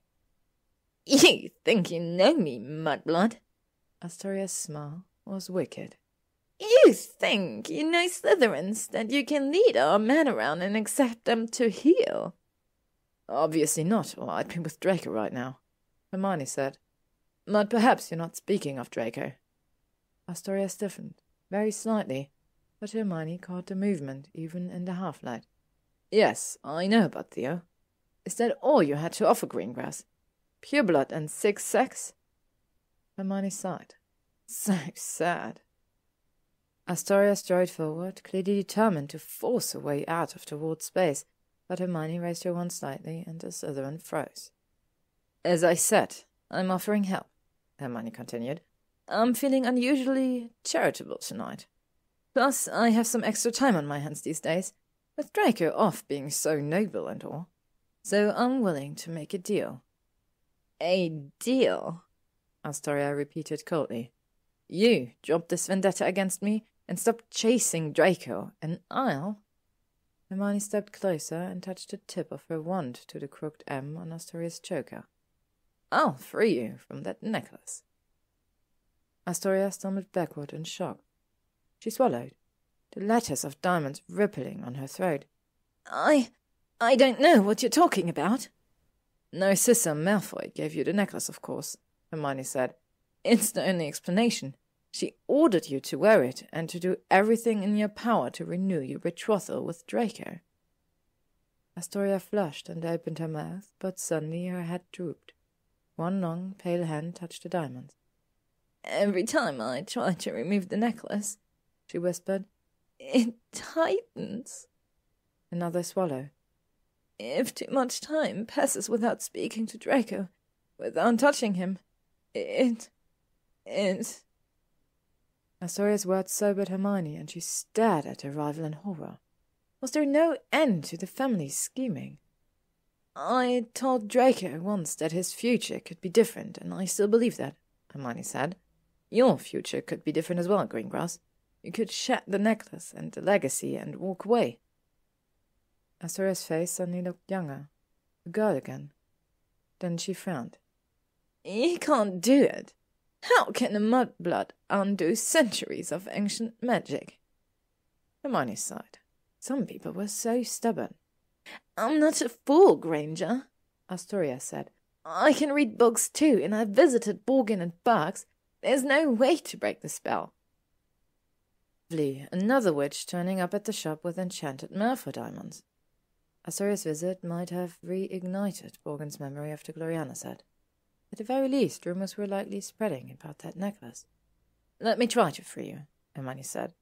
I can be creative. Looked pointedly at Astoria's broom. Obviously. Astoria looked struck by this. She was quite a logical witch when she wasn't being controlled by racist hatred or cursed diamonds. What can you possibly do? Any number of things, Hermione said carelessly. First, I'll ask Draco to allow you to speak and touch him regularly so you're not tortured by the necklace. Then I'll have a chat with Narcissa. The direct approach was always the best. Astoria nodded, cringing slightly at Narcissa's name. Excellent. Hermione put her wand back in her cloak pocket with a smug smile. She began to leave the walled space, then turned back to give Astoria a hard look. One more thing, Hermione said. If I hear of you harassing, touching, or even looking at Lila Durand, the deal is off. I'll see you expelled, and you can try to catch your husband with a Malfoy leash around your neck. Astoria nodded slightly. Say it, Greengrass. Hermione wished the blonde wore a signet ring. I will not harass, touch, or look at Lila Durand, Astoria said. And if you manage to remove this necklace, I won't take action against you. I won't pursue Draco. She actually shivered. I have no desire to be a Malfoy anymore. All right then, Hermione said. She turned and walked back towards the castle, thinking of the fear and loathing in Astoria's voice when she spoke of the Malfoys. Neville was right, Hermione thought. These were very deep waters. Hermione had no trouble finding Draco Saturday morning with the help of the map. Surely this could be an exception to her promise to stay away. Draco didn't agree. You need to leave, Hermione, he said sternly when she turned up at Slughorn's opulent office.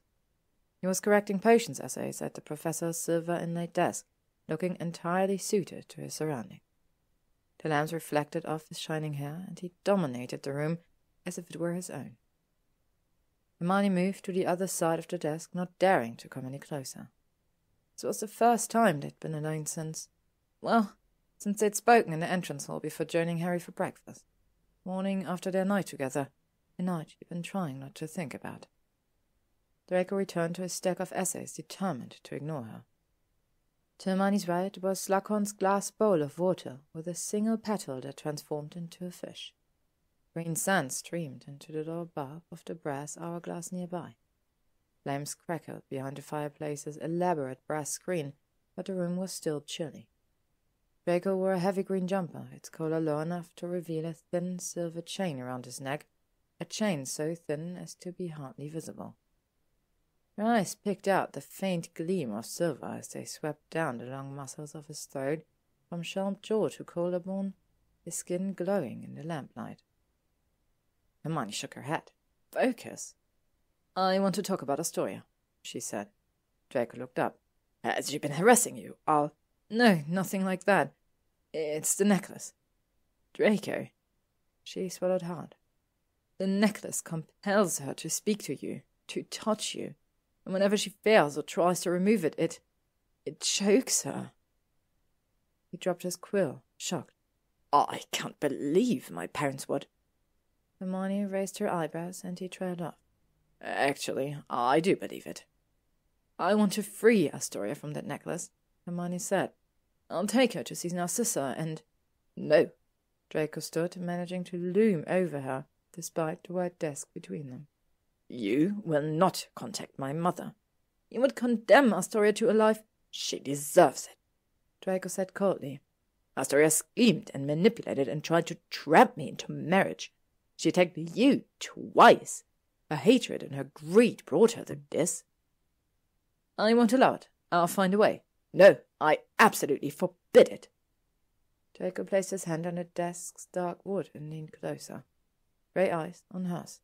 Stay away from my mother. You can't stop me. Hermione snapped. Her fingers twitched for her wand, but she clenched her fist instead. Draco straightened and ran a hand through his hair. Listen to me, Hermione. Aurors have moved Mother to a secret location until the trial with a secret keeper. She's received death threats, and there are people in the ministry who would betray... He choked, and Hermione wanted nothing more than to take him in her arms until that look of sick pain left his face.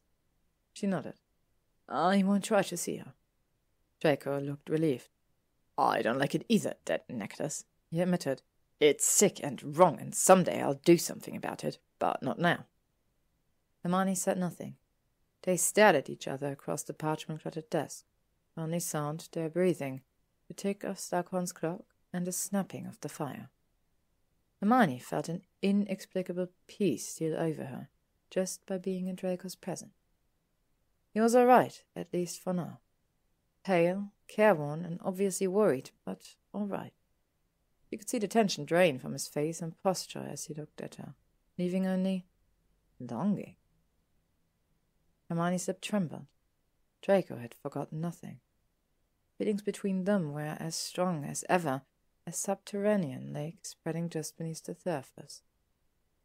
She ran her hand over the desktop, and Draco's eyes tracked the movement.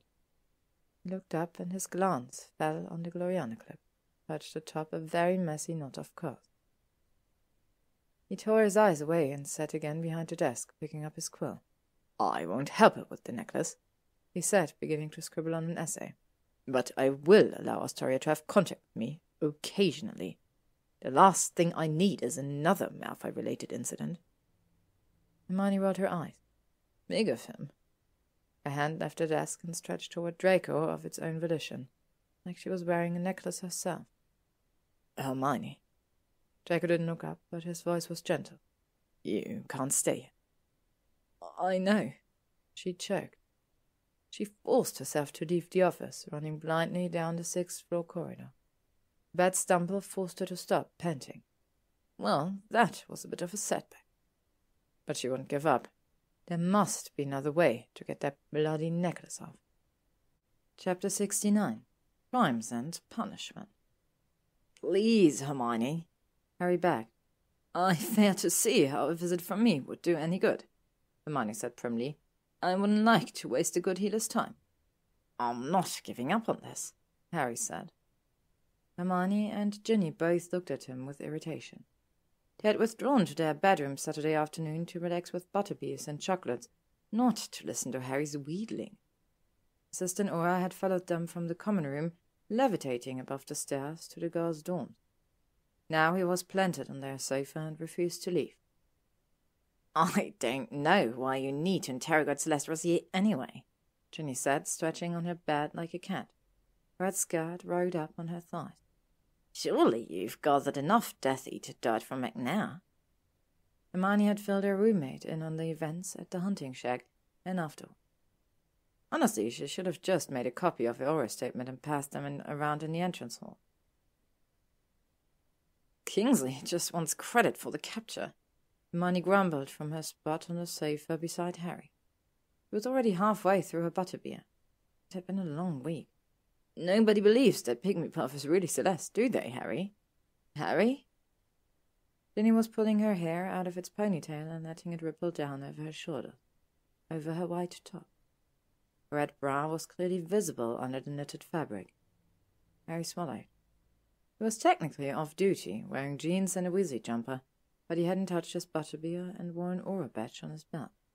Harry, Hermione repeated. Harry! He looked over at her, startled. I said the Auras want credit for Celeste, right? It's important that people know she's been apprehended, Harry said earnestly.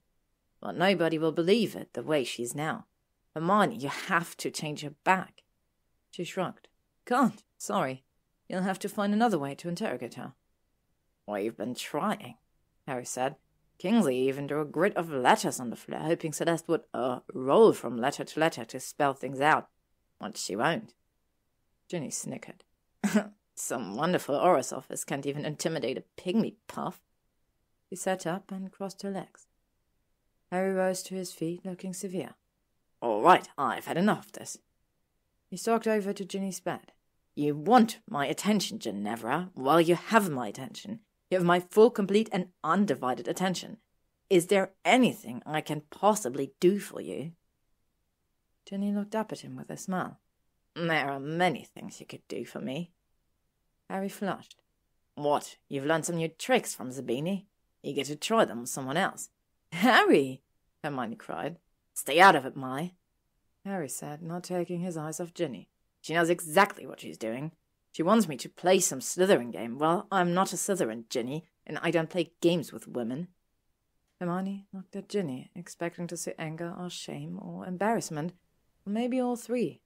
But her roommate was as cool as the Norwegian pond Hermione was always trying to emulate.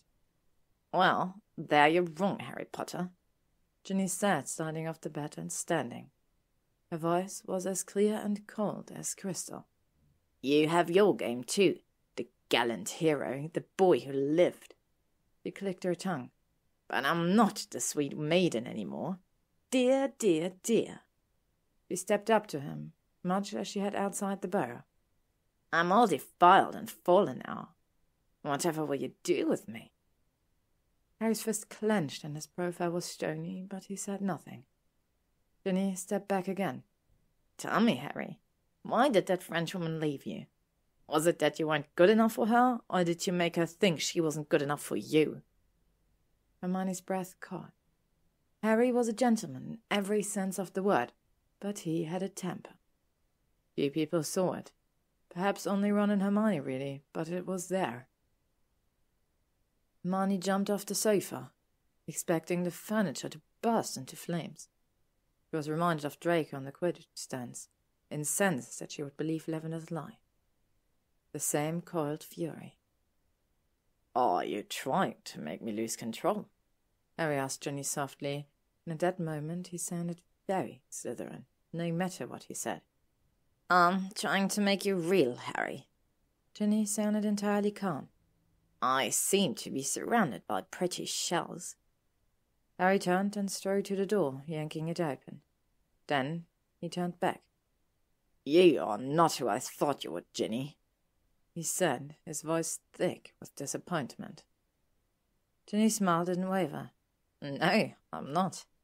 I'm better. Harry swung out of the room, slamming the door so hard Hermione thought it would splinter. He looked over at Ginny, who had the nerve to look satisfied.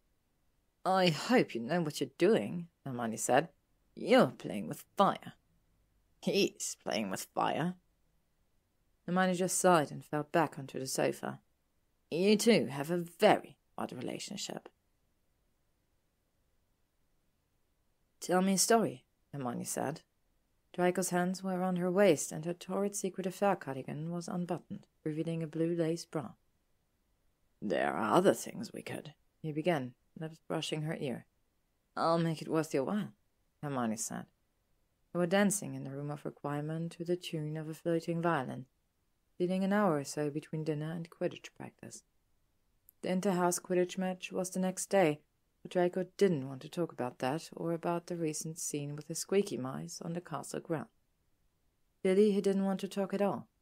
Tell me a story, she repeated, hand treading down his cream-colored jersey.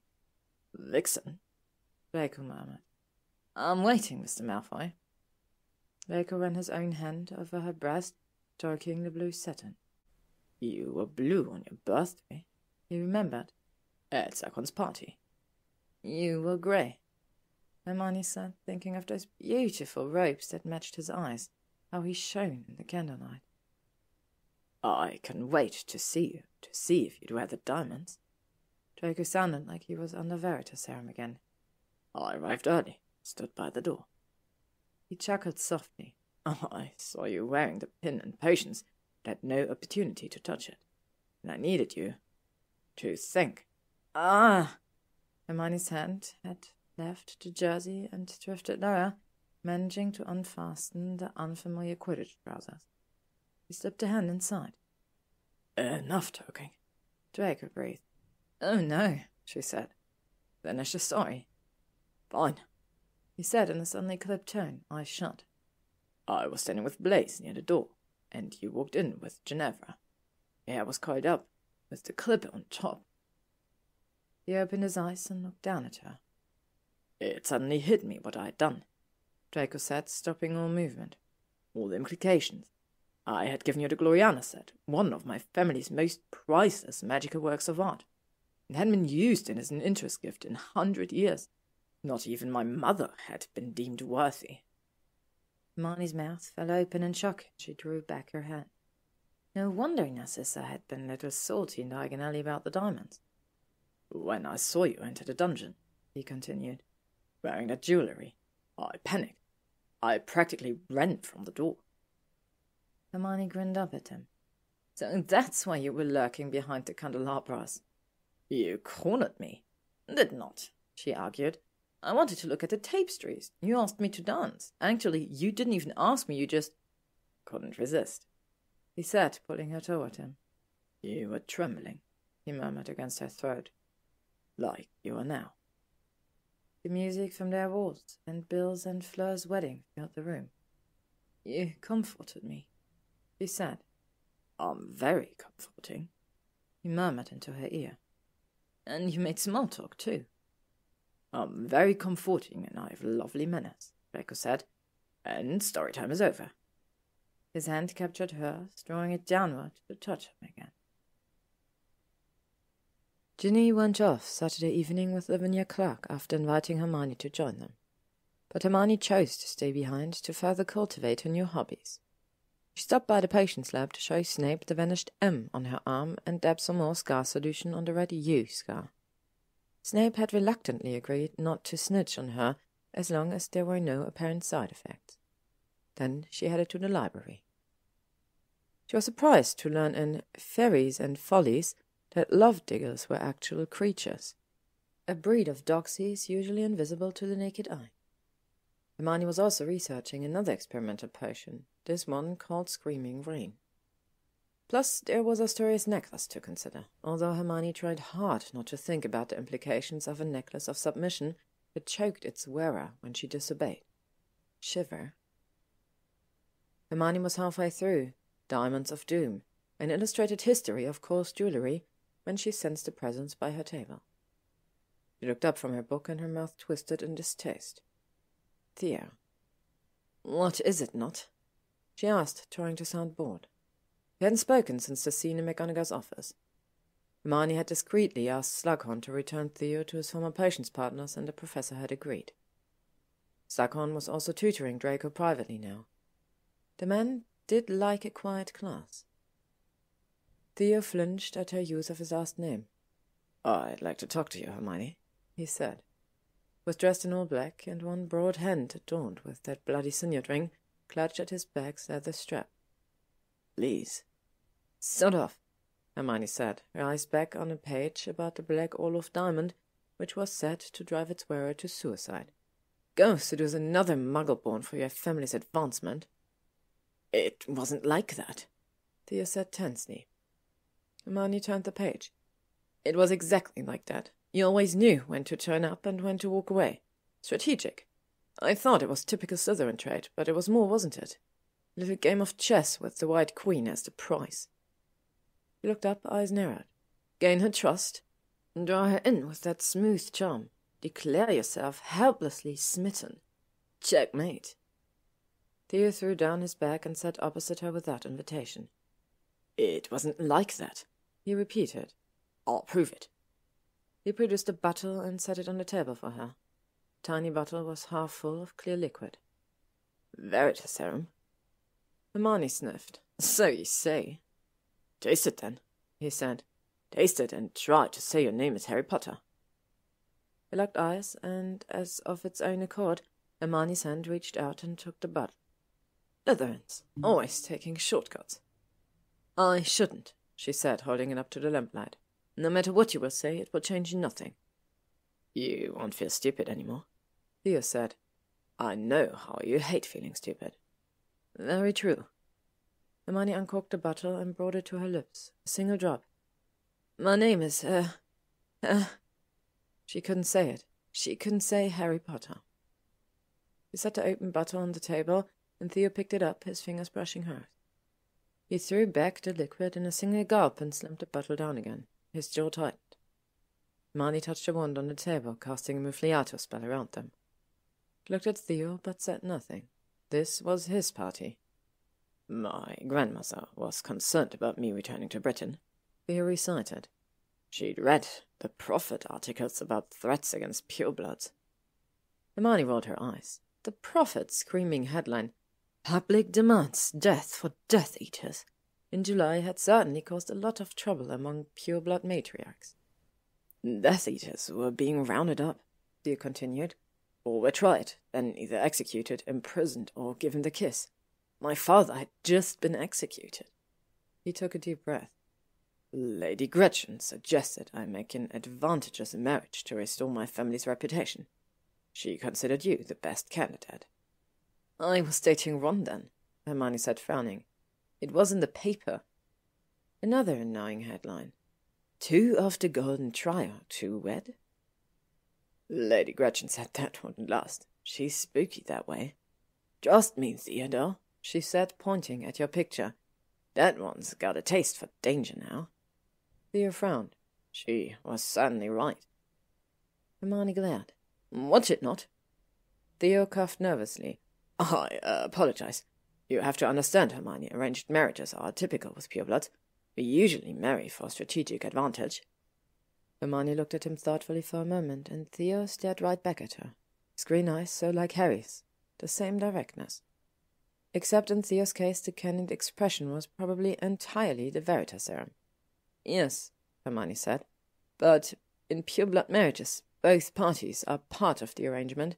In our case, you weren't positioning yourself as a strategic advantage. You were presenting us as a love match." "Not entirely," Theo said. "I didn't quite understand the concept of a love match. I didn't think you'd marry me just for me. That's why I kept mentioning my money and political acumen." He shook his head. I entirely misread you, I mean. Here you are, pinning over men 2 steps from Azkaban. Strike 2, not? Hermione growled. Theo blinked. Strike what? She rolled her eyes. A Muggle term. Do you have a point here? The point is, Hermione, when I saw you at the Gryffindor party. Is he bothering you? Her voice cut in. Harry towered over the two of them, looking furious. He'd been broody through her dinners, less than thrilled to hear that Ginny was off with Slytherin harpies. No, Harry, Hermione said, trying not to blush. It's all right. Or can you talk to him when he... Please, Harry, she said through gritted teeth. Harry glared. I'll be right there, watching. Harry stabbed a finger towards a nearby table and stalked off towards the restricted section. Hermione turned back to Theo. You'd better hurry this up. Harry isn't a patient person. When I saw you at the Gryffindor party. Theo swallowed. I meant what I said. You were a vision. I wanted you, not your reputation. Hermione, even if there hadn't been a plan, I would have pursued you anyway. He looked into her eyes. I need you to believe that. It was all real to me.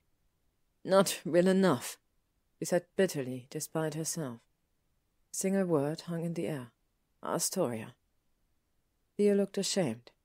You had me aroused, frustrated. Never had such trouble with a woman before. And Astoria kept. He flushed, but the Veritaserum compelled him to continue. She kept turning up in my room, wearing little Butt that bloody necklace, and she would... Please don't say any more, Hermione said quickly. I'm begging you not to say any more. Too much information. When we met Astoria outside that storage room, her words... Theo hung his head. I felt like rubbish. I knew I was only degrading myself with her. I ended it that night, told her to go play her little games with Draco. He took a deep breath. I never touched her after. I swear. Hermione eyed him doubtfully, but Theo was under Veritaserum after all.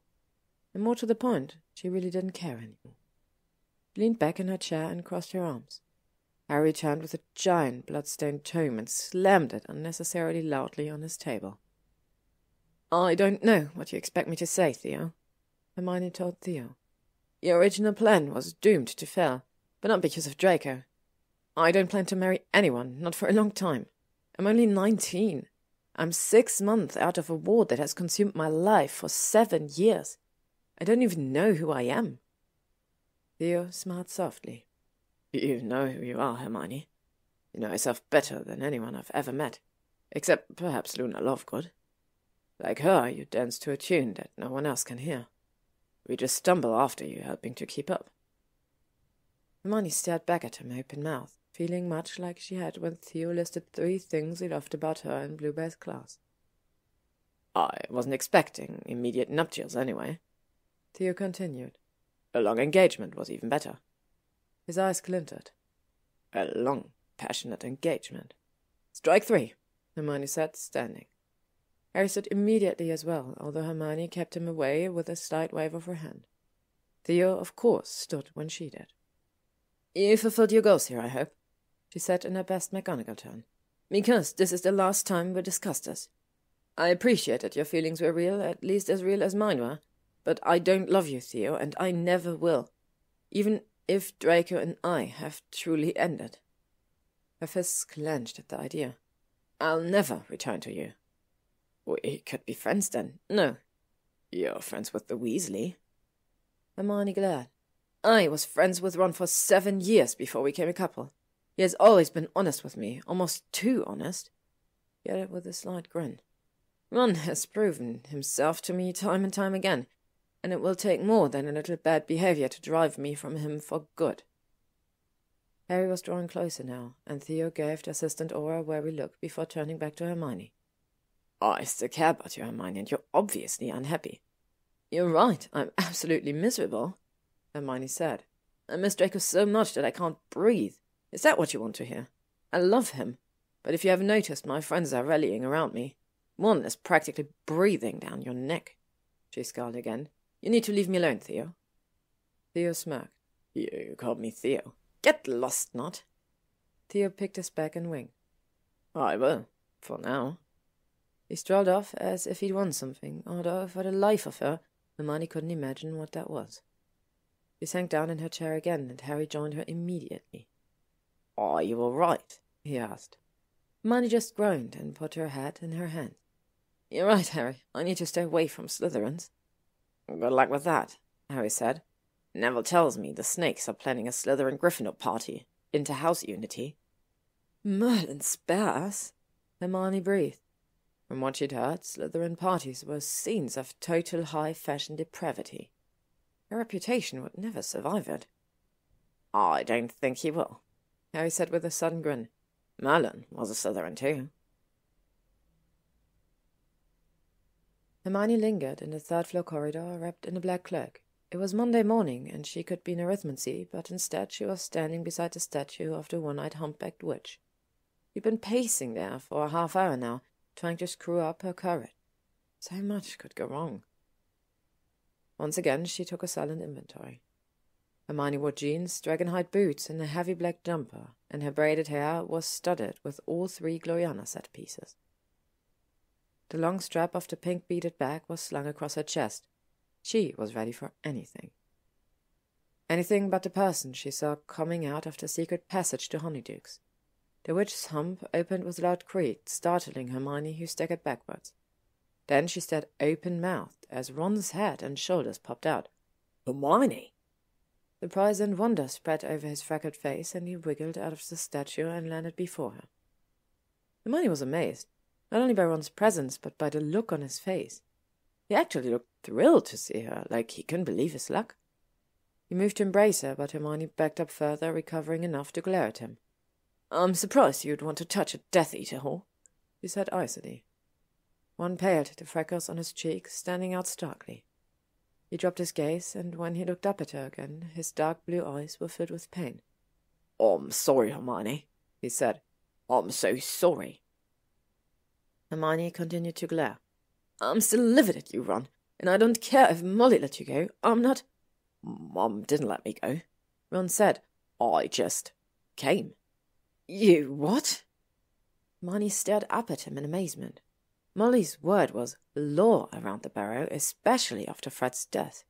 The children would do anything to avoid distressing her in any way. But Molly— "I couldn't stay away any more, Hermione," Ron said earnestly. "I know you don't want to see me, but I couldn't have you believe I thought you were a whore," Hermione said coldly. Ron's head drooped. "I just wanted to hurt you because I was hurt. I couldn't bear to think of him touching you the way I—" His fists clenched. Hermione stood frozen, unable to speak. Ron looked up and met her eyes. "I'm so sorry. I know you have no reason to forgive me." He swallowed. I hate Malfoy. I'm sorry, but I hate him. But I can't hate you. I can't think badly of you. If you want that Slytherin asshole, well, all right then." His mouth twisted. "You will do what you want anyway." "Yes, I will," Hermione said. "And I expect you to respect me and treat me well, even when you hate my choices." "That's what Harry said." Ron looked at her with concern. "Harry told me all about Malfoy and the blood potion and his parents. Are you sure you're all right?" Hermione crossed her arms, still nettled. "I'm fine." "He said Malfoy won't let you near him, doesn't want you involved." "Yes," Hermione said shortly. "At least I agree with a fair about something." Ron looked around the empty corridor and back at Hermione. "I thought I could catch you before lunch. We could go to the 3 Broomsticks or something. Wait." His eyes fell on her cloak, boots, and most damningly her pink bag. "Are you scarving off classes? Where are you going?" "Out." "Alone?" Ron looked around as if someone was hiding behind a tapestry. "Where's Harry?" "I don't need Harry," Hermione said. "This is my business, Ron." "Where are you going?" Ron repeated, eyes narrowed. "You don't need to know." Hermione began to climb into the still open hole. "Go see Harry and Ginny. You owe her an apology too." "Let me come with you," Ron said. He held her arm to keep her from falling down the slide into the tunnel. "I won't be any trouble. I won't say what. You're not meeting Malfoy, are you?" "No," she said, trying to get her other leg into the passageway. Let go of me, Ron. Ron's eyes gleamed. I'll tell Harry. Tell him what? That I'm going to Honeydukes? Let me go, or I'll petrify you right here. I know you're still mad at me. Damn right I'm still mad at you. Ron released her and stepped back. You're doing something Harry won't like, he said, frowning. I bet Malfoy wouldn't like it either. You're sneaking off somewhere. I bet Malfoy can figure out where you're going. Hermione looked up at Ron, horrified. This was terrible time for the redhead's occasional flashes of strategic insight. Even if she petrified her friend, he'd eventually recover, and he and Harry would go to Draco. Then Draco would leave to find her, and if he didn't return by midnight, he'd break his probation. Plus, she couldn't leave Ron frozen for hours, even propped up in a closet. Still, Hermione knew she could get around all that. The fact was, she didn't want to go on this mission alone. She was practically shaking at the thought. Would she get the information she needed, or just make everything worse? But that didn't mean Ron was the one to take her. She eyed him thoughtfully, one of her legs inside the statue. Ron, picking up on her subtle signals for once, just looked back at her. He wore a heavy black cloak over his shocking orange Weasley's Wizard's jacket. Maybe. You're right, Hermione said finally. I am going somewhere dangerous, and if Harry or Draco or even Ginny knew, they'd try to stop me.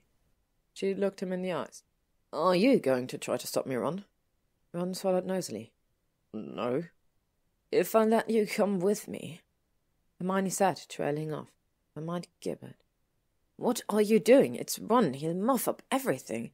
He's just comic relief, and if there's one thing you don't need.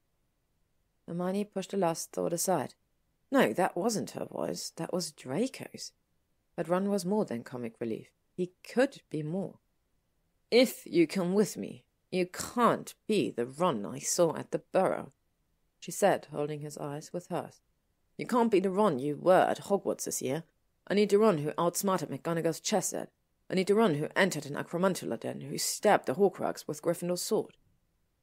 Ron stepped closer. I want to be that Ron, he said hoarsely. I can be that Ron. Please, Hermione. Hermione eyed him for a moment more. All right, he said finally. You can come along. Ron's face broke into a wide, happy smile she hadn't seen since Fred died. Hermione sighed. Maybe she was being a fool, deluding herself because she didn't want to go alone. But given the number of risks she'd taken this year, what was one more? Ron was hugging her now, apparently thrilled to be selected for a dangerous mission he knew nothing about. Honestly, a squeaky mouse would have more sense. Idiot, she said fondly. This isn't a holiday. Now let me go. He did so, and she took the short slide to the tunnel floor and lit her wand. Ron quickly joined her, still giddy. So, where are we going? He asked. Nocturnally. Ringwat's again? You want to free another dragon? Hermione looked up at him, and something on her face wiped the smile off her face. He looked down at her questioningly, his freckled face sober. We're going to Azkaban, Ronald, she said. I need to see Lucius Malfoy. Can you believe we have only 10 chapters left? Wild for hold. Azkaban? Lucius Malfoy? Ron reacted about how Hermione expected he would, sputtering in outrage and repeating himself. It was only natural, she thought, trying to be patient as she explained her plans. Yes, Lucius was an evil git. Yes, he plotted against Muggleborns from Azkaban.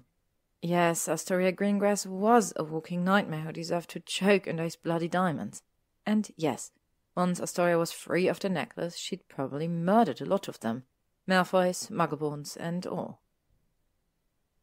She's a loon, I'll tell you, Ron said hoarsely, convinced that Hermione had enough horrid stories about Astoria. She'd see sense, and they'd spend the day at the Three Broomsticks instead. George told me about that inter-house Quidditch match. He said Greengrass nearly killed her own chaser with a broom. She just beat him around the head a few times. He's fine, Hermione said. She checked her watch as they continued along the tunnel. They needed to quicken their steps if she was going to be back by dinner. I still say if anyone needs to be collared, it's Astoria Greengrass, Ron went on stubbornly as he followed. She gave me the creeps. Narcissa Malfoy did all of us a favor, really, and you want to free the bint? Narcissa didn't do Draco a favor, Hermione said. as there is hiding behind furniture and pouncing on him. Well, that delayed things a bit further because Ron practically fell on the tunnel floor laughing. Hermione had to drag him by the arm to keep him moving, which gave her ample time to regret not sneaking off alone. Ron sobered once they left the passageway and stood in Honeyduke's cellars preparing to apparate. He still couldn't believe Hermione planned to interview the worst dark wizard alive to help some Bellatrix in training. "Be reasonable, Mai," he begged, a hand on the wand she'd raised to apparate them. "If you're looking to help people, let's find someone who deserves it. You're always talking about taking soup to Nocturne Alley. We could do that today, or we could freeze some house elves." Ron beamed suddenly. "Oh, I know! We could make a list of all the reasons Gawain Roberts is an idiot and shouldn't be Minister of Magic, and pass out whoopies in Diagon Alley. You'd like that, wouldn't you? You could lecture people all day long." "That would be a lovely day with you, Ron," Hermione admitted. "But I promised Astoria. Draco and I can't have any future with her baying after him like a rabid bloodhound." Ron just shook his head. He obviously didn't see any future ahead for her and Draco, Astoria or no. But he quit trying to tempt her with social justice campaigns and released her wand. "It will be fine, you'll see," Hermione said, taking his arm. "It will be a nice seaside outing." The Azkaban pier looked anything but inviting on that November day. Hermione and Ron apparated to a windswept rocky beach just down the waterfront and climbed the wooden steps to the deserted boardwalk. It was barely noon, but fog was already swirling in from the North Sea, giving the scene a twilight feel. A weak sun glowed behind thick clouds. Hermione had last been there with Kingsley just a day after the Battle of Hogwarts to welcome the innocent Muggle-borns newly released from Azkaban. The isolated island fortress could be accessed only by ship. No apparating, no owls. Not even a Patronus was possible. On that May afternoon the sun had been bright, the boardwalk's iron railings were hung with flowery garlands, and cheering friends and relatives of the released prisoners swarmed the waterfront. This time the scene was bleak. The Azkaban's pier's only function was to ferry criminals, staff and visitors to the rocky island. Hermione once again thought of Narcissa, making this journey twice a month to see Lucius. And to cast dangerous spells aimed at Muggleborns, Hermione thought, her jaw hardening. And to trap young women in diamond collars. "Blimey, Hermione," Ron said, looking around. He pulled his heavy cloak closer. "I can still feel those Dementors." He was right, she realized. The Dementors had patrolled this boardwalk for so long that the fog felt heavy with their presence. "This will never work. Astoria will never be free. Draco won't ever come back to me. Go to Azkaban and sit alone in a cell, eventually hunched and aged, reading a book by candlelight with only shreds of memories remaining of a single night years before, trying to cling to—" "Let's go," Ron said suddenly. He grabbed Hermione's hand, pulling her along as he strode toward the pier's iron gates. "I'm not staying here all day. Nice seaside outing my ass." Hermione choked back a sob, and suddenly she was very grateful for Ron. He wasn't the most imaginative bloke, and that could only be an advantage when loitering around Dementor-tainted infrastructure. Draco would have been quickly overcome. She wondered how Harry managed this place. "We are here to visit someone," Ron was telling the blue-cloaked guards at the iron gate. "I'm Ron Weasley, you know." The guards ignored him. "Hermione Granger?" Ron tried. The guards looked at each other, then nodded as the gates opened. "Come on," Ron said grumpily, leading the way. They walked down the pier, their shoes loud on the wooden planks. "How do you know they'll even let you see— Blimey!" Ron broke off, his eyes wide. Hermione froze as well. On the other side of a weather-beaten guardhouse, an enormous black galleon was tied to the pier with silvery ropes, rocking on the sea swells. Back in May, the Ministry had released magical balloons when the released prisoners arrived, blocking a clear view of the Azkaban ship. Now Hermione could see why. The galleon's hull, ringing, and sails were the same inky color, and the ship rocked precariously in the icy wind off the Scottish coast. Its sails were ragged and torn. The hull splintered and broken, wood encrusted with salt. The ship looked ready to fall apart and sink at any minute. It also looked deserted. narrow gangplank leading from their pier to its black depth. Silver lettering on the bow spelled out, Sharon. "We are not boarding that," Ron declared. "We certainly are." Hermione strode forward and almost fell into the North Sea as the rickety gangplank wobbled, and only due to Ron's Quidditch reflexes, blunt but effective, he could keep her out of the drink. His long arm shot out and pulled her against him. "Watch it, Hermione! Merlin!" Ron hauled her along the gangplank, his arm like iron, and led her into the Sharon's red-lit opening. The heavy door slammed shut behind them, and Hermione and Ron looked around a surprisingly large room. A blood-red lamp swayed from the ceiling, and the walls were lined with glowing iron chains bolted to the walls. There was still nobody inside. The ship sail itself, was it sentient? What was the MSA thinking, sending people on a haunted ghost ship? Hermione followed Ron up a wooden flight of stairs to the galleon's main deck, also deserted. As soon as their feet touched the deck, the Sharon shuddered, its silver rope springing free of the pier and curling onto the deck. Hermione and Ron dodged the writhing ropes and clung to the railings as the ship rose and fell into the North Sea swell. "We're headed for that whirlpool," Ron shouted just as the Sharon reached the edge of a frothy swell and the entire ship began to spin. Hermione just shut her eyes and clung to Ron's waist for dear life until the spinning stopped and the Sharon jerked wildly, apparently trying to shake off its 2 passengers.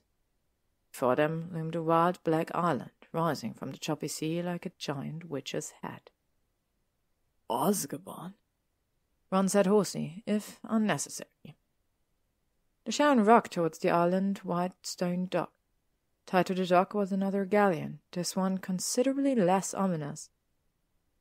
Its hull and sails were silvery grey, its rigging and banner bright blue. Witches and wizards formed a line as blue-robed guards helped each passenger aboard. Hermione could see neat benches on the main deck, and servers circulating among the passengers selling refreshments. She groaned. "What?" Ron asked. He was still staring up at the prison fortress and hadn't noticed the other galleon. "Are you all right?" "We took the wrong ship," Hermione said, pointing. "Look, that's the ship for visitors." Ron rounded on her. He looked affrighted, utterly soaked, and blue with cold, hair plastered in his eyes. "You put us on a prisoner's ship?" "How was I supposed to know?" Hermione retorted. She clambered down the wooden steps to the room with the glowing chains, then pushed open the door. "That's it," Ron snapped, following her along the gangplank. "We're not doing this, we're going." "No, I have to see Lucius." "Lucius?" asked the voice. "Lucius Malfoy?" asked the voice. Hermione and Ron had reached the white marble dock, and both turned to see a tiny plump witch, pink hair and blue robe, smiling up at them. She looked like a sugar-spun Celeste Rosier. "You're here to see Lucius Malfoy?" Yes," Hermione said nervously. "Well, that's lovely," the witch clapped. "He doesn't get many visitors, you know. Just his wife, usually. So sad. Visitors are vital to healing. Are you his quill pals?" Ron turned purple at the very idea of being quill pals with Lucius Malfoy, but Hermione nodded gamely. "We share an interest in ancient runes." "Hermione Granger!" the witch cried. "This is truly an honor." Ron huffed under his breath. "And Ronald Weasley. I'm Nurse Minnie, Azkaban's Director of Healing Services. My, you're both soaked to the skin. You should have waited for our new friendship. Isn't she lovely?" "Lovely," Hermione said. "And the Sharon?" The witch looked a bit embarrassed. "Yes, I'm afraid we are still using the old Azkaban ship for the prisoners. The friendship ran a bit over budget. I'm afraid no money for a new prisoner ship until next year." Hermione frowned. "That is unacceptable," she said. "What kind of healing could prisoners expect after taking that voyage of the damned? Have you begun fundraising campaign petition? Surely." "Hermione," Ron groaned, "can we please dry off and warm up before you start up another sodding course?" "But Ron—" "Your friend is right, Miss Granger," Nurse Minnie piped up. "You can't appear before Mr. Malfoy looking like that." Hermione rolled her eyes at the very idea of primping for Lucius Malfoy, but she let herself be ushered into the prison. The director's quick dry spell left Hermione's hair hopelessly bushy, and she only managed to force it into a ponytail with the help of the Gloriana clip. She tried to straighten the clip on top of her head, but it kept dragging down to the right. Oh well. Ron smoothed his newly dried bright orange jacket, which Hermione now noticed featured flashing purple W's. "Where'd you get those diamonds?" he asked her suspiciously. "Draco," Hermione said shortly. Ron glowered, but said nothing. Nurse Minnie escorted him personally through a maze of corridors and stairs, always climbing higher. Azkaban was unsettlingly quiet, any footfall swallowed by the thick walls and floors. They passed endless doors, tightly shut and labelled with glowing letters. There were no windows, only hanging lamps casting a thin golden light. As they climbed the winding stone stairs to higher levels, the walls and doors became even thicker, the guards more frequent. The doors' names were now familiar. Roll, Yaxley, C. Not, G. Not, L. Not. The trio walked on silently until they struck a landing near the top of the fortress. 4 guards stood under the tall, pointed ceiling between 3 closed, unnamed doors. "Our most dangerous prisoners are kept on this level," Nurse Minnie said, pricking her fingertips and dripping a bit of blood on one of the doors' lock. The name L. Malfoy appeared in silvery letters. "Maximum security." The hint of steel crept into Nurse Minnie's voice for the first time. "I'll have to ask you both for your wands. You understand, of course." Hermione handed over her vine wand, and after a small hesitation Ron did the same. They also shed their heavy cloaks, leaving Hermione in her black jumper and jeans, her pink bag strap slung across her chest. "No magical items or spells can pass through the bars," the prison official said, patting them down. She opened Hermione's pink bag, which appeared to hold only a quill and a sealed inkpot. Ron's pockets yielded a bag of jelly slugs and a gilt-edged teacup. "Oh, how lovely!" Nurse Minnie clapped her hands. "Such nice gifts!" Ron goggled at the very idea of bringing gifts to Lucius Malfoy, but he recovered quickly. "Yes," he said with a grin. "You can give them to him after we've left." Nurse Minnie conjured up a gift box for the items and set it aside. Hermione rolled her eyes and led Ron a few steps away. She lowered her voice. "You don't have to come with me, Ron." "You're not seeing him alone," Ron said mullishly. "This will be delicate and he will be unpleasant."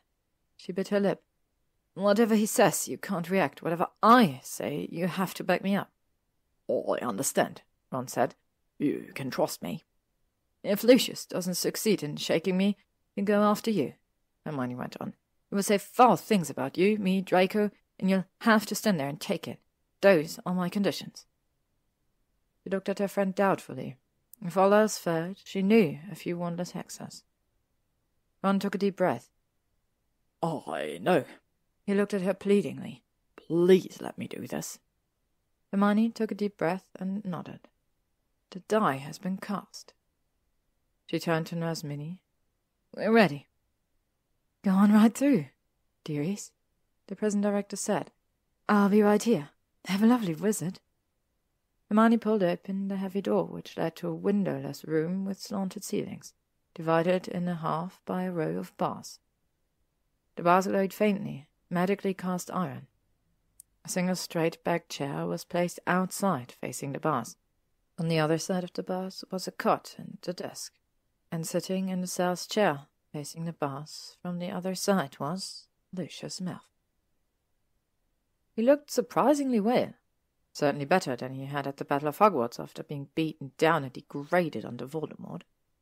Lucius was the same height as Draco, with the same hair and eyes, but his frame was broader, his face more square.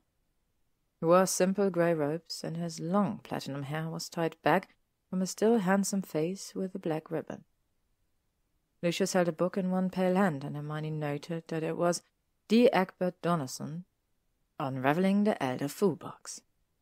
"Miss Granger," Lucius said, as if he barely remembered who she was. He ignored Ron, who stood silently a little back. "Mr. Malfoy," Hermione said, emphasizing that Mr. just a tad. "I understand I have you to thank for this intriguing volume." Lucius tilted his head slightly and looked at her with hooded eyes. "A mere suggestion." Hermione said, matching his tone. The chapter on musical runes is particularly interesting. Really? Lucius raised an eyebrow. I confess I found Donaldson's interpretation rather emotional. The songs were gorgeous. Some emotion was to be expected, Hermione said calmly. My personal theory is that musical runes responded to the heart of the witch or wizard touching them. Romantic frippery, Lucius said, bored. I don't believe so. Hermione warmed to the topic. Witches and wizards in those times didn't tap runes with wands. They brushed them with their fingers. They played those runes like paper pianos. Is it any wonder that magic responded to their emotions? Lucius' look of boredom didn't waver. I doubt you travelled here to debate the LFO box, Miss Granger. His eyes met hers briefly. Do have a seat. Hermione had planned to stand, but if Lucius wanted to play this as a social occasion, she'd go along. At least Ron was keeping quiet. I assume this is the paternal visit? Lucius' tone gave the last 3 words a significant meaning, and Hermione almost groaned. Another bloody courtship milestone she hadn't known about. By the shuffling of feet behind her, Ron likely knew what Lucius meant. No, sir, she said. I'm not planning a marriage with Draco at this time. More shuffling behind her. Ron had obviously caught the hedge in the statement. Lucius did as well. Prisoner eyed the Gloriana clip sticking crookly out of her ponytail. I never saw you as a witch to be one with baubles, Lucius said. I didn't think you saw me as a witch at all. Lucius waved a hand. Let us not bandy semantics. Like he faint, Hermione said without thinking. Lucius' eyes narrowed. Why are you here, Miss Granger? Surely you don't expect me to discuss the unfortunate spell on Hogwarts? Certainly not, Mr. Malfoy, she said. I'm here to talk about the diamonds. It was impressive, really, how a man sitting behind prison bars could still look down his nose at her. Very well, he said. We could discuss, perhaps, the shocking lack of breeding displayed when one parades a family-stolen treasure in public.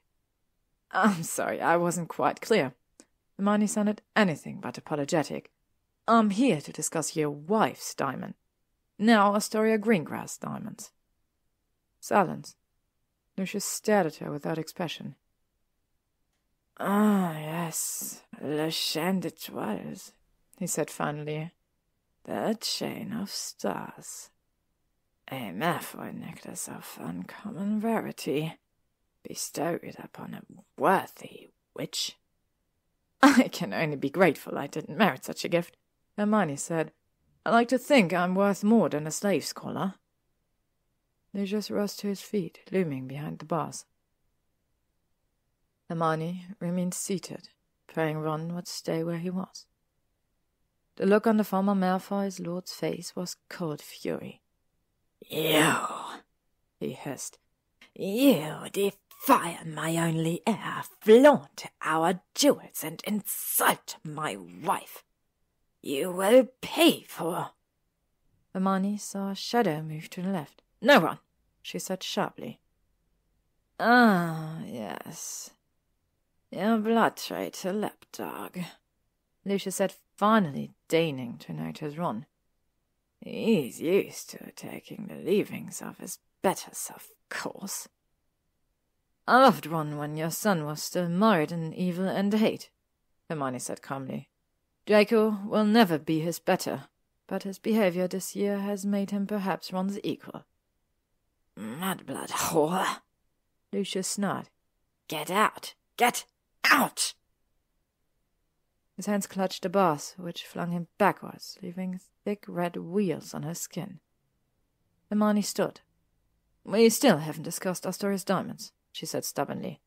Narcissa presented this chain of stars to her, and since Astoria cannot remove the necklace, she's permanently under Narcissa's control, and therefore yours. Lucius' eyes, so like Draco's, suddenly turned cold. He stepped closer to the bars, an evil smile touching his lips. "Draco will thank me one day," he said softly. "One day my son will retrieve la chaîne de trois and clasp it once more around Miss Granger's lovely throat. And then," the wizard's smile widened, "Draco will be able to enjoy its full advantages." His words dripped with suggestion, and Hermione had to call up the frozen pond on Pluto to keep from flushing. Ron gave a low growl at Lucius' tone. Been amazingly controlled, but she'd better move this along. "You're taking quite the risk here, Mr. Malfoy," Hermione said. "Perhaps you're right. Perhaps Draco will leave me and take up with Astoria again, enticed by a lifetime of submissive sex." The discussions with Astoria had turned out to be good training for this conversation. She retook her seat, ignoring Ron's shocked gasp. "But I think you're quite wrong." Hermione crossed her legs and put her clasped hands on her knees, the very picture, she hoped, of calm. "Draco has no interest in Astoria anymore, and will likely marry someone else. It doesn't have to be me, in which case that necklace will be lost forever, and he won't care." She smiled. "Draco doesn't need to choke a woman to get what he wants." Lucius' face was cold stone. "He will return to her," he said through gritted teeth. "Merlin, he even sounds like Astoria." "Are you willing to bet your diamonds on it?" she asked. "You've already lost the Gloriana set. Will you allow another heirloom to slip through your fingers?" Hermione let that question sink in for a moment. She was a great believer in letting people think. Lucius took his own seat again and sipped his tea from a dented metal cup, prolonging the moment, just watching her. "What do you propose, Miss Granger?" he asked as if he couldn't care less. "Tell me how to free Astoria from the necklace. You must know how. Allow her to return her to the family." Lucius froze. "You've already said that Draco won't use it, Miss Granger." Hermione looked him straight in the eyes. "Maybe his heirs won't be so dainty." Another silence fell. This one so thick and charged that Hermione could hardly breathe. She sat watching Lucius, counting the seconds as he stared at her, cup in hand, like he'd never seen her before. She had no idea what was going through his mind. Ron was utterly still behind her. She assumed he would have heard a thud if he'd fainted in shock. Hermione counted 2 minutes, and was ready to faint from the tension herself when Lucius finally emerged from his frozen state. He set down his cup and leaned back. His face wore a slight smile, and when he spoke he sounded amused. "I almost regret your blood status, Miss Granger," he said. Hermione blinked. That sounded like a compliment, in a racist sort of way. "Very well," he said. "You have me convinced. It would be in the Malfoy's best interest to release Miss Greengrass. She is apparently unworthy after all." "Bloody hell," Ron said behind her. "Indeed," Lucius said, all cordiality. He stretched out a long arm to pluck quill and paper from his desk, then wrote a short note. The parchment rolled up into a tight scroll, and Lucius slid it between the bars to roll on the floor at Hermione's feet. She eyed it in amazement, then picked up the scroll. "Do read it," Lucius said carelessly. "It is simply an instruction to Miss Greengrass to remove the necklace." "That's it?" Hermione asked, looking down at the scroll in her hand. "That's all that's required?" "You were a bit mistaken, Miss Granger." Lucius looked smug. "But then I don't expect one such as yourself to understand the nuances of magical jewellery. Narcissa did give Miss Greengrass the necklace, and the girl did follow orders. But those orders were mine. Dear Narcissa merely delivered my words." He took a sip of his tea. "The wording was precise. My wife told Miss Greengrass she was passing on her own interest gift, and she did it in a way to keep the necklace under my control. As I said, Lucius would be honored if you would wear this, dear. The wizard imitated his wife's nifty tone perfectly. Lucius would prefer if you didn't take it off. Lucius would like it if you showed Draco where his true interests lie, and please don't give up. Hermione's eyes narrowed. If you control the necklace, that means you. Lucius' smirk widened into a smile. Yes. Sweet little Astoria Greengrass is not bound to my wife, nor to Draco. She is bound to me. I regret that present circumstances prevent me from taking full advantage of that fact. Bile rose in Hermione's throat, and she swallowed it down. As much as she loathed Astoria, the very idea of the blonde under Lucius' power made her sick with dread. You recoil, Miss Granger, the wizard said darkly. Do keep in mind my son is no less possessive. Hermione shifted in her seat. Whatever was coming, she wasn't going to like it. I speak, of course, of the diamonds you now wear, Dark Wizard continued, and the set's motto. Hermione blinked. Bogan hadn't said anything about a motto. Draco didn't tell you. Intriguing. Lucius' eyes glittered. Tap the box with your wand, and these words will appear. Noli me tangere. Surely the brightest witch of her age knows her Latin. Noli me tangere, Hermione repeated. Touch me not. Well done, Miss Granger. Lucius continued, purring over her name, playing the role of the superior instructor. And perhaps you can tell me the famous poem that contains the phrase? Hermione struggled silently, her hatred of Lucius warring with the urge to prove her knowledge of 16th century Muggle poetry.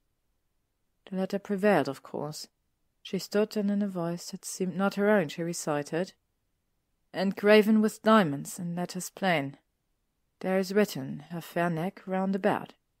Noli me tangere, for Caesar's I am, and wild for to hold, though I seem tame." That is correct, Lucius said, a teacher praising a rather dim pupil. The first Lucius Malfoy commissioned goblins to create the Gloriana set in the 1500s as an interest gift for the Queen. Hermione had heard the rumours surrounding Lucius I and the first Queen Elizabeth, who apparently rejected both his proposal and his diamond. It was said that an angry Lucius had cursed the Queen to never marry, but the set had apparently retained the motto, which quoted a love poem written to the Queen's mother. "Noli me tangere," Lucius repeated, a strange light in those grey eyes that held hers. "Tell me, Miss Granger, are you also wild for hold, though you seem tame?" Hermione flinched, stepping back and knocking the chair over behind her. She had to move forward and pick it up, and it felt a light touch on her back, a silent question. She clutched Lucius' scroll to her chest, but when she spoke, her voice was cool. "Thank you for speaking with me, sir," Hermione said. "I won't take up any more of your time." Lucius remained seated, an obvious knight. "Your visit was a pleasure, Miss Granger," he said. "I see now Draco's long fascination." He shrugged. "Strange. I thought I'd beaten it out of him." Hermione's fist clenched around the scroll, but she concentrated on Ron's hand still on her back. Calm. It won't do to set a chair on fire. "Oh, well." Lucius gave her a hooded look that reminded her of Draco. "I can't help but think, Perhaps I gave La Chaîne d'Etoiles to the wrong witch. Lost opportunities. He smiled thinly. Think of me, Miss Granger, sometimes. Or better yet, visit again. Alone. That silky voice caressed the last word, sending a shiver up Hermione's spine. If another velvet box had turned up in her bedroom and she tried on that necklace out of curiosity. Ron had finally had enough. You son of a... Hermione flung out an arm and felt her friend collide against it, but mercifully Ron halted and said no more. I pity you, Lucius, she said quietly. A single Dementor remains in Azkaban, and I'm looking at him. I will think of you here, all alone, shriveling into a wrath-like shadow of lust and hate, rattling your chains. Looking at you, I see the process has already begun. Lucius' eyes flashed, but he said nothing, and Hermione turned to meet Ron's shocked eyes. Now she just needed to get out of this room before she or Ron fainted, or both. Ron hurried to open the door, and it took every ounce of self-control for Hermione not to rush through it. She counted her steps. 1, 2, 3, 4, and there was Nurse Minnie, jumping up from her chair with a smile. The heavy door swung shut behind them. My, you were in there for a time, Nurse Minnie said brightly. Did you have a nice visit? Ron turned to Hermione. Oh, I don't care if we have to take the death ship. We're getting the hell out of here, he said. Holy fuck, Ron was repeating under his breath. Holy fuck, holy fuck, holy fuck, holy fuck. He and Hermione were on the deck of the Friendship, stemming fire whiskey, a gift from another Azkaban visitor. Rough visit, eh? The bluff wizard had asked, handing them this flask. She and Ron had boarded the galleon, undoubtedly looking more dead than alive. You two need this more than I do. Then he thanked them for defeating Voldemort and returned to his wife. Hermione and Ron huddled on the bow, wrapped in their cloaks and passing the flask between them. The Friendship didn't use the whirlpool, so the ride was longer but smoother. Hermione had her hood up and she leaned against Ron's shoulder. Ron took another swig. Holy fuck, he said one last time. Oh, I can't decide who was more scary, him or you. Definitely him, Hermione said. She still trembled like a leaf. Those diamonds he was talking about. Ron swallowed. They're really the ones you're wearing? Yes, Hermione said. Ron had earned some answers today. A diamond clip and 2 pins named the Gloriana set. Jewels caught any man who touches them, except for Draco. Ron was silent, but his body stiffened, as did the arm around her. Hermione? He took a deep breath. Hermione, I'm trying to be supportive here, but do you really want to be part of that world? I'm not joining their world, Hermione said. I'm trying to get them to join ours. Well, fucking luck with that, Ron said. He took another big gulp from the flask, then grinned. What? Hermione asked, looking up at him. She didn't see anything to grin about. I was thinking of my gifts to Malfoy Sr., Ron said. I hope he likes the nose-biting teacup. Chapter 71.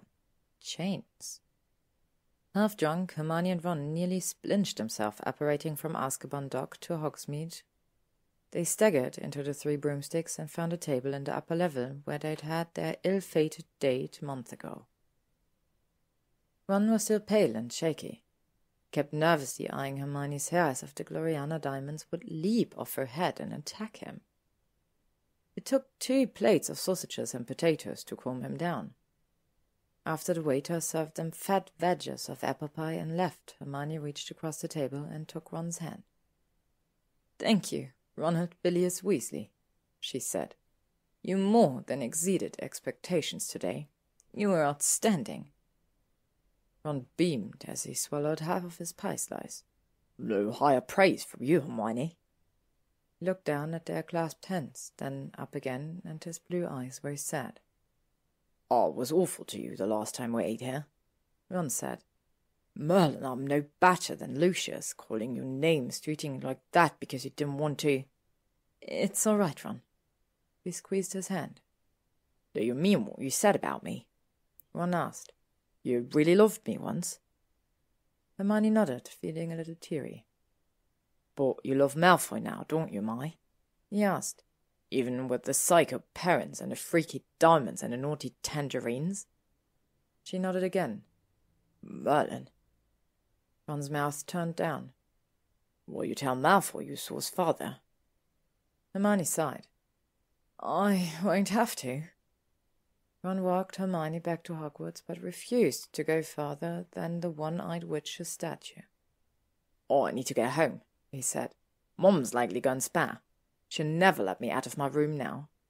Wait a minute, Hermione said. She summoned a quill and parchment out of a beaded bag and sat in the middle of the corridor, writing rapidly. Dear Molly, please forgive Ron for leaving the burrow without telling anyone. I needed him for a delicate mission, and without Ron, my efforts would have surely failed. Ron demonstrated courage, self-discipline, and maturity, and helped me free a young woman from a captivity more terrible than she knew. I'm very proud of him. See you this Christmas, all my love, Hermione. Hermione stood and handed the parchment to Ron, who read it wide-eyed. He grinned as he rolled it up and stuffed it in his cloak. Draco talks for me all week, he said gleefully. Mum will be revolting. His voice climbed higher. My boy, so brave, so mature. He held out his arm for a hug, and Hermione embraced him without hesitation, then stepped back and took his hands. Let me know if you need protection again, Ron said, looking smug. She laughed. I certainly will. Ron disappeared down the witch's hump with a jaunty wave, and Hermione began climbing staircases, smiling to herself. She stopped outside the Owlery to read Lucius' scroll. He wouldn't deliver anything to Astoria on his word alone. The message was as she expected, short, to the point, and vaguely creepy. My dear Miss Greengrass, I have decided it's in our family's best interest if you remove La Chaîne d'Étoiles and return it to us. I regret the loss of such an intriguing association. Appreciatively, Lord Lucius Malfoy. Hermione shook her head, almost amused, and entered the Owlery to tie the scroll to Brownie's neck. Take this to Astoria, please, she said, stroking the downy feathers. The owl nipped her affectionately and fluttered off. She put her gloved hands on the Owlery railing and watched Brownie's small shape disappear into the darkness. The night wind blew her hair wildly and tugged at her cloak, but she stayed despite the cold, thinking of Lucius in his cell, weaving his sick little plots. Some things never change. But then she thought of Ron, setting aside his hatred and fear to follow her into Azkaban today. She thought of Draco and Aperto Sum. She thought of Pansy and the look in her eyes when Neville touched her hair. She thought of Ginny, determined to be glamorous but not overstrung. Change. We all can change. The cold wind strengthened, sending shivers down Hermione's back, but she hardly noticed, hardly heard the rustling of feathers and soft hooting of owls. Next week were Lucius and Narcissa's trials before the Wizengamot, and those outcomes would help determine Draco's future. She sighed and turned away from the railing. Trials couldn't come soon enough. She was sick of waiting, watching Draco, keeping herself busy with potions and prison visits and hunts for love-diggers. Love-diggers? She'd never checked in with Luna, and her friend was probably roaming the castle that very minute, terrorizing innocent couples. Rubert's words from their first Dada class whispered in her mind. I want you all to think of love. Love of family, love of friends, of places and things, and yes, romantic love. Hermione froze on the Owlery stairs. Different kinds of love. Even different kinds of romantic love. Various couples shuffled through her mind. Of course! She would speak to Luna tomorrow. Hermione didn't bother to look for Draco the next morning. Like the day after she'd nicked his silver snitch, she knew the blonde would turn up. It was unfortunate that he happened to turn up in the divination corridor right after breakfast. Put the net down, Luna, Hermione was saying. You don't need to sodding loopies. I'm telling you, I know how to find your love diggers. Luna stared at her, finally giving Hermione her full attention. Ravenclaw had spent the entire walk from the Great Hall describing a complicated chain of imaginary creatures. Woobers tend to cluster around Monsies, who are always seen near loopies. After it rains, and loopies follow love diggers when— Luna, Hermione repeated. All you have to do is— She trailed off as a familiar scent of cologne and warm sunshine wafted her way. Draco was striding toward them, leather bag in hand, black robe billowing. Granger, he growled, ignoring Luna. Like that ever worked? Draco, Luna cried, eyes lighting up. Were you able to ask your mother about a fountain of memories before she was arrested? Hermione couldn't help a small groan, expecting an immediate scene, but Draco merrily glared at Luna before turning his disapproval on Hermione again. I need to speak to you, Granger. Well, I'm speaking to Luna right now, Hermione said, annoyed by his high-handedness. Calling her Granger? Let's all have a nice chat, Luna suggested, sounding just like Bluebell. She opened the door to a small classroom and swept in, net over her shoulder. Hermione huffed and followed her friend, and Draco, of course, followed Hermione, just like a chain of Woobers and Monsies. Is that a glowy gooby under your jumper, Draco? Luna asked. How clever. The light often attracts love diggers and— No, Draco snapped, flushing slightly as he pulled his robe closed. Hermione paid the other no heed. She was too busy looking around. The room was stuffed with divination paraphernalia. Mirrors, crystal balls, tea sets, box of twigs and eggs, moth-eaten copies of Unfogging the Future, levels 1 through 4, were stacked on the desk. A large crystal ball filled with pale fog sat on a tall stand near the teacher's desk. Of course, Hermione thought. L-A-I-D. Padma Patil had requested a divination lesson in porn, but Hermione had refused. I fail to see the point in even taking a divination nude, she told the head girl. Surely the proctors can just see everyone's future performance and mark them accordingly. Padma had stalked off in a huff, vowing to found her own study group. Obviously, Luna had led Hermione and Draco into the headquarters for learning assistance in divination. Draco was leaning against the closed door now, arms crossed, glaring at both witches. Hermione ignored him. Look, Luna. Hermione wiped rows of numbers off the blackboard with her wand and picked up a piece of chalk. She rapidly wrote 2 columns of names. No diggers around Harry and Ginny, Draco and myself, or Pansy and Neville. But plenty diggers around Theo, whether he's with me or Lavender, and especially large number around, well, Ernie and myself.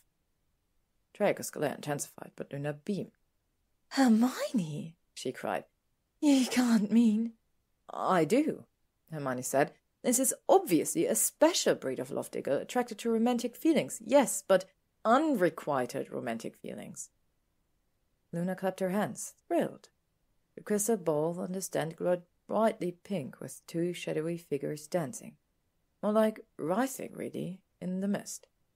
Of course, Luna cried. Theo has unrequited feelings for you. And Lavender does for Theo, Hermione said quickly. And Ernie, of course, is hopelessly devoted to you. He's always looking at you. That will be quite enough, Draco broke in, sounding just like his mother. Luna, I assume you now have enough to go on with, so I hope you would possibly consider taking yourself and your net off to locate some pathetic pinning knob too stupid to realize his feelings will never be returned. Oh, yes, Luna said sunningly, unravelling the previous statement with ease. It was Ravenclaw, after all. She hugged Hermione. Thank you. Bluebell will be so pleased. That is our mission in life, of course, Draco drawled. And Draco, I'm sure whatever sentence your mother receives, house arrest will be involved, Luna continued. The perfect time for renovations. Draco bristled. Hermione hustled Luna out of the room with a quick, "You're very welcome. See you in Transfiguration. Bye." She slammed the door, then turned to face Slytherin. "Speaking to me now?" Hermione asked. "You're breaking a little rule, Malfoy." Draco's face was dark. "I feel more like breaking your neck. How dare you visit my father?" Hermione walked over to the teacher's desk and hopped onto it, legs dangling. She gave the tall wizard an airy smile. "I assume Astora returned the diamonds to you?" "Yes, and she showed me the letter." Draco uncrossed his arms and stepped closer. "Apparently my father controlled the necklace all along." Pulled out his wand, and Hermione eyed it warily. "I told you to leave this be, Granger," he said. "My family, my parents, my former betrothed, mine, my business. But you just had to interfere, didn't you? What did you promise my father in return for this little favor?" "I didn't promise him anything." "I don't believe you. My father does nothing for free. What did you sacrifice to help a woman wholly undeserving of any sacrifice?" "Not a thing," Hermione said smugly. The crystal ball beside the desk shifted to dark grey fog swirling around a slender, pointed shape. "You think you can play games with me?" Draco's voice shook with fury. "You think you can go alone to Azkaban and play games with my father?" "I didn't go alone," Hermione said. "Ronald came with me." Draco's jaw dropped. "Ron felt terrible about calling me Death Eater whore," Hermione went on serenely. "This was his good opportunity to make it up to me." Draco's eyes narrowed. "I don't believe a word of this. I don't believe you took Ronald Moran as a way of life Weasley to Azkaban to help you confront my father." Hermione shrugged. "See for yourself. As I told you before, I'm a rubbish at cluemans." "You think I won't? I want to know every word my father said to you." Draco stepped closer still, threatening figure swathed in his black robe, one pointed at Hermione's head. Hermione swallowed, but didn't look away. "Go on," she said. Draco hesitated. "I'll be careful." "While you're in there, you might take a look at my pawn," Hermione said. "I'm sure you're behind." His lips quivered, almost a smile. Then Draco nodded and whispered, "Legolemons." Hermione trembled. Draco's sudden nearness was flooding her senses, and now his magic was flooding her mind. But instead of her visit with Lucius, other scenes crowded forward. Draco's wicked smirk on the carriage ride to Hogwarts. The firelight on his face the night of the Gryffindor party. Draco's face so young and broken with cupcake on his shoulder. "Don't be angry." Draco holding her on his broom. Draco wet and shivering in a Gryffindor blanket. And finally, Draco standing before her in his bedroom with a curled lip and haunted eyes. "You do not want to know what I thought of you then at night, alone in the dark." Draco staggered back, panting, the connection broken. "Control yourself!" He snapped, his face bright red. "You control yourself!" Hermione hissed back, a little rattled herself. "You're the big Death Eater trained expert." Looked over at the crystal ball, which was inky black except for a tiny, bouncing pink shape. Draco closed his eyes for an instant and took a deep breath. "All right," he said more calmly. Just think of your visit to Azkaban." Another deep breath. "Think of my father." Hermione nodded and closed her own eyes. It was easier without seeing Draco's face. Again she felt his magic, now unerringly focused on the recent encounter. "Miss Granger, the chapter on musical runes. Wacky faint. I loved Ron when your son was still mired in evil and hate. Mudblood whore." Draco's magic quivered and threatened to break the connection, but he refocused. "You've already said that Draco wouldn't use it, Miss Granger. Maybe his ass won't be so dainty." Horror rippled through Draco's magic, but it held. "Miss Granger, are you also wild for hold, though you seem tame?" Somehow Draco held on until he reached her memory of leaving Lucius' room. Then he lowered his wand and stepped back. His face was bloodless and his wand trembled. "You really didn't," he breathed. You didn't promise him anything." Hermione sniffed. "Of course not." "He was looking at you." Draco growled. "Yes," she said. "Malfoy men, they were all puffs." "He was talking runes with you," Draco said, as if no topic could be more suggestive. "About dirges." "Yes," Hermione said again. She almost rolled her eyes, but then she remembered her discussion of dirges with Draco in the charms classroom over the Codex Runicus. Draco had played that odd, halting, heartbreaking tune on the runes for her. Then he'd backed her against the chalkboard. "Have you been thinking of me?" "I'd much rather discuss runes with you," Hermione said in a weak attempt at seductions. Draco just looked furious. "You have gone too far this time, Hermione. One of those days your luck will run out and you'll find yourself in the Death Eater's power again. Have you learned nothing?" "I'm fine, Draco. You saw for yourself." "You have to stop doing this." Draco was nearly pleading. "You have to stop risking yourself for Theo, for Astoria." He swallowed. "For me." "I won't stop," Hermione said stubbornly. "It's who I am. I spent 7 years risking myself for Harry, and I'll risk myself again if I have to. Draco, your father had Astoria on a leash. Don't tell me he wasn't plotting ways to yank it. All the way from Azkaban." Draco fell into a nearby chair, his head bowed, his white blonde fringe over his eyes. Hermione slid off the desk and knelt before him. She took his hands, trying to look into his face. "You warned me about Astoria," Draco whispered. "I should have handled it myself. I couldn't go back there." Hermione said nothing, just held his hands tightly. Draco sighed. "You were right to bring the weasel," he admitted, his voice stronger. "His behavior was surprisingly well considered." "High praise indeed," she murmured. "For the weasel, yes," Draco said. He looked up slightly, meeting her eyes, and gently pulled his hands from hers. Hermione sat back on her heels, and Draco reached out to brush a lock of hair off her face. His fingers caught in a curl, and he tucked her head back, raising her chin. Hermione's eyes slid shut, and she waited for the feel of soft lips on hers.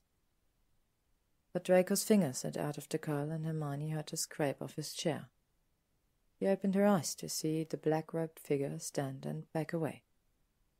Then he picked up his bag and prepared to leave. Hermione stood as well.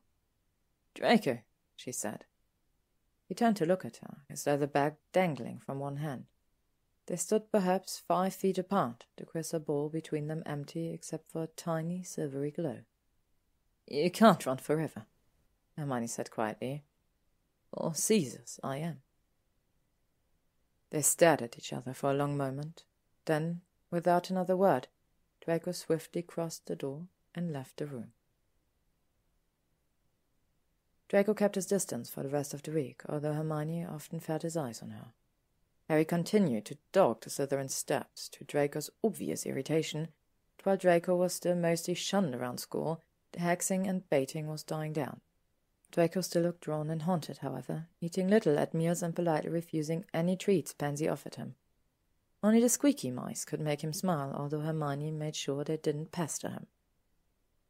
Theo returned to his usual urbane manner, and Hermione reluctantly allowed him to join her table and potions again. The Slytherin must have had an "I'll cut you with the glass shards" moment with Lavender, because Lavender wouldn't even look at him, and her hands trembled as she counted out their griffin claws. Hermione thought about helping her, both with the task and her obvious distress, but thought better of it. Maybe this would teach Lavender to stop chasing Slytherins. It was at this juncture, with the entire school divided over the Malfoys' latest actions and tensions running high between nearly all 8th years, notably between Ginny and Blaise, Hermione and Theo, Lavender and Theo, and, of course, Draco and just about everyone, that the Slytherins chose to hold their own inter-house party and invite other 8th years. Neville begged Hermione to attend for Pansy's sake. Pansy was planning the party with Astoria, of all people, and Hermione agreed, remembering Neville's reference for Draco and his help with the Virgin Earth. The party Saturday night was for Slytherins and Gryffindors only, thank Merlin, which cut out Luna and Justin Finch-Fletchley, among others. Annie and Padma, however, were invited as head boy and girl, a typical Slytherin political move. Harry was invited as well, and had surprisingly agreed to come instead of pleading weekend aura duties. The dress code on the invitation was semi-formal, a blatant attempt to get Gryffindors out of denim and sneakers. Hermione found herself standing in front of a bedroom mirror the night of the party, fingers twitching to grab her wand and lengthen her dress hem. What she was wearing was Pansy's fault. A shocking dark green, almost black, halter dress with a short, flowy skirt, bare shoulders, and a deep V neckline. Ginny had also painstakingly sorted Hermione's hair into long ringlets with 2 Gloriana hairpins drawing strands off her face. "This is too much," Hermione said, staring at her reflected image. Silver bangles on her wrists matched her heeled sandals. "Entirely too much." "You look dazzling," Ginny said. She herself wore a strapless dress of dark purple with an amethyst pendant on a golden chain. Her hair was unbound, falling like smooth, coppery curtains from a centre part. Hermione shook her head. "You're the dazzling one, Gin. Harry will lose his mind." "I'm not dressing for Harry or for Blaise," Ginny said severely. "I'm dressing for me." Harry was waiting in the Gryffindor common room with Neville, and Hermione halted on the stairs, stunned, for it could almost be Theo in glasses standing there. Harry wore a black suit with a crisp white shirt and a green tie that matched his eyes. His hair even stuck up in an organized way. Pansy must have gotten to him as well. Harry wore a tiny gold tie clip in the shape of a phoenix and a magical watch Hermione had given him for his birthday. "You look incredible, Hermione," Harry said, kissing her on the cheek. "So do you, Harry," Hermione managed. "Very sophisticated." "Well, Pansy insisted that Neville and I—" Harry trailed off, and Hermione didn't need to turn around to know that Ginny was walking down the stairs. Hermione moved over to Neville, who looked like an entirely different person, all in black with a silver tie. Harry met Ginny at the bottom of the stairs, and whatever he said brought a rare flush to the redhead's cheeks. Ginny tore her eyes from his. In her heels, Ginny and Harry were almost over height, and walked over to Hermione and Neville.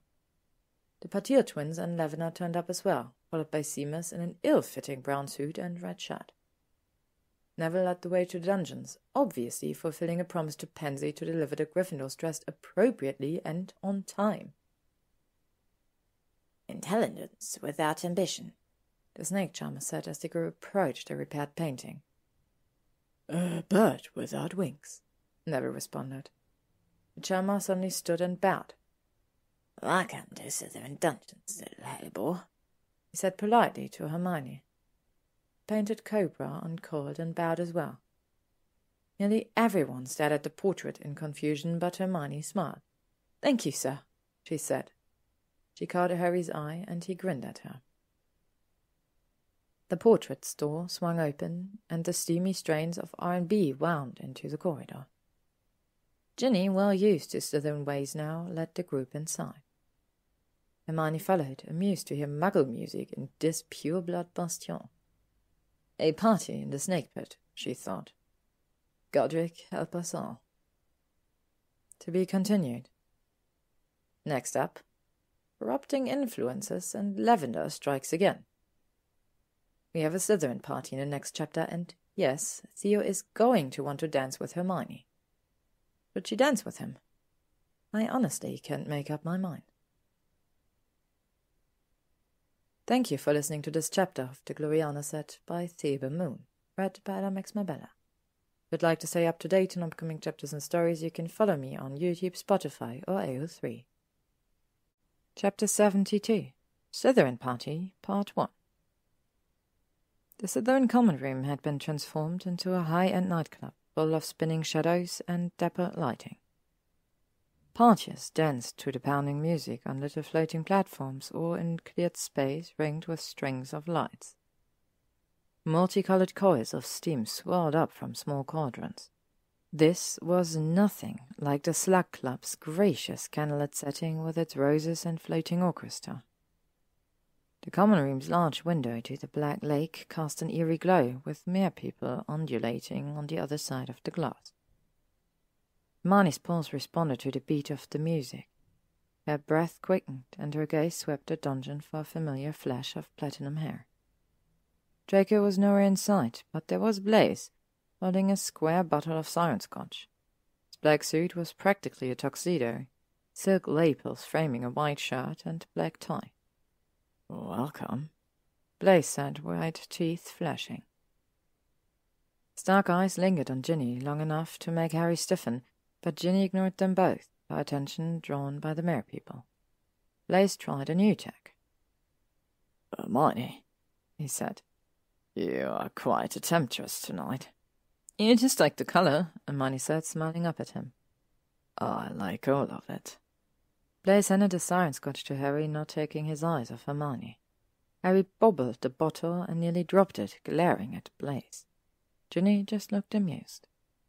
"Dance with me, Hermione, please," Blaise said, and Hermione allowed herself to be led away. Blaise had, after all, been a good friend to Draco since Narcissa's arrest. "Strange time for a party," she said to Blaise, trying not to blush. This wasn't waltzing in the potions dungeon. Blaise's hands were on her hips, and he ground slightly to the music. Hermione did her best to follow along without becoming too embarrassed. She cleared her throat and focused on Blaise's silver snake-shaped tie pin. "There's little to celebrate these days." "I know, but Pansy insisted," Blaise said. "She and Astoria said it would cheer everybody up." "Things must be bad if Astoria is cheering people up." Blaise lowered his head to a whisper in her ear. "I love that sharp tongue of yours." Hermione snickered at his suggestive tone. In some ways, Blaise was a wind-up doll like Astoria. Looked around Blaise's shoulder at her friends. Neville was handing out glasses. Harry was pouring the drinks and doing a bad job of it, since he was glaring over at Blaise at the same time. He spilled siren scotch on Lavender's dress, causing her to squeak in outrage, and Ginny rolled her eyes and pulled the bottle from Harry's grasp. "Are you going to ask me about Draco?" Blaise breathed in her ear, hands travelling up her ribs. "No," Hermione said, pulling away. "Are you going to fill me up?" Blaise smiled. "Don't tempt me." "Apparently, I already have," she said tartly. "Find another way to irritate Harry." "Oh, but this is so effective." Blaise looked disappointed, but he did withdraw one of his hands, taking hers instead and placing the other hand on Hermione's exposed back. His touch still felt rather suggestive, what with that sinful music playing, but definitely an improvement. "I'm sure Draco will turn up," Blaise said with a smile. "He'd hate to miss you tonight." Hermione could see Pansy now, resplendent in a draped silver dress cut low in the front and back. Neville's hand was trailing up the witch's bare spine in a way that made Hermione almost blush. Honestly, Neville was her friend. Her gaze then landed on Astoria, who wore an off-the-shoulder white lace dress. The blonde's throat was pointedly bare of any jewellery. Astoria met Hermione's eye, and the Slytherin gave a short nod, which was all the thanks Hermione was likely to get. No matter, keeping any witch out of Lucius' control was thanks enough. Blaise gracefully spun her, still keeping a reasonable space between them. Hermione gave him a grateful smile, then looked over the room again. Another pair of dark eyes caught Hermione's, a Slytherin wizard she didn't know, likely a 7th year. He eyed her boldly with an arrogant sneer. Lovely, some pure-blood muggle-hater with his knickers in a twist. The music faded, and Blaise released her with a kiss on the hand and a leer just for Harry, who was pushing his way over with a frown. "Damn it, Hermione," he began. "Isn't it all over?" "Oh, hush, Harry," she said, fishing her drink. "Blaise was just trying to annoy you." She plucked 2 champagne flutes from a floating tray and handed one to her friend. "Relax, have some fun. It's a party." Harry sipped his champagne with a reluctant grin, his coat sleeve falling back to reveal tiny snitch cufflinks. He really did look sharp tonight. "Are you going to buzz everyone into having fun?" he teased. Only if they need it. The icy champagne was cool in her veins after the scotch. Come on, let's dance. She and Harry probably looked silly, doing their typical clumsy swaying in this intoxicated setting. The magical phonograph in the corner was belting out a deep bass beat that was quite provocative, but Hermione and Harry were too busy giggling at the clearly drunk Slytherin stumbling after the Patil twins. Harry's laughter trailed off, however, when he saw Ginny and Seamus join the dancers. "Harry," Hermione said. He looked back at her. "Have you and Ginny spoken since?" "No, not really." Harry sighed. "But she was right about Chloe." Hermione said nothing, just swayed in her friend's arms, trying not to look at the couple behind Harry. The wizard was pulling at his dance partner's clothes with his teeth. "Give it to me, give it to me, give it all," the phonograph crooned. Harry was still sighing, obviously not in tune with his surroundings. "I was all stern and honourable with Chloe too," he admitted. "Merlin, Hermione, it's true, I'm like Percy with women." "Did you lecture her about cauldron bottoms?" "No," Harry grimaced. "But I did talk about one protocol, and not in a fun way." Hermione giggled. Harry carefully drew a stray curl out of her face, avoiding the Gloriana pins. "Chloe didn't go back to friends for a title," he continued. "The Duke trough a prick or whatever. She'd known him since childhood." Harry glanced over at Ginny. "I have no idea how to behave now. Everything I do just pushes Gin away." "A fresh start," Hermione said. "What?" "A fresh start. No expectations, no adoring little sister, no boy who lived. You and Harry, she's Ginevra." Harry was frowning. "I suppose you know all about fresh starts with Malfoy." "Quite the opposite," Hermione said. "The two of you are really terrifying," Harry said. "I've been following Malfoy around for over a week and he's exhausting. Think Merlin has parents' trials next week. Then I can go back to chasing dark wizards. It will be like a vacation." The music ended, or more accurately, began bleeding into the next shocking, almost moaning tune, and they stopped dancing. Again, Harry looked over at Ginny, who was obviously teasing Neville about something salacious as Pansy smirked beside him. Over by the phonograph, the dark-eyed pureblood creep was still stirring. "A fresh start," Harry said, looking thoughtful. "Yes," Hermione said. "All right." Harry picked up 2 champagne flutes and walked over to Ginny, looking lighter than he had in a long time. He wasn't wearing his aura robes, but he walked with that confidence. Hermione smiled and stepped over to a platter of chocolate-dipped strawberries. Well, Hermione Granger," drawled an unfamiliar voice. She turned to see the arrogant Slytherin now standing before her, those dark eyes narrowed as if she was invading his space. Fingers twitched, wanting to touch the wand hidden in her dress. Every nerve ending was on alert. "Isn't this an honor?" The wizard continued. "Marcus Fix." He pronounced the name as if she should know it. She said nothing, just frowned at him, her one hand pressed against her hip. "I'm happy to be quite charming, but surely I haven't struck you speechless." The young Slytherin said. He was attractive in a coiled sort of way, more in the way he stood and held his head rather than his features or bodies, which were unremarkable. "You were sneering at me before," Hermione said coolly. "I'm guessing you don't want me here." Fix sniffed. "I'm surprised you let Zabini paw you so." "You disapprove?" Hermione said. "I'm devastated." He looked him up and down. "You need to work on your charm, Mr. Fix." She turned and walked away, sensing rather than seeing Fix's eyes on her. Creepy. Anxious to escape Fix, she walked straight into a wizard in a grey suit. "Oh, excuse me, Annie!" And he looked down at her, his mouth opened. "Hermione, you look so glamorous." His face was as red as his ears. "Come dance with me," Hermione said. Fix was still lurking by the strawberries. "There are some seriously weird wizards here tonight." Ernie complied, but the music had switched to a low, throbbing beat that neither of them knew what to do with. Conventional dancing simply wouldn't do, and with a sigh, Hermione instructed Ernie to put both hands around her waist and her hands linked around his neck. He managed to find some sort of rhythm, and Hermione was doing fine until she looked over to see Ginny standing with Harry, their eyes wide. Ginny grinned and gave Hermione a thumbs up, and Hermione felt her face heat. Sweet Merlin would be all over the school. Hermione Granger grinding with Ernie Macmillan. They were in an orgy, you know, in a storage room with half the student government.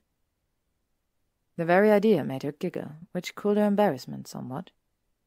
Ernie appeared to be sniffing her hair or something, and she was just about to warn him about the Gloriana pins when the inappropriate song finally ended. She stepped backward from Ernie, who thanked her and walked quickly away. "He's probably off to wank somewhere," said a familiar voice.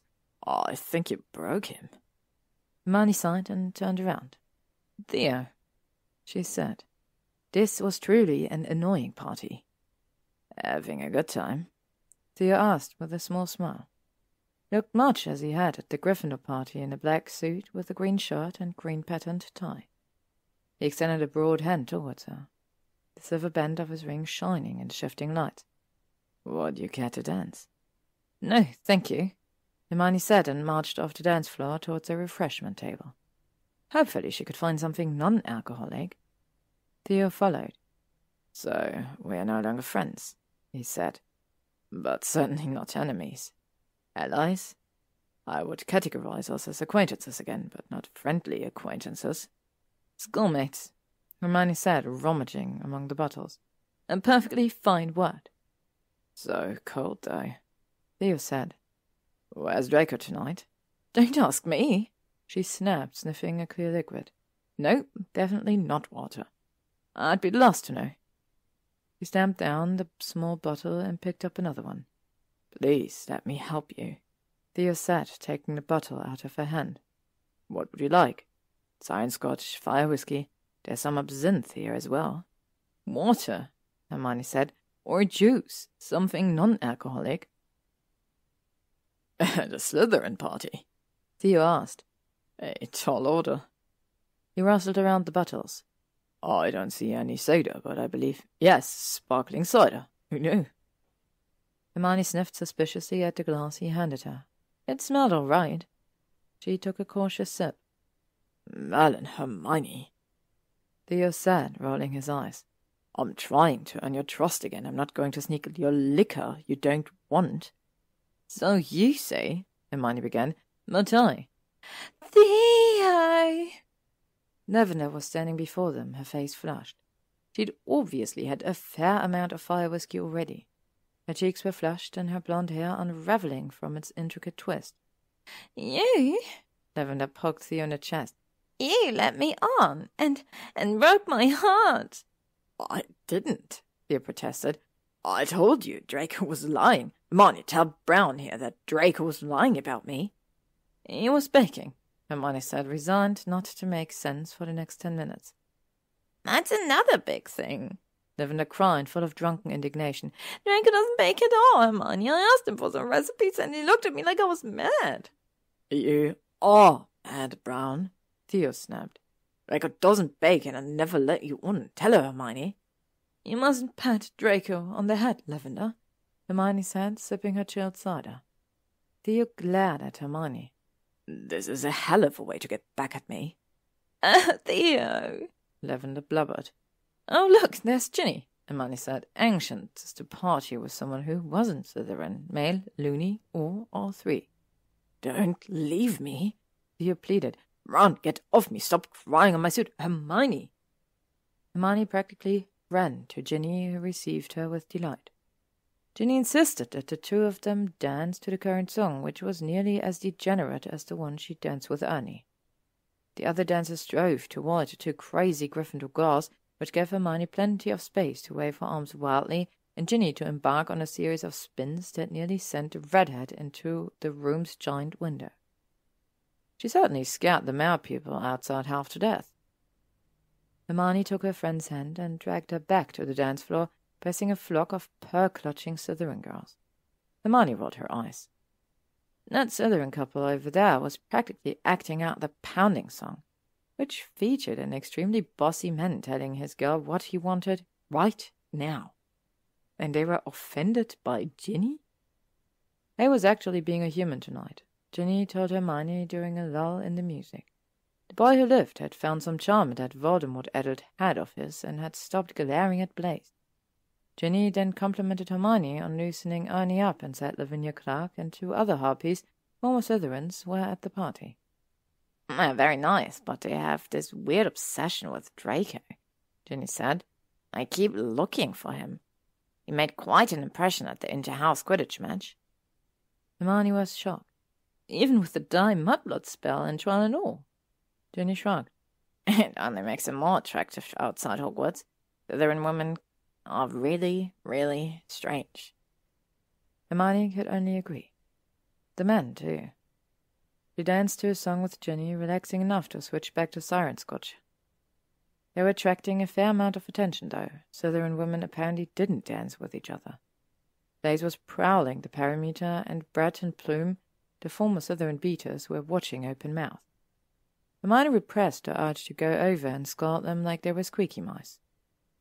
She soon regretted the siren scotch because she found herself eyeing Theo, now dancing with Daphne Greengrass in a very tantalizing way. He had shed his coat and tied and freed the top few buttons on his green silk shirt. Theo caught her watching and winked, and Hermione turned her head away. Lavinia Clark was talking to Neville, at least until Pansy arrived and drove off the harpy with a single look. After 3 songs, Hermione and Ginny withdrew to sofas near the fireplace with Neville, who now had Pansy on his lap. Harry joined them soon afterwards, tie loosened and face flushed. You were dancing with the Patil twins, Ginny said to Harry mischievously. Oh, I may never be the same again, Harry said, smiling back at her. These Slytherin parties are something else. Hermione had to agree. The whole scene was arousing. The music, the alcohol, the runaway hormones. Neville beside her was whispering to Pansy, who was giggling. Harry had shifted closer to Ginny, his smile making him look much like Theo. Ginny leaned back negligently on her side of the sofa, long legs crossed, champagne flute in one hand, quite at ease in this setting. She looked back at Harry with very Slytherin eyes. "I need air." Hermione slipped away from the fireplace with an eye to leaving the common room for a time. Maybe she should leave the party altogether. Her friends were obviously preoccupied, and the evening suddenly felt flat and lifeless. Drake was likely in France again this weekend, with only Aimee for company, brooding over his trials ahead, and here she was. Leaving already? It was Fix again. Don't tell me one little Slytherin party is too much for Hermione Granger. Hermione turned to face him. Fix's round face and black curls made him look ridiculously young despite an exquisitely tailored black suit. The hand holding his ring sported a fat emerald ring that matched his tie. "Why do you keep saying my name like that?" he asked him peevishly. "Like how?" Fix sipped his siren scotch on ice, his dark eyes never leaving hers. "Like it's a grand title to sneer at." "It's a grand title, but I wasn't sneering," Fix said. Hermione rolled her eyes. "Nice try. You obviously sneer at everything. A less than charming Slytherin trait." "It's a draw." Fix shifted between her and the portrait hall. "We can't help it." She glared up at him. Yes, I'm Hermione Granger. I'm a crazy drunkard who lets men paw her while dancing. Now that I've dashed all your hopes and expectations, may I leave?" Fix arched an eyebrow. "Interesting. Does it mean you might let me paw you as we dance?" Hermione huffed and looked out at the party, ignoring Fix. Theo, she noted, had been cornered by Lavender once more. The blonde Gryffindor was chattering anxiously, patting the poor man's arm after spilling her drink on him. Fix followed her gaze. "Not has his hands full over there. Odd girl. Ellen only knows what she's saying." "Oh, Theo, please forgive me," Hermione squeaked. "Here, a lick of the siren scotch off your sleeve." "Fine, but watch the cufflinks, dearie," Fix said in an absurdly deep voice. "On the other hand, let me use this napkin, Theo. I'll dab it all over you in a very suggestive way." And I'll squeal like a little girl and spill my own drink. Oh, Theo, you're so handsome when you look murderous, Hermione breathed. Where are you going? Please threaten me again. It's just foreplay, right? Theo! Hermione just laughed into giggles. She couldn't help it, and Fix laughed outright, looking even more boyish now. Theo had made his escape, but at a cost. He'd knocked over 2 tables, and his wrinkled shirt now had spreading dark stains. Other Slytherins snickered as Theo disappeared down the stairs to the boys' dormitories. The fracas had caught the attention of Harry, who had his arm along the back of the sofa he had shared with Ginny. Lavender was sobbing into her rejected napkin, but the Patil twins were quick to comfort her. Harry turned back to Ginny, who evidently said something shocking, given the look on Neville's and even Pansy's face. But Harry just gave Ginny a lazy smile that Hermione had never seen before. "You look rather smug," Fix said. Hermione startled. She'd forgotten he was there. "I like seeing my friends happy," she said. Fix set down his own glass and shed his suit coat, handing it to a passing Slytherin boy without looking. "We are dancing now," he announced, taking Hermione's hand and pulling her towards the mass of bodies.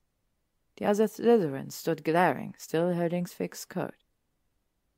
"I'm not dancing with you to this shocking song, Fix," Hermione objected. "So just—" Fix ignored her entirely, just placed her in the center of the crowd and put her arms around his neck.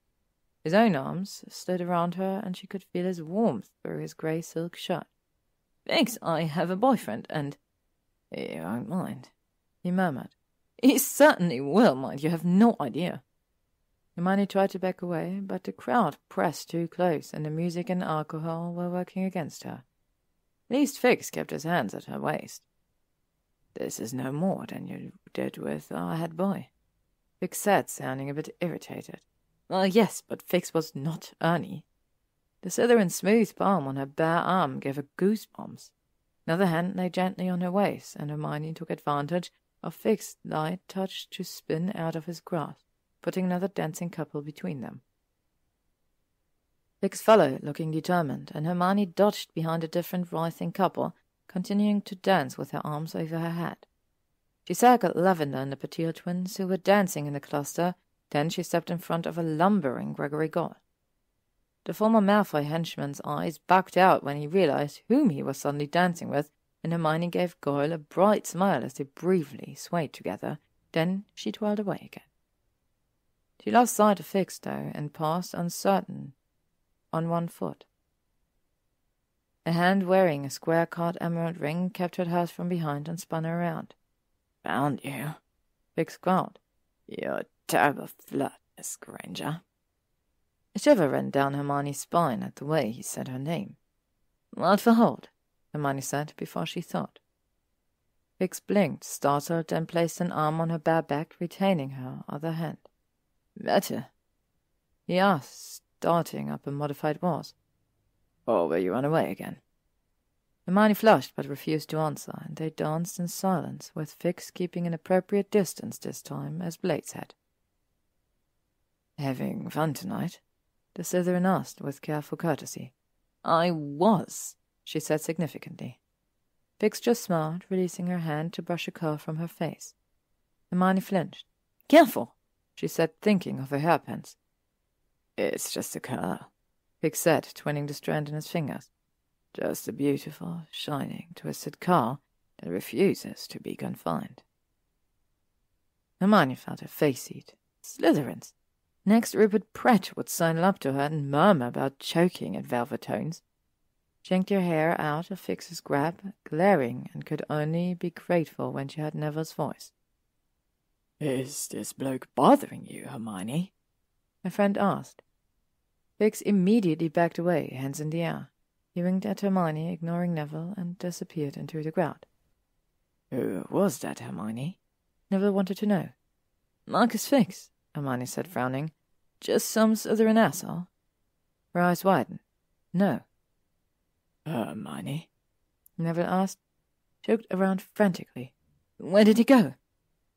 "Where did who go?" asked Pansy, stepping up. "What's with you, Granger?" "I'm fine," Hermione said, craning her neck to look over the crowd. She left them and began weaving through the room. Hermione circled the common room, dodging Theo, who was once more impeccable in a fresh shirt and tie, and Ernie, who'd obviously had more to drink and wanted another dance. She saw Astoria sway up to Theo and latch onto his arm. Theo looked like he'd rather have a lavender back again. Having an irritation, Hermione stepped onto the floating platform and danced a bit mechanically while she surveyed the party below. People were pointing up at her, but she hardly noticed. There he was, leaning against a silver-papered wall with the glass in his hand again in the pool of light, his face upturned towards her.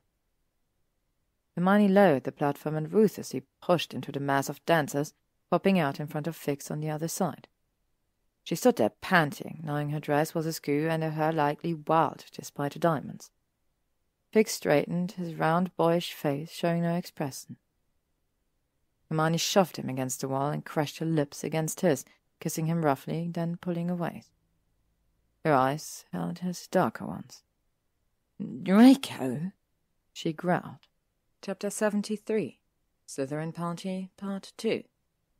"It's Marcus, actually," said the wizard, utterly unfazed by Hermione's kiss. "Did you just call me Draco? Draco Malfoy. He's a very powerful wizard. I'd hate to cross him." Blood pounded in Hermione's veins, and for the first time that night she truly felt the music. She twined her fingers with his, tugging lightly. "Dance with me some more, Marcus." She leaned forward in a classic Ginny move, her lips only inches from his. "You said yourself, my boyfriend won't mind." "Oh, I'm shocked, really," the wizard said as she led him to the dance floor. "Hermione Granger seducing boys at parties? Does this mean you're going to educate me?" Hermione ignored this, as well as the wide-eyed looks around her. Her reputation was in tatters anyway. She was furious with him, but it could wait. Draco was here, he wanted her, she wanted him, the music was pounding, and they were going to dance.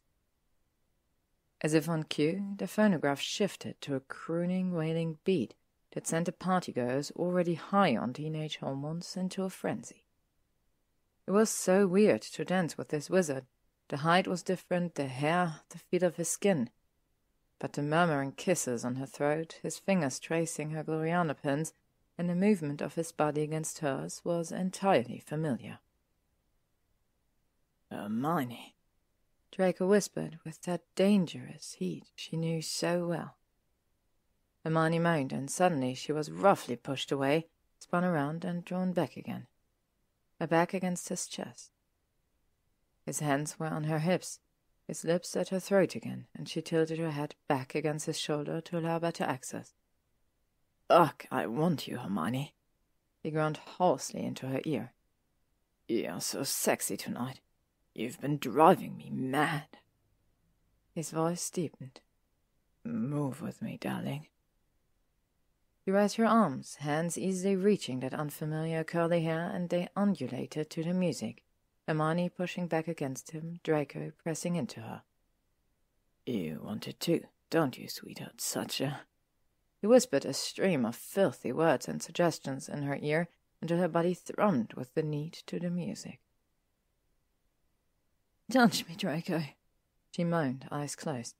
"Please, She felt his hand slide up her leg, raising her dress slightly. "Hermione!" Her name again, but in a rather different tone. Her eyes popped open to see Harry looking completely appalled. "Hermione!" Harry repeated. "What are you doing? You don't even know this bloke." "Don't tell him. Don't tell anyone," Draco whispered as Hermione was pulled away. "Honestly, Hermione, you're worse trouble than Lavender," Harry scolded. He glared at the wizard. "She's not one of your Slytherin sluts, you little fuck, so why don't you take yourself off?"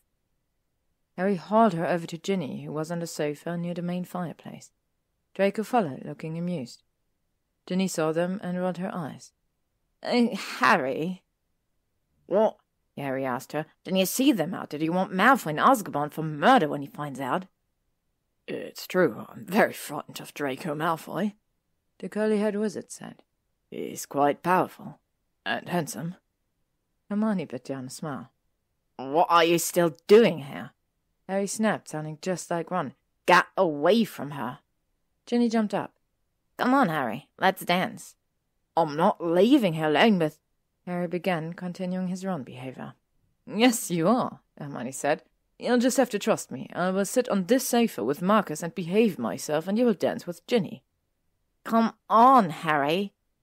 What, Ginny? We can't. We certainly can. She's a big girl. Ginny took his hand.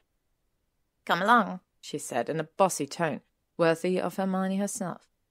She flounced off, hair rippling, pulling a reluctant Harry behind her. So much for my secret identity, Draco said, joining Hermione on the sofa. She won't tell Harry, Hermione said.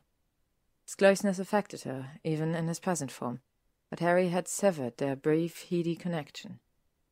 Draco sat stiffly, both feet planted on the carpet, hands on his knees. Hermione's posture was equally stiff on the other end of the sofa as she took in the scene.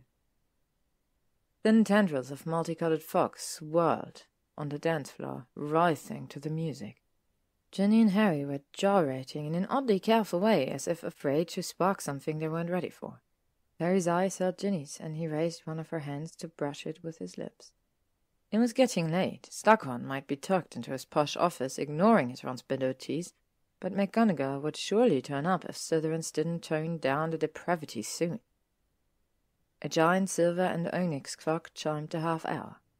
11:30. And the phonograph switched to a smooth, romantic melody. Harry and Ginny followed suit, trading their careful grinding for even more careful swaying. Hermione sighed and shifted slightly, leaning against her side of the sofa. She crossed her legs, drawing a quick glance from Draco, but still she said nothing. He was the one who followed her to the sofa. If the git wanted to talk, he could talk. I can't stay long, he said finally. The crowd is thinning out, and people are starting to ask questions. I had to fend off Astoria.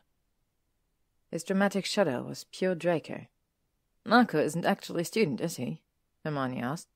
She'd hate to meet the real wizard in the halls. Draco shook his head. Oh, I nicked some polyjuice from Slughorn's stores. Marcus is a muggle at King's Cross Station. If this was some sort of sick test, Draco, I don't appreciate... Of course not, the Slytherin said, offended. I would never be so pathetic. Hermione sniffed. Too late, staring at me, sneering at me, grabbing me, stalking me around a dance floor. She stood up, her temper flaring. I'm not a plaything, Mr. Fix. Draco put a hand on her arm, his eyes round and dark. Oh, I'm sorry, Hermione. Please sit here with me. Please, I do have something to say. Hermione dropped back down on the sofa with a huff, blowing a strand of hair out of her face. Crossed her arms and refused to look at him. I just wanted to see you tonight, he admitted. Even disguised myself so I wouldn't cause trouble. I vowed to stay away. He swallowed. But I couldn't. It was really stupid stunt, Draco. Draco impatiently pushed sweaty black curls off his forehead and frowned as they tumbled down over his eyes again. I know. I obviously wasn't thinking straight, but now that we're both here... He looked around. This is a good opportunity to talk privately, without being alone. Hermione sniffed again. Don't give me that stern look. Aren't I behaving? I wasn't the one following you around, showing off my charming lack of charm. Draco smirked and began rolling up his sleeves. It seemed to work well enough on. His voice trailed off as he stared down at his forearm. What is it? Hermione asked. There's nothing. She saw the look on his transformed face and stopped. He turned his left forearm back and forth, running a hand over the smooth, bare skin. I'd forgotten what it was like to be unmarked, he said in a strange voice. I still feel it, though, underneath. I'll always be. Draco, Hermione said, reaching for his hand, but he pulled it away. Draco, she repeated. Don't you dare start that up again. The Slytherin looked around, then leaned closer. This is what I want to talk about. Hermione, you have a brilliant future ahead after Hogwarts. You could be Minister of Magic someday, and I... What? Hermione's voice cut through the music and chatter like a knife. There are some realities that even you can't fight against, Draco went on doggedly. My mother's trial is in 2 days, and she'll likely go to Azkaban. If my father is then convicted and executed, which he will be, that's it. It will be nearly impossible to restore the Malfoy name. You don't know that, Hermione said. As I said, what you do matters. He eyed her darkly, a strange expression on such a cherubic face. I won't drag you down with me. I'm not listening to this. Nobody tells me how to live, not even you. I love who I want, when I want, when I want. Draco's eyebrows lifted. Love? Hermione groaned. This was ridiculous. This time to talk of love in such a setting, with his parents facing imprisonment and possible execution, not to mention that Draco was a good 4 inches shorter, with chubby pink cheeks. Damn it, Draco, you promised you wouldn't do this, she said. You promised you'd haunt me always in some creepy way. She switched to a wheedling tone. Look how good you were at that tonight. You're natural. He shook his head. I saw Weasley stand by in Azkaban, he said soberly. He loves you. He might actually be all right. Well, big shocker, Ronald Weasley is not a total waste of space, Hermione snapped. You deserve a wizard who— Oh, Merlin! She groaned loudly. It's the Gryffindor party all over again, isn't it? Your big plan. We've had the hot sex, and now you expect me to go find someone more suitable? Good evening, Hermione. Annie's pompous tones rode over them, and Hermione stared violently, afraid the Hufflepuff had overheard her raving on about hot sex. I don't believe we've met, Annie said to Draco. Annie's suit was rumpled and his ears flushed from alcohol, but his face was stern. Ernest Macmillan, head boy. Draco just sneered back until Hermione elbowed him sharply. Marcus Fix, he said, sounding bored and faintly French. I've never noticed you before, Annie said, suspicious. Draco inspected his perfectly manicured nails. Transfer student, Beaubaton. Annie looked offended. I wasn't informed. As head boy, it is my duty to welcome all new students. He paused. I also feel a moral imperative. Don't, Annie, Hermione warned. Annie's ears were bright red. Hermione, it must be said, I don't know what you're accustomed to in France, Mr. Fix, but here we treat witches with more respect. Really? Draco said bluntly. So, if you had the chance to stroke Miss Granger's leg while whispering filthy things in her ear, you'd run off, bleating about her virtue? His voice was pure Astoria. So sad. Now Annie's entire face was red. How dare! Annie! Hermione reached out and squeezed his hand reassuringly, ignoring Draco's slight glare. I appreciate your concern, but I'm just going to stay here and wait for Harry and Ginny. If you're sure, Hermione, Annie said doubtfully. Hermione released his hand and nodded, and Annie strode away, back stiff. Hermione glared at Draco. I should dance with Annie again on general principles. I could unbutton his shirt and whisper dirty. Don't you dare, Draco snapped. She snickered. Your plan's just as stupid now as it was at the Gryffindor party. Even if you succeed in pushing me away for good, don't think for a moment that I would turn to a wizard you deem suitable. Draco stared at her, dark eyes wide. So go ahead and end everything between us. Hermione went on, waving a hand. Just walk away. Who knows what I'll do then? Maybe I'll visit Victor in Bulgaria. We used to write, you know. Or maybe hunt dragons with Charlie Weasley. He leaned closer, holding his eyes with hers. Or maybe, Draco, I'll choose. How did you once put it? A pale shadow of what I really want. Draco looked horrified. You wouldn't. You'd forgive him? I've forgiven you for far worse. You couldn't possibly. We'll see. Hermione stood, bringing Draco into his feet as well. Don't think you can control me. Walking away won't keep me safe. Quite the opposite. Draco looked too appalled to speak. Hermione stepped closer and kissed him lightly on the lips. I'm not trying to hurt you, Draco, she said quietly. But as you've said before, I have no sense of self-preservation. Draco opened his mouth to object, but then his eyes flickered to his arm. faint outline of the dark mark was spreading on his skin, and thin white blonde streaks had appeared in his hair. The Slytherin gave her a hard look, then spun on his heels and stalked away. Hermione watched that strange curly head disappear down the dormitory stairs, then turned back to see Theo standing nearby, looking at her reproachfully. Honestly, you couldn't please anybody tonight. Why are you kissing seventh years? Theo wanted to know. He stepped closer, a glass of scotch in hand. Hermione fell back onto the sofa, feeling drained. She just wanted to go to bed. I don't owe you any explanation, she said, kicking off her silver sandals. But before you start on me, Theo, try to remember which of the two of us is more trustworthy. Theo clenched his jaw, but remained silent. Better, Hermione said. There is hope for you yet. A small smile. May I join you? Hermione gave a tired wave of assent. Then she conjured a red velvet ottoman with gold tassels and put her feet up, wiggling her silver-painted toes. If she was going to sit with another annoying Slytherin, she might as well be comfortable. Theo sat beside her, saying nothing, and they watched the party in silence for a time. It was nearly midnight. The Harpies had left, Lavender and the Patil twins too.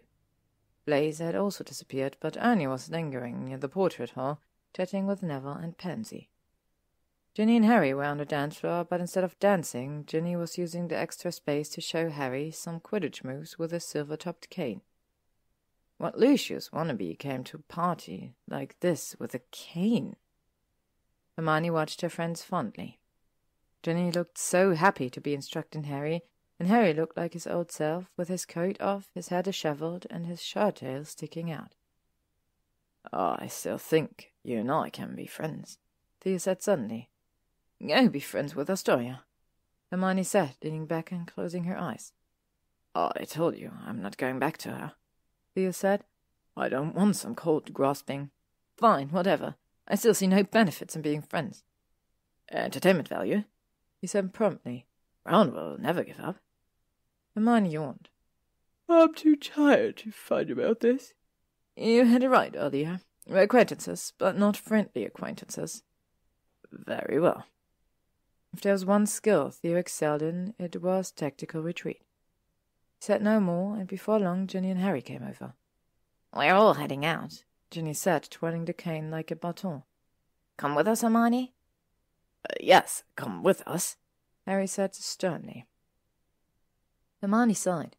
Harry obviously had no intention of leaving her with Theo, and she didn't want to stay anyway. She stood, trying and failing to straighten her dress. Theo stood as well, bending to retrieve her sandals and handing them to her. Good night, Hermione, Theo said smoothly. Ginevra? Potter? Come along, you two, Ginny said. She set the cane on the sofa and took Hermione's hand. Harry followed him with a final glare for Theo.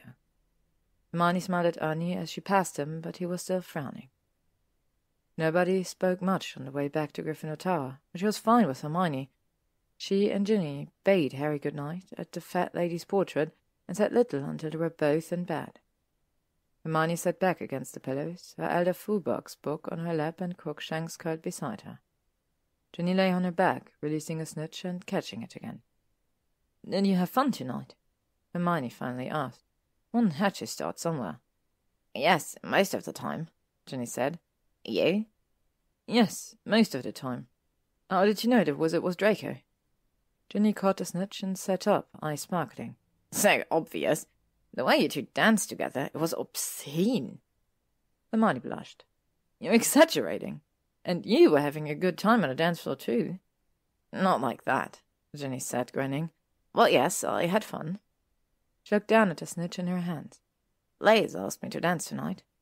"Did you?" Hermione asked carefully. Ginny shook her head. "Well, I didn't refuse him because Harry was there. Blaise was just so... Blaise, oozing up to me all suave, acting like nothing had happened." She looked up at Hermione and her face was sad. "I know it's a bit of an act, that Blaise really does care in his way. Maybe if we had danced and talked, we could have..." Ginny sighed. "But suddenly I was just so tired. I didn't want to peel off layer after layer of charm to reach the real Blaise." I do think there's a real man there, Hermione said. He's been very loyal to both Theo and Draco. I know. Ginny's long hair covered her face as she looked down at the snitch again. I just don't want to put in the work. Does that make me selfish? No, Hermione said. You've worked so hard for Draco. It doesn't feel like work, though, Hermione said. It's hard and maddening, and right now I want to shake him, but it's not work. Run now. She grinned. He was work. Ginny looked over at Hermione, and her face was worried. You talked with Draco for a long time. What happens now? Hermione closed her book and set it aside. She felt oddly calm, like all bets were placed and it only remained for the wheel to spin. I don't know. It's all up to him. She grinned. I threatened to date Theo if he left me for good. Her roommate's jaw dropped. You didn't, did so? Slytherin? Hermione sighed. I had to. He's worked up some crazy scenario where I settled down with a certified good guy and run the wizarding world while Draco broods alone over the windswept moors or something. You wouldn't, though, would you? I mean, with Theo? Hermione shook her head. Certainly not. It's up to someone else to unlock that book. Silence. Ginny looked at her thoughtfully, then nodded and burrowed under the covers. Hermione followed suit, turning off the lamps and closing her eyes with a sigh. He was just drifting off when Ginny spoke again in the darkness. Harry was different tonight, she said. Smiling. Flirty. He's been so serious for so long. It's hard for him, but he's trying. Ginny giggled. I thought he was going to murder Draco, seeing him dance with you like that. Harry will always be difficult, you know, Hermione warned. Moody. He won't change. I'm not asking him to change himself, Ginny said patiently. I'm asking him to change how he treats me. Tonight was a good start, though, right? Oh, yes, Ginny said sheepishly. We'll see if he can keep it up. Chapter 74. The Trial. Sunday morning found Hermione in the library researching wizard lore and nursing a hangover. As predicted, the Slytherin party had done her reputation no good at all. She and Draco were truly finished, according to rumour, and Hermione Granger was now a witch on the prowl. Cormac McLaggen stopped by her table and had to be discreetly hexed into leaving. Hermione? Asked a familiar voice. She looked up from her book of famous Wizengamot cases to see Ernie standing behind the opposite chair. May I join you? She put down the book and looked at the head boy over, from fitted black jumper to close-cropped dark hair and hazel eyes. His jaw was set with a rare determination, and his hands empty of book. Ernie wasn't here to study. Hermione almost said no, but Ernie was her friend and she couldn't just bounce him off. So she nodded, and he sat opposite her, hands folded on the table. I spoke to the headmistress this morning, Ernie said. She'd never heard of a Marcus Fix, and our only transfer student this year is that second-year girl from Ilvermorny. He frowned. Clearly some Slytherin snuck him in. Fix probably isn't even his real name. Probably not, Hermione agreed. That wizard had no right to take advantage of you like that. And he went on, looking uncharacteristically fierce. He's trouble, and— Don't worry, Annie, she said quickly. I never want to see that face again. Annie blinked, but the sincerity in her tone must have convinced him, because he dropped the subject entirely. Instead, he gave her a small smile. I enjoyed dancing with you last night, he said, a light flush spreading on his cheek. I did too, very much. Hermione really had. Looking back, her dance with Ernie had been the most relaxing part of the whole screwy evening. Hermione. Ernie swallowed. I thought perhaps you'd like to have dinner with me tonight. In Hogsmeade, the Spangled Vale. He paused and seemed to lose his nerve. Workington, of course, he continued with a hint of his old pompous tone. I need to brainstorm ideas for the school's holiday celebration. We'll have the usual. Caroling and skating and feasting, but I thought perhaps an inter-house activity like making wreath with all 4 house colours, or tree ornaments, or— The head boy rambled on about inter-house wassailing as Hermione considered the offer. It was tempting to spend the evening planning a school activity, an inter-house trivia tournament maybe, rather than brooding about Draco and the next day's trial. But she couldn't. It wouldn't be fair to her friend. "Honey," she said softly, and he cut off his description of an inter-house candy cane relay and blinked at her. "Thank you, but I can't go to dinner with you, or help you plan an inter-house holiday activity." Her voice was gentle but firm. The Hufflepuff nodded in understanding. He scraped his chair back and stood, and when he spoke his voice was unusually crisp. "All right then," he said. "Honey," Hermione said, and he looked at her but didn't meet her eyes. "Thank you for checking up on Fix. You're a good friend." He waved away her things and stalked off, and Hermione slumped in her chair, feeling wretched. Then she pulled her book of case law towards her and resolutely opened it. Now she could finally make some progress. But it was not to be. Hermione's next visitor then arrived, none other than Justin Finch-Fletchley. She had never warmed to the supremely posh Muggleborn, but allowed him to join her table. This Hufflepuff carried actual books, and surely he was just here to study. Well, she couldn't have been more wrong. The snifty wizard had scored some top-drawer siren scotch and knew a nice grassy spot in the advanced herbology annex where no one ever went. Hermione couldn't even speak at first. She was so flabbergasted. What, now she was some floozy eager to roll around with anyone holding a bottle?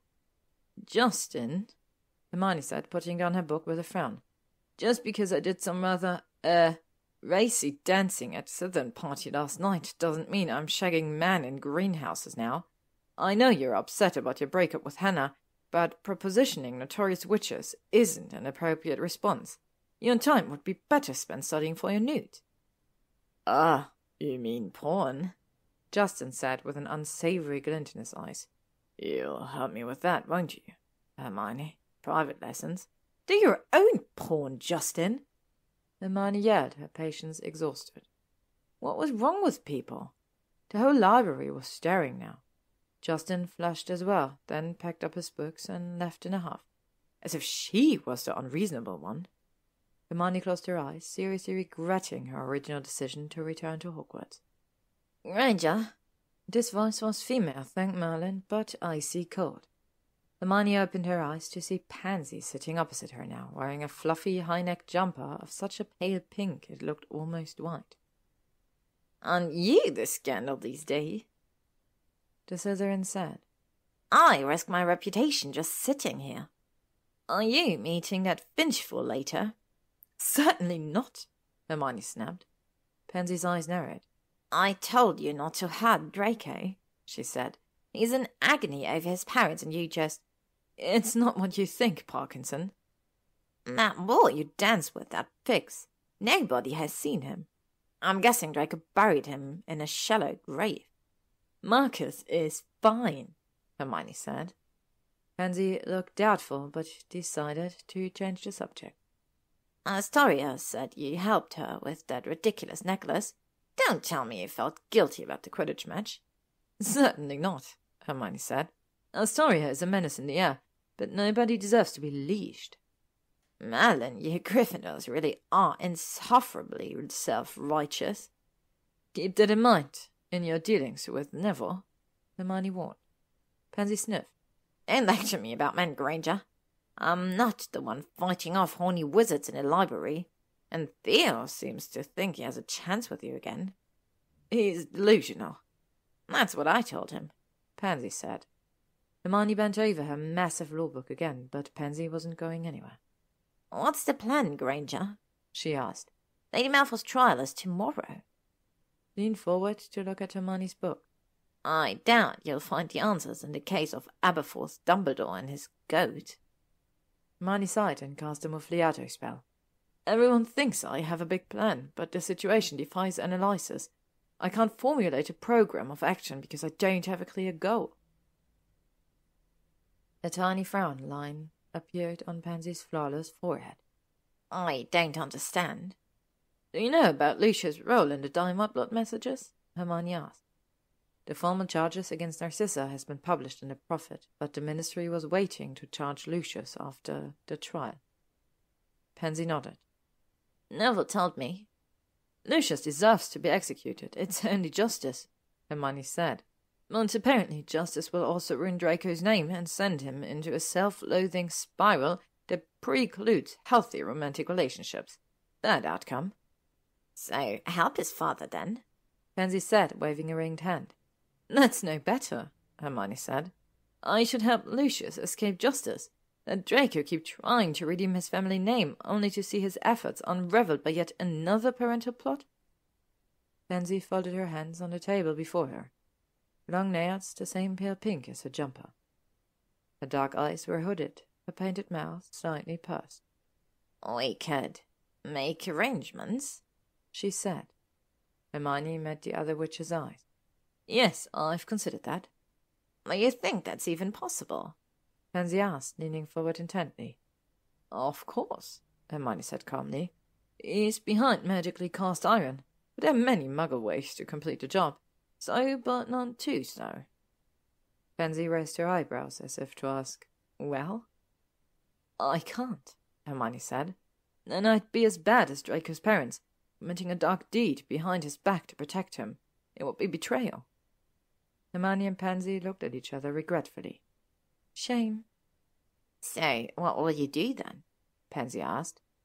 I can do very little now, Hermione said. I did write the Wizengamot and say the potion Draco and I brewed that identified Lucius' blood was experimental and shouldn't be admitted as evidence. The Wizengamot doesn't need the potion anyway. They have Narcissa's confession. A wife can't be forced to testify against her husband, Pansy said. She rolled her eyes at Hermione's surprised look.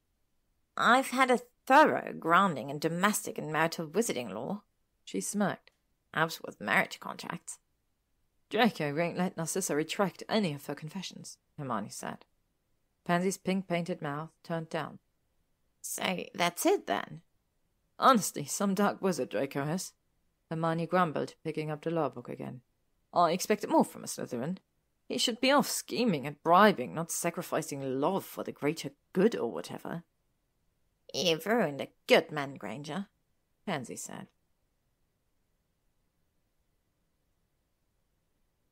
Hermione's letter to the Wizengamot infuriated Kingsley, of course, since it undermined the Auror's office case against the Malfoys. The Wizengamot ruled that the blood's potions test of Lucius' blood was inadmissible as evidence, which didn't surprise Hermione. The ministry was slow to change its ways, and a shifty potion secretly developed by 2 students would not be easily accepted. Hermione had taken out a patent on the potion in her and Draco's name and submitted it to the Auror's experimental lab for testing, but it would be at least a year before it could be used in criminal cases. The case against the Malfoys now hinged on Narcissa's confession. Kingsley and Harry signed the confession as witnesses, so there was no need for their testimony, nor Draco's. Only Hermione's testimony still remained. Hermione sat beside Kingsley on the day of Narcissa's trial in the lowest row of the Wizengamot's giant circular hall. Draco was on the other side of the hall, looking like he was the one who'd spent almost 2 weeks in jail. He cast Hermione a resentful look, likely miffed about her letter to the court. Kingsley was still angry as well, but he gave Hermione a careful overview of the planned proceedings as they waited. First, the prosecutor would call Hermione to testify why she suspected Narcissa of causing the blood messages and brought her to Hogwarts. Then Kingsley would present Narcissa's confession and read it into the court record. I know you've testified many times before, Hermione, Kingsley says, but be careful. We have the confession. All they need to know is why you brought Lady Malfoy to the castle. He patted her hand. You'll be just fine. A bell rang out, and Narcissa entered the courtroom. She took the accused chair in the center, the magical chains clamping on her wrists. Draco flinched at the clicking sound. Narcissa wore simple black robes and no jewellery, looking like a blonde Mary Queen of Scots on trial for her life. In charge of the proceedings was Chief Warlock Mathilda Croon, a rather hag-like witch with a long warty nose and a faintly green tinge to her skin. Rumour had it even Kingsley was afraid of her. Croon read the charges against Narcissa, 14 in all. Narcissa sat as still as stone, but her eyes occasionally flicked over to her son. The prosecutor, a portly middle-aged wizard in spectacles, then called Hermione to stand on a small witness dais. Hermione was wearing her most conservative robes, the same long blue ones she'd worn to testify at the summer trials. Her hair was pulled sharply back with a single Gloriana pin buried inside a knot of curl. Narcissa's gaze shifted to her, and Hermione found it difficult to look into those cold blue eyes. She reminded herself that Draco's mother had broken the law and cast a dark spell on Hogwarts. Frankly, Hermione thought the woman a bit mad. Must run in the family. Questioned by the prosecutor, Hermione described a chain of logic that had convinced her that Narcissa had cast a spell. Lubel, our Defense Against the Dark Arts teacher, said the spell wasn't a curse, but I didn't believe it at first, Hermione said. What made you think of a protection spell rather than a curse? The prosecutor asked. Hermione cleared her throat. Each of the 3 messages appeared after Draco Malfoy was attacked by a Muggleborn. On September 8th, the night of a party at the Gryffindor Tower, Dennis Creevy tried to hex Mr. Malfoy in revenge for his brother's death. Mr. Creevy was flung into a wall, and the next morning we found the Die Mudblood messages. 3 days later, I tried to hex Mr. Malfoy in the hallway before Ancient Rooms. I felt something pull me against the stone wall, forcing me to drop my wand, and the next morning there was a message. A moment, Miss Granger, the prosecutor said. Why did you attempt to hex Draco Malfoy? Hermione tried not to blush. He read my journal. You tried to hex Mr. Malfoy because he read your journal? Yes. Great, now the entire wizarding world will wonder what I wrote. She risked a look at Draco, who smirked slightly. Mr. Malfoy is also very irritating, she added. I'm sure many people would happily testify to that fact. Half the courtroom nodded. The court then produced a recent picture of Hermione and Draco in the entrance hall, and she had to do a little fast talking to keep Ron and his Death Eater whore rent out of the court record. She and Mr. Malfoy were arguing, she said. Mr. Malfoy was annoyed she wasn't at Quidditch match, and he pulled his wand. I've been a little impulsive since the war, she said, shamelessly playing that card. She could see Harry in an upper row rolling his eyes. Mr. Malfoy didn't mean me any harm, but again, he's very irritating. A good number of spectators, including Harry and Kingsley, nodded again in agreement. Narcissa frowned. The point, Hermione said, is that when I tried to hex Mr. Malfoy, a stone block in the ceiling fell, smashing the, cabinet behind me. Mr. Malfoy pushed me out of the way. The next day, the Die Mudblood messages was written in blood on the stone. She took a deep breath. 3 messages appearing 3 times after Draco Malfoy was threatened by a Muggleborn. And the messengers didn't start appearing until Narcissa Malfoy visited Hogwarts on September 1st.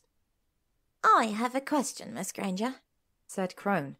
You are operated on a very limited time frame. You used to say this spell was cast after students returned to school. Why not during the summer or even during the war? Damn, Hermione had hoped nobody would notice that. She couldn't help the faint heat in her cheeks. I am a frozen, unruffled pond. Because I successfully petrified Mr. Malfoy on September 5th, she admitted. A ripple ran through the court and spectators, and Draco was openly smirking now. She didn't wait for the chief warlock to ask, just spelled ahead. He promised to show me the Codex Renegade, but he failed to bring it. She glared at Draco, whose smirk had widened into a smile. The Codex what? The judge asked. It's a rare 14th century manuscript that precedes the 4th iteration of the Elder Furbox, Hermione recited glibly. Narcissa looked outraged. Is that why you hexed him, because he didn't bring the Codex? Ron asked. Damn, too bad I'm under oath. That would have been a great excuse. No, she admitted, carefully not looking at Draco. He walked towards me in a possibly threatening manner, after I took off my clothes. And so you petrified him? The chief warlock said flatly. Just a little, Hermione said. The point is, the spell worked perfectly, nothing happened to me, and no blood messages appeared. That was the day before Narcissa Malfoy visited the school, And 3 days after that, Dennis Creevy was stopped from hexing Mr. Malfoy, and the first Mudblood's messages appeared. The entire Wizengamot looked dubious, as well it might, and Hermione took a moment to thank Merlin that Narcissa had confessed to the auras. Hermione didn't have to prove that Narcissa cast the spell, simply explained why she thought Narcissa did so. The prosecutor let her go, and Hermione returned to her seat, casting a glare at Draco on her way and receiving another smirk that warmed her heart. "You did well," Kingsley whispered. "Thank you for not." The head aura trailed off, staring at the center of the courtroom. The prosecutor had unrolled the parchment containing Narcissa's official confession and was gasping in shock. No, the prosecutor cried. He shoved his spectacles up his balding forehead and glared at Narcissa, who looked a little smug. Chief Waller Crone, the prosecutor said. In light of changes to this confession, I request a moment with Head Aura Shacklebolt. This was granted, and the courtroom buzzed as Kingsley left his seat to huddle with his prosecutor. Draco looked at the two ministry officials with narrowed eyes, then shifted his gaze to Hermione as if the disruption was her fault. Hermione shrugged back. She honestly had no idea what was going on. Draco still looked suspicious, undoubtedly thinking of Hermione's innocent look at the inter-house Quidditch match. Kingsley stormed back to his seat beside Hermione. "What happened?" Hermione whispered. "Narcissa recanted parts of her confession," he hissed back. "She said she identified the blood as Lucius because she was frightened, but that was hers all along." Hermione stared at Kingsley, shocked. Narcissa was taking the fall for the crime, and the auras had better do it because, as Pansy had said, no witch or wizard could be forced to testify against the spouse. Hermione looked from Narcissa's still more smug face to Draco, who appeared baffled. Well, he'd figure it out soon enough. Kingsley's voice shook with rage. "That's it, then. There's no case at all against Lucius. You won't lose so much as a pudding with dinner." Ron called Kingsley to read the confession, and the head aura strode over to the small dais. As he read the confession in freezing tones, Draco's face went from bafflement to suspicion to outright shock. Then he stared at his mother in horror. Will you have anything to add to your registered confession, Lady Malfoy? The prosecutor asked coldly. Yes. Narcissa's voice was entirely composed. She should have been giving a toast at a garden party. When I cast that spell, it was not my intention to threaten or frighten Muggleborns, she said. The hatred against Muggles runs very deep in the Black family as well as the Malfoys. I did not take this into account. Her voice quivered slightly. I thought I was protecting my son, but I was wrong. He didn't need my protection, and I only endangered him further, and likely destroyed his happiness. I submit myself to the ruling of the Wizengamot. The eyes of the entire courtroom turned irresistibly to Draco, who sat white and unmoving. A murmur ran through the crowd. Wizengamot members and spectators alike, and Hermione couldn't tell if they were hostile to Draco or not. Narcissa was quickly found guilty of all charges except the conspiracy-related ones, although Hermione knew there would be speculation about a possible co-conspirator. Draco would be the most likely suspect. Ron then handed the final sentence down. A confiscated wand and 6 months in Azkaban, then another 5 years of house arrest. Narcissa appeared resigned, but Draco looked devastated. When the court was adjourned, he moved immediately toward his mother without a look at Hermione. Kingsley was with the prosecutors again, his face thunderous. Miss Granger? Hermione tore her eyes from the back of Draco's head to see Headmistress McGonagall standing there in her tall hat, eyes kind behind her spectacles. I understand how you must feel. Really? Hermione asked bitterly. Because I have no idea how I feel. I've put Draco's mother in Azkaban, yet Lucius goes free. Lady Malfoy put herself in Azkaban. McGonagall's voice was cool. She deserves that sentence. She knows it, you know it, and in time young Mr. Malfoy will realize it. Lady Malfoy made a terrible mistake, and if it weren't for the two of you, that spell would have haunted Hogwarts for generations. Hermione looked around. Most of the crowd had departed. The remainder huddled in little groups. Narcissa, Draco, and the Aurors, including Harry, were gone. Lady Malfoy saved her husband's life today, McGonagall went on. I wonder who got to her, Hermione said darkly. Perhaps no one did, the headmistress said. Today, this courtroom was another battleground in the war, and I believe once again Lady Malfoy has used her own judgment to save her family. Despite McGonagall's word, Hermione remained conflicted about the outcome of Narcissa's trial. Lucius may have escaped execution, but his and Narcissa's action had still severely damaged the Malfoy name. Hermione flew back to Hogwarts with the headmistress, but she didn't go to class. She went to her bedroom instead, where Ginny found Hermione hours later staring into the fire, still wearing her courtroom robe. Ginny sat beside her on the sofa, and Crookshanks jumped up between them for double the petting. The Ministry released a statement, the redhead said quietly. McGonagall had all teachers read it aloud. I can't believe it. Narcissa really took all the blame. Yes, Hermione said, still staring at the fire as she absently stroked Crookshanks. Where's Draco? He and Harry are escorting Narcissa to Azkaban. Harry had sent Hermione an owl writing that Narcissa was being settled on the prison's lowest minimum security floor. What will Draco do? Are you back together now? It's not going to be like it before, is it? Ginny asked. You know, where you both deny your feelings and throw almighty scenes, because I'm not up for another round of that. Hermione sniffed. He couldn't speak for Draco, but all of his scenes had been entirely justified. I don't know. It all depends on him, but no matter what happens, my behavior will be above reproach. Ginny looked skeptical. Seriously, Hermione said. I promised Lila I would be a better role model in my personal affairs, although she said if I ever felt moved to hex Percival, I would have her full support.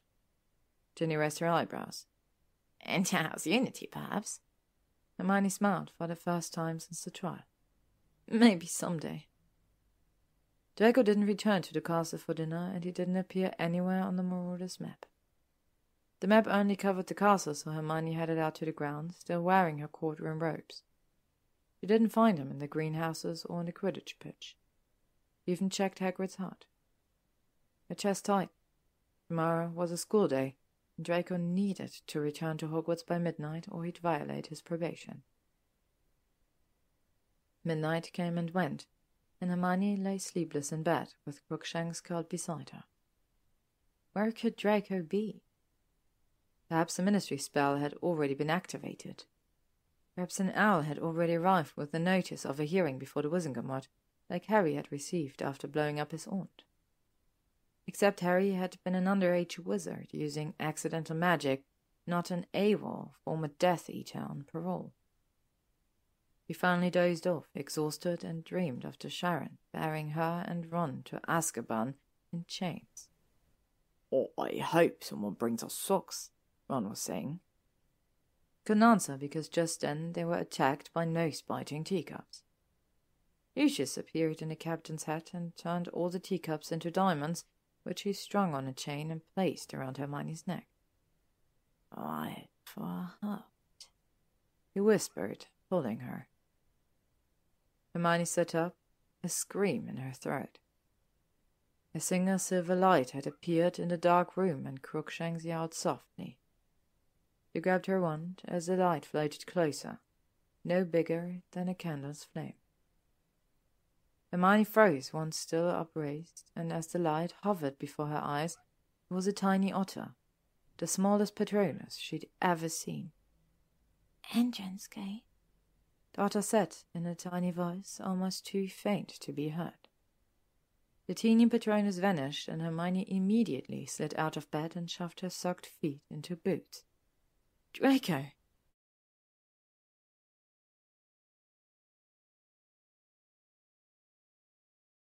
Chapter 75. The Entrance Gate. Gates, of course, are boundaries, usually either trapping someone within or offering sanctuary from without. Neither seems to apply to Draco. since he has chosen to return to a place that surely hates him. In ancient times, gates were where kings sat in judgment, and it remains to be seen who Draco's toughest judge will be. Hogwarts grounds were shadowed, a half-moon weaving between shreds of clouds. Hermione didn't dare lie to her wand, so she brought Crookshanks. "Lead me to the front gate, Crookie," she whispered after they slipped through the castle's huge doors.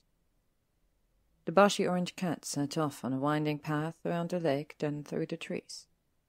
The only sounds were the creaking of branches in the wind and the swishing of fallen leaves under her boots. It was very cold, and her breath puffed small and grey. The black stone posts of Hogwarts' entrance gate loomed suddenly before her, and Hermione stumbled backward, the hood of her heavy cloak slipping off her head. The moon peeked out from behind the clouds, and its light traced the winged shape of the gate's stone board. The moon also revealed a dark shape lying huddled just within the closed gate on the Hogwarts side. Hermione stepped closer, no longer needing the cat. Her steps crunched loudly on the gravelled path, but the shape remained unmoving. She drew her wand, wondering what she would find. Was he injured? Hermione knelt on the cold ground, heedless of the damp seeping through her pyjama pants. He was curled into a ball, wrapped in his cloak, hood drawn over their bright hair. She touched his shoulder, and his body shuddered and curled more tightly. "Draco," she said softly. "Draco, I'm here." No response. Hermione shuffled closer and gently peeled the hood away from his face, revealing pale skin and hair. She laid a hand on his cheek, and it was icy cold and damp with tears. His eyes were closed. "She's in that place." Draco's voice was thin and wavery. "We took her to that place. She's there all alone." He swallowed noisily. "They wouldn't let me stay." Hermione said nothing, just pulled a red handkerchief out of the tip of her wand and wiped Draco's face. Then she pressed her fingers against his cold cheeks. Draco shuddered again. "No," he said hoarsely, eyes still closed.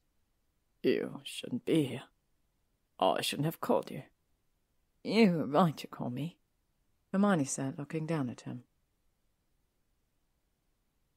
An icy, trembling hand touched her fingers, then withdrew. "You're so warm." His eyes fluttered, but dark lashes shuttered his gaze. "My mother was warm once. My father leached it all out of her. He ruined her." Draco's cheeks were wet again. "I'll ruin you." "Nonsense," Hermione said in her bossiest tone.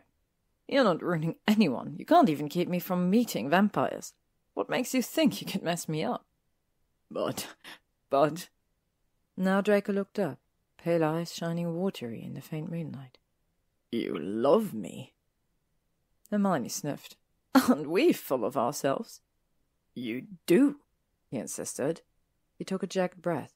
"I made you love me. I'm sorry." "Well, what's done is done. Can't be helped now," Hermione said, still striving for a light tone. Draco was shivering. She needed to get him into the castle. Crookshanks crouched nearby, eyes gleaming white and golden. "Cold," Draco said. "I was always so cold. Cold and hateful. Watching you. Why so warm. Mine. Everything I want is mine. I stole you." "You didn't steal anything." Hermione's throat felt almost too tight to speak. "I gave." "I haunted you. Pushed you." Yes, you're very spoiled and pushy," Hermione said. "Apparently, I like that." Draco blinked up at her, confused. "Let's go inside," she said softly, her hands on his arm. "No!" Draco twisted away and rose to his knees. Grabbed the gate's iron bars, his back to her. "I can't." "You must. You—" No, he cried. Hermione frowned, concerned. Was he in his right mind? "Draco," she said softly. "Draco." He released the gate and turned back to face her, but said nothing, just knelt there, panting. Hermione shuffled closer again and put her hands on his shoulders. "How long have you been out here?" she asked. "It had to be nearly 3 in the morning." "I arrived just before midnight," Draco said, his teeth chattering a little. He sagged against the gate and slid down until he sat on the ground, legs outstretched. "I had to enter the gate. I had to meet my probation. I promised." "Yes, you did," Hermione said in relief. "Well done. And you've been lying here ever since." Draco nodded.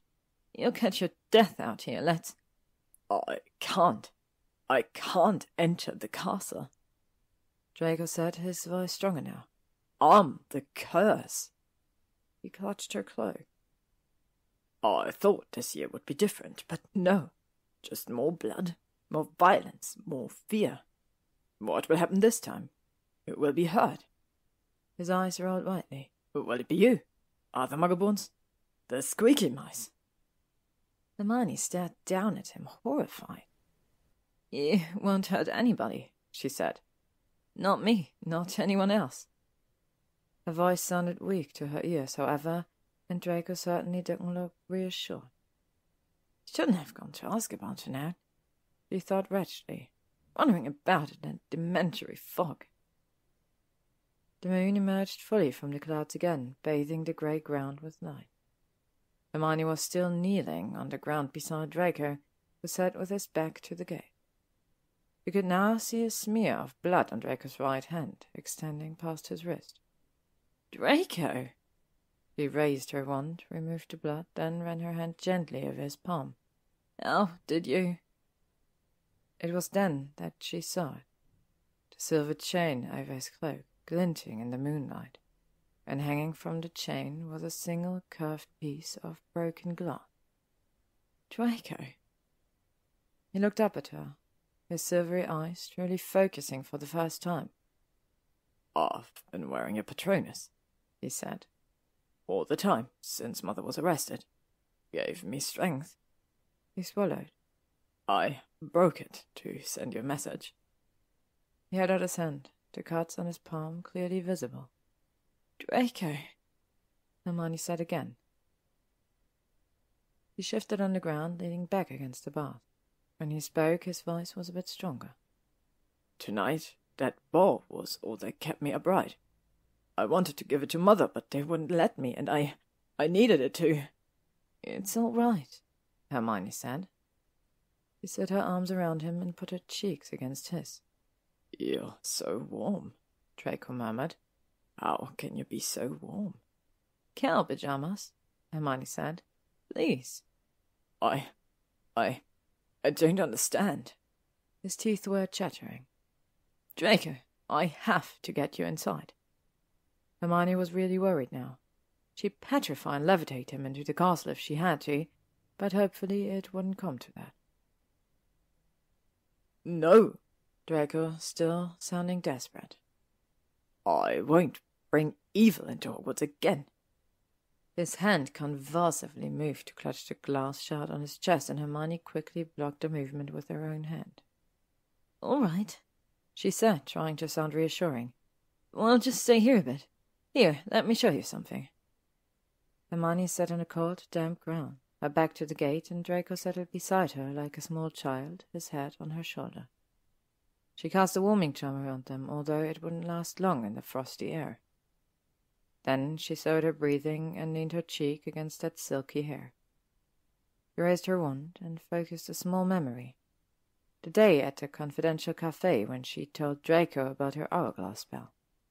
20 pints will be lost tomorrow, and nobody will know why. "Expecto Patronum," he whispered, producing a tiny flash of silver on the tip of her wand. Draco gasped softly. "Speculabulla," she murmured, a charm of her own design. A tiny bubble grew out of the wand tip, expanding around her light, then fell off the wand into her outstretched palm.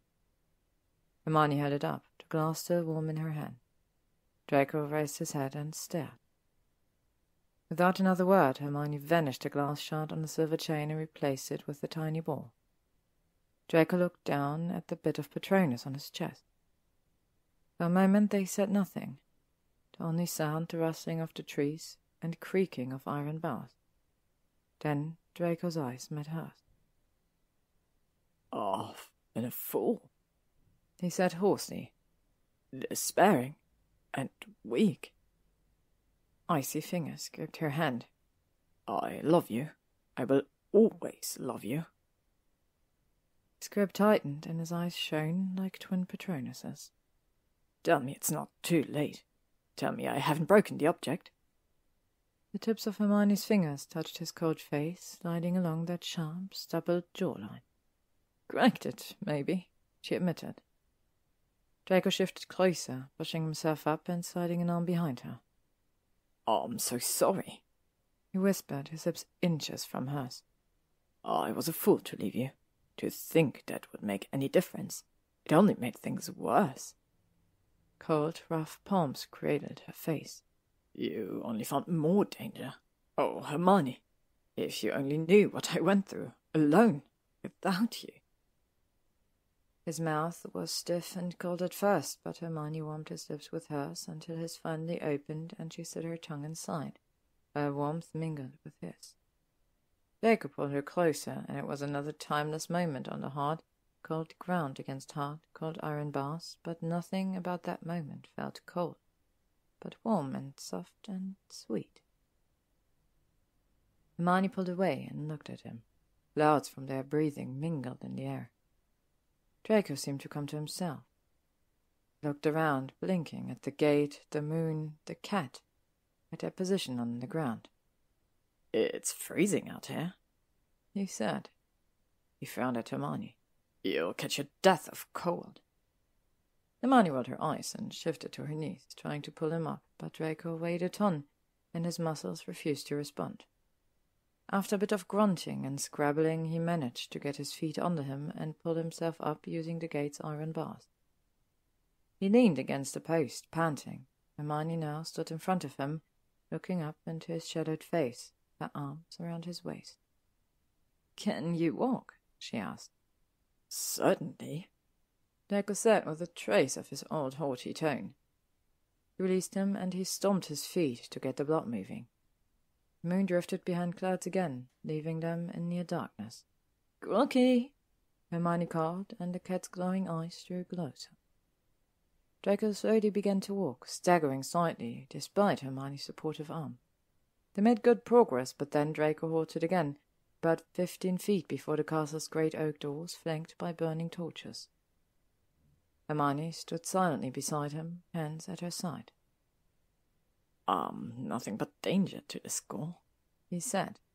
"This castle has stood for 1,000 years," Hermione said. "It can handle a single neurotic former Death Eater." He backed away, leaving him alone in the torchlight. "Let the castle decide."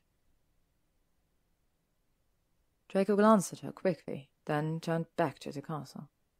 He seemed to brace himself and walked towards the door, his figure black against the flame's golden glow. He stopped, framed by the pointed stone archways. Small, carved figures writhed within the door's square wooden panels, and the torches flickered. Hermione's breath caught. Would the castle reject him? Then the torch's flames leaped higher, and the carvings still. A thin black line ran up the center, and slowly, oh so slowly, the medieval doors creaked open with the scraping of oak against stone. Draco stood frozen, and Hermione didn't dare breathe. The doors rumbled to a stop, and he moved forward, his dress shoes' heels clicking on the white step. Draco entered the castle, and Hermione and Crookshanks followed. The entrance hall was quiet and dimly lit. Thieves, thankfully, seemed to be in another part of the castle. Draco turned to her and clasped her hands with still cold fingers. "Don't you ever get tired of saving me, Hermione?" "Never. I like to keep busy." He smiled. "Go back to your tower, princess." Hermione hesitated, and he bent to brush her lips with his. "It's late. I'll be all right now." Hermione bit her lip, considering, then nodded. There was no more she could do tonight. She squeezed his hand and released it, then began ascending the stair. Halfway up, she turned back. Draco still stood in the centre of the entrance hall, his face upraised, a bit of Patronus twinkling on his chest like a tiny star. Draco gave her a stern look and made a tiny shooing motion with his head. Hermione sniffed. Fine. She met no one on the way to Gryffindor Tower. Not that she expected to at 4 in the morning, and the fat lady sleepily let her in. She crept into her and Ginny's bedroom and stripped off her freezing wet pajamas and socks. She pulled on her fleecy pink sheep pajama, then sat on the bed to towel the damp fog out of her hair. Finally, tucked into bed with Crookshanks, she thought of Draco's devastation at Narcissa's sentencing. His huddled figure at the gate, her Patronus reflected in his eyes. Draco standing tall before the castle's oaken doors. Her eyes slid shut. "He's back," she told herself, and her mind responded mockingly. "For now." Chapter 76. Defender. Hermione's sleep was uneasy, shrouded by dark dreams.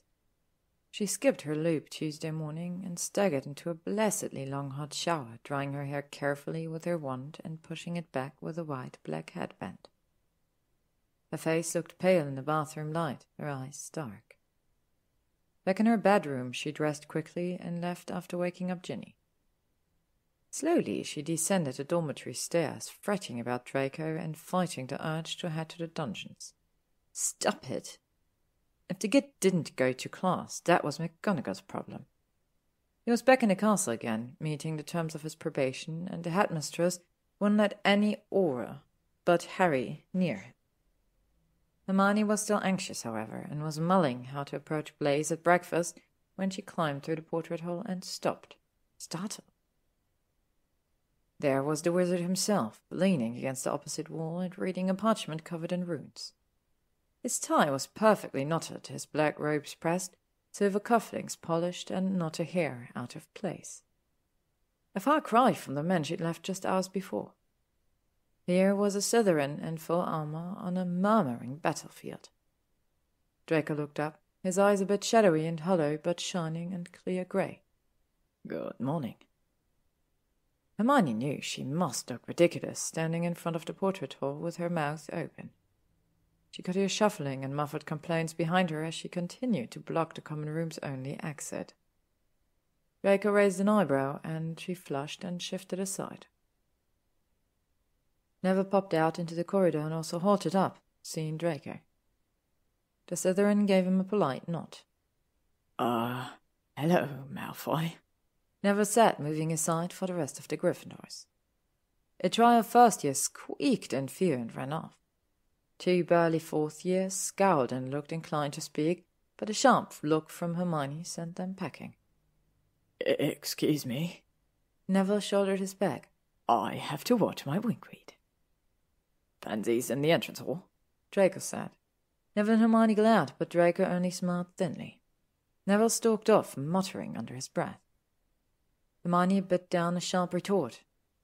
It took some courage for Draco to stand outside Gryffindor Tower on such a morning, with his mother's trial and sentencing so fresh. "I'm glad you're here, Draco," she said primly instead. "This gives us extra time for studying. I'm sure you've completely neglected your pawn." "I have, a bit," Draco admitted. "We'll just have to look at your pawn together." "And study for newts as well." Another thin smile. Hermione rolled her eyes. "I suppose you're walking me to breakfast, then?" Draco shrugged. "If you like. I just wanted to see you." His eyes were watchful. "I didn't want you to worry." She stared in surprise, but had no chance to say anything, for Dennis Creevy's shrill little voice could be heard on the other side of the portrait hall.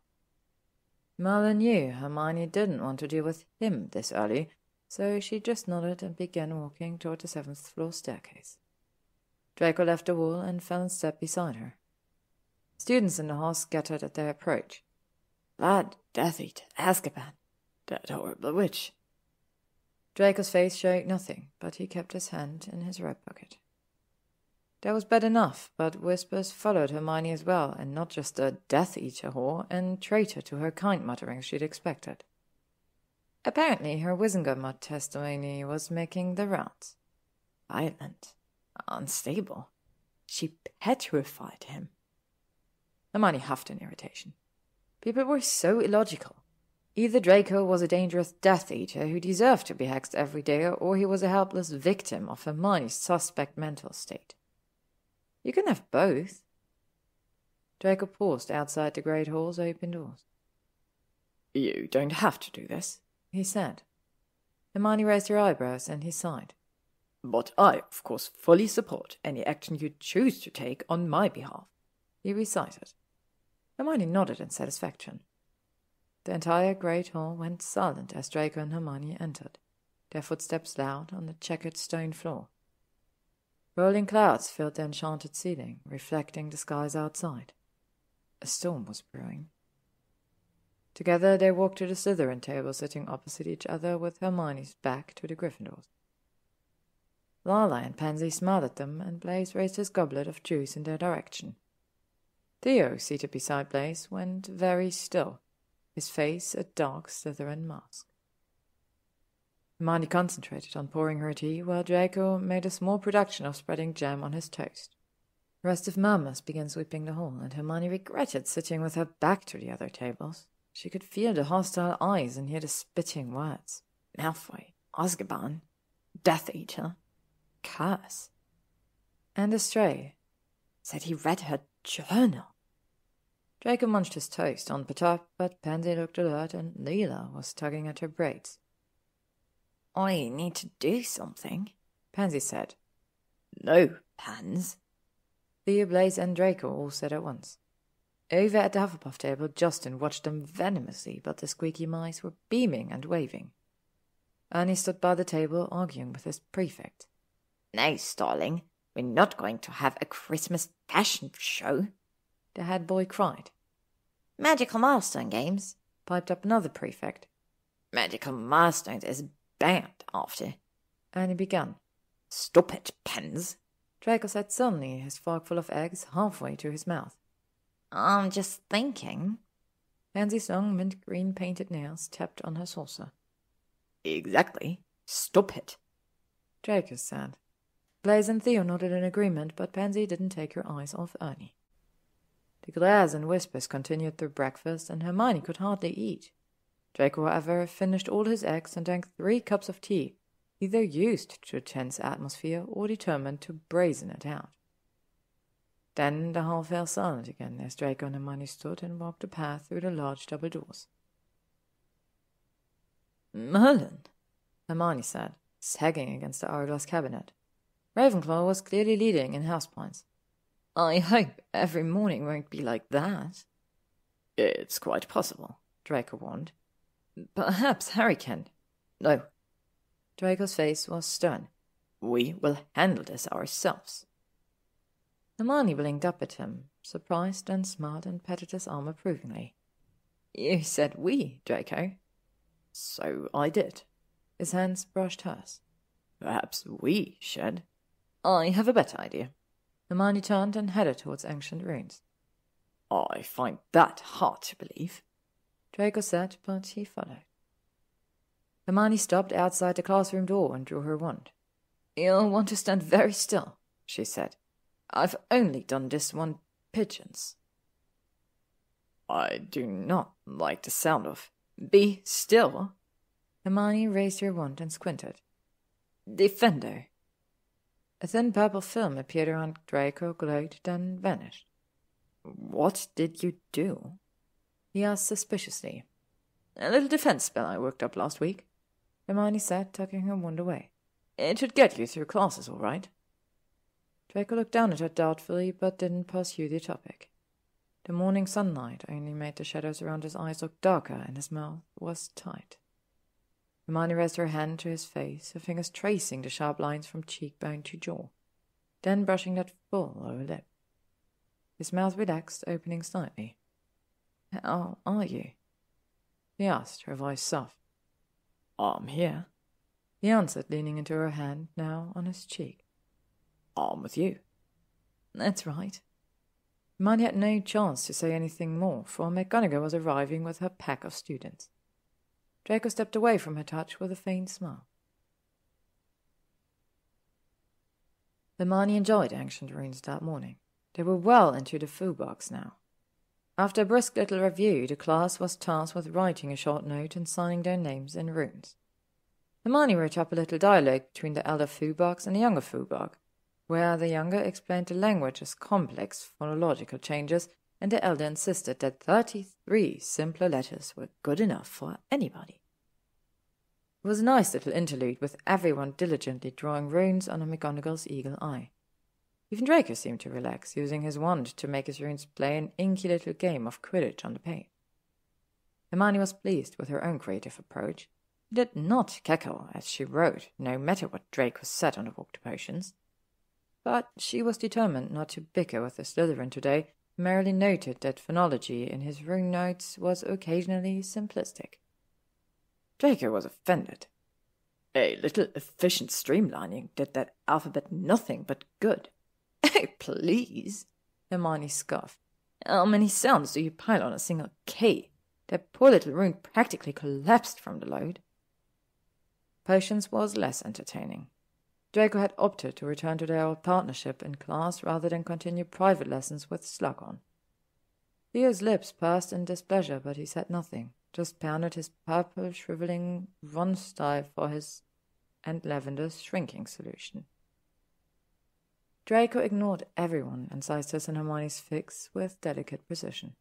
Hermione was glad Slughorn had set such a simple potion. Glares and whispers around them were very distracting, and she almost spilled her vial of Cobain essence all over Theo. She heard a muffled Jellylegs curse and turned to see Romilda Vane's partner collapse, his legs weakly flapping. Draco and Hermione traded smug looks, and Lavender looked around nervously. Odd events continued throughout the day. Students spontaneously, or so it appeared, babbled nonsense, vomited slugs, or sprouted endless on their heads. Draco appeared indifferent, but Hermione just knew he was silently taunting people just to see the result. Justin arrived at Dada covered in fluffy pink feathers, clearly the result of a rebounded and entirely inadequate attempt to turn a certain individual into a pygmy puff. The timing was unfortunate, for Justin anyway, since this was his first class with Bluebell, who was under the impression that the Hufflepuff had done to himself on purpose. "But oh dear," the fairy said, waving her wand and vanishing the feathers. "Everyone adores pygmy puffs, of course, but I'm sure you have many fine qualities, Mr. Finch-Fletchley. You don't need pink feathers to find love." "No, just butter," piped up Ginny from her green beanbag. Hermione had told her about Justin's proposition after the Slytherin party. The entire class was snickering now, and even Theo cracked a smile. Only Luned looked disappointed, saying she preferred pink feathers. "They attract love-diggers, you know," she told Justin, who was unfortunate enough to be placed beside the blonde Ravenclaw. "I saw a swarm around you and Hannah before lunch." Justin appeared to profoundly regret adding the class. Draco stayed after Dada to talk to Bluebell, and then had to go make up a Muggle Studies test on musical theatre with special attention on Andrew Lloyd Webber, so Hermione went to the library alone. She found a table under a tall, arched window and watched the raindrops run down the glass. The wind was picking up outside, the black lake wreathed and swirling clouds. Hermione pulled her gaze from the window and opened her Transfiguration textbook.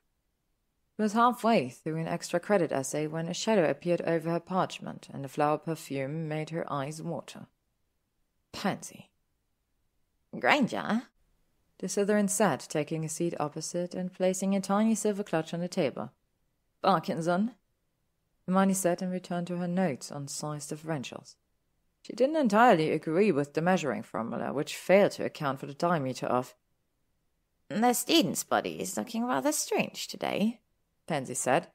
"Or shall I say stranger than usual?" Hermione shrugged. "I hadn't noticed." Pansy leaned forward. "You have to take that spell of Draco. It's doing more harm than good." "I don't know what you're talking about," Hermione said, turning a page. Perhaps the feathers had affected her spell on Granger? Pansy's eyes were dark and serious. I understand why you did it, but you shouldn't have. Hermione looked up, finally giving Pansy her full attention. Really? She asked. You'd rather Draco walk around with pink feathers and antlers on his head? I'm sorry Cotton's nose swelled up like that, but frankly, he deserved it. You don't get it, Granger, Pansy insisted. People aren't saying Draco cursed those students, they're saying the castle did it. Hermione dropped her quill, splattering ink all over her essays. No. Yes.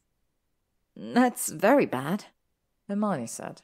If students thought the castle was retaliating against anyone trying to hex Draco again, that would mean another suspected blood spell. And if someone painted messages on the walls... Yes, Pansy said again. I'll lift a spell, Hermione said. But Pansy, you see how it is. Harry isn't here and I can't be with Draco all the time. The rage is only growing. I have a plan, Pansy said. What kind of plan? Hermione asked. Is it another spell? Perhaps a... Pansy sniggered. My plan isn't rooted in magic, but in a realistic understanding of human nature, a quality that few Gryffindors possess. I know plenty about. Hermione began, then snapped her mouth shut as Draco appeared, looking a bit drained. I can't say I did well on that test, Draco said, placing his back on the seat beside Hermione. The bits about the singing cast and the bloke in the fancy coat made no sense. I do, however, feel that the opera ghost was misunderstood. He nodded hello to Pansy, then froze. Are you two planning something together? He asked, almost sounding nervous. Certainly not, Pansy said. She rose from her seat, picked up her clutch, and walked off with a lazy wave. Draco watched her go, eyes narrowed, then turned an equally suspicious look on Hermione. Hermione stood as well. I have to take the defender spell, she said. People think it's the castle again. Draco nodded. I was concerned about that. Without another word, they both headed to the library's Goblin History section, and Hermione drew her wand. She bit her lip. The spell was easy to cast, but difficult to lift, since it naturally resisted any magic. Stay very still, she said. He obeyed, standing stiffly in place, arms at his side, and Hermione carefully ran her wand from head to toe, murmuring the spell. Draco glowed faintly purple again, and she lowered her wand. I may have missed a spot, she said worriedly. Your right shoulder. Draco just shrugged the shoulder in question. It couldn't be helped, Hermione decided. She could only cause more trouble with another attempt. The spell would likely wear off anyway. Slytherin certainly didn't seem concerned. He gave her a roguish smile that reminded her of their first time in the Goblin History section. I'll kiss you if you tell me. His first overt move. What might have happened if Theo hadn't turned up? Hermione expected him to make a move now, to shift closer or twine a curl around his fingers or something, but Draco just looked down at her, waiting. Hermione didn't move either, just breathed in his cologne, savoured his presence. The only sound was wind rattling the casement and the muffled rustling of two goblin wars, books fighting for space on a nearby shelf. They might have stood there forever, each waiting for the other to act, if a sweet flowery scent hadn't drifted down from above. Hermione looked up, half expecting to see Pansy sitting atop a tall bookshelf. Instead, Hermione saw a large pink petal drift down from the library's dark-beamed ceiling, leaving a spiraling trail of golden dust. Draco held out his hand, allowing the petal to land lightly on his palm in a puff of gold sparkles. "What's this?" Hermione asked. "A message," Draco said calmly. He held up the petal, but it was bare of any writing. Hermione's eyes narrowed. "A message? From whom?" Draco didn't answer, just brushed the petal under his nose. "Lovely perfume." His eyes widened slightly at the press of a wand tip against his throat. "Answer the question, Malfoy." Hermione's hand on her wand tightened, but Draco just looked amused. "Will you threaten me with hideous hexes and curses?" he asked. "Keep in mind my now invincible right shoulder." His words brought back the declaration in the woods before Halloween. "I want you to feel entirely justified in doing so." Hermione flushed and lowered her wand. "It's from Bluebell, actually," Draco said, vanishing the petal with a flick of his fingers. "She's helping me with a project." Hermione wanted to ask about the project, but she'd already made enough of a fool of herself. She tucked away her wand instead. "Very well," she said briskly. "I suppose I'll see you at dinner." Draco eyed her, then took a step closer, and suddenly he filled her entire vision, his cologne mingling with the petal's lingering perfume. "Meet me in my room instead," he said softly. "The wards are set to let you in." "What about dinner?" "We could have dinner in my room." "How will we— Oh, and me!" Hermione stiffened. "This isn't your chateau, Draco. You can't just order." Draco's eyebrows rose. "Order? Amy begged me this morning to let her serve us dinner. Do you want to break her heart?" "You are literally blackmailing me into coming to your bedroom. You should be ashamed." "I am." Draco placed a hand on the shelf and leaned closer again. "I thought my natural charms would be enough." "I'm not prancing through the Slytherin common room like a cheap—" "Just give everyone time to clear out, and—" "Because sneaking into your bedroom is so much better." "Is pointless arguing seductive for Gryffindors?" Draco wanted to know. "I personally consider it a sad waste of time, but I suppose it beats dueling." Stepping closer, Draco drew his fingers through Hermione's loose curls, pulling her head back slightly. His lips met hers, almost hesitantly at first, the kiss belying his confident words. Her hand slipped up his chest to cradle the sharp jaw, not quite roughened yet, but give it a few hours. At her touch, Draco's kiss deepened, became more demanding, and Hermione sighed into his mouth and allowed herself to be pressed into the bookshelf, ignoring the snarling protests of the gobbling books at her back. Merlin, she had missed this, the strange sweetness with a taste of danger, the sense that if she pushed him just a touch too far, he would throw up one of those black mists, and— The flowery scent around them grew stronger, and Draco and Hermione broke off their kisses and looked up. Hundreds of pink petals were raining from the ceiling, blanketing the shelves and library floor. The golden dust made the whole Goblin history section sparkle.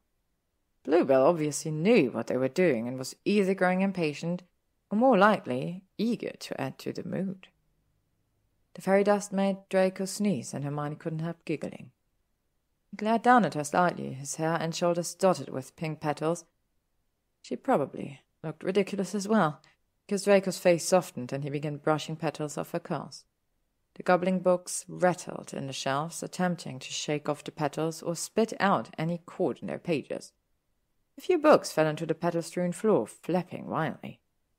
"I'd better not keep the fairy waiting," Draco said. "Next she'll send Doxies playing tiny violins." "I'll meet you in your room," Hermione said, flushing slightly. His smile widened and she tossed her head, adding, "I wouldn't want to hurt Emmy's feeling." "Of course not." Draco's lips brushed hers and he backed away, wading through the petals as he left the Goblin history section.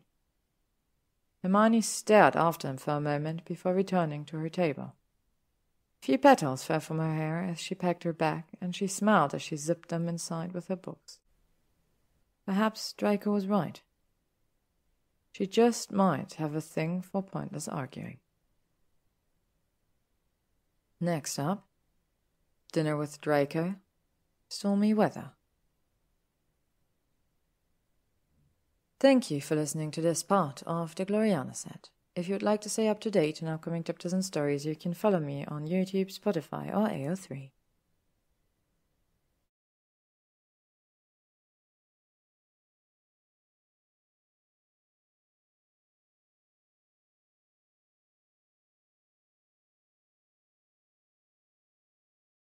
Chapter 77.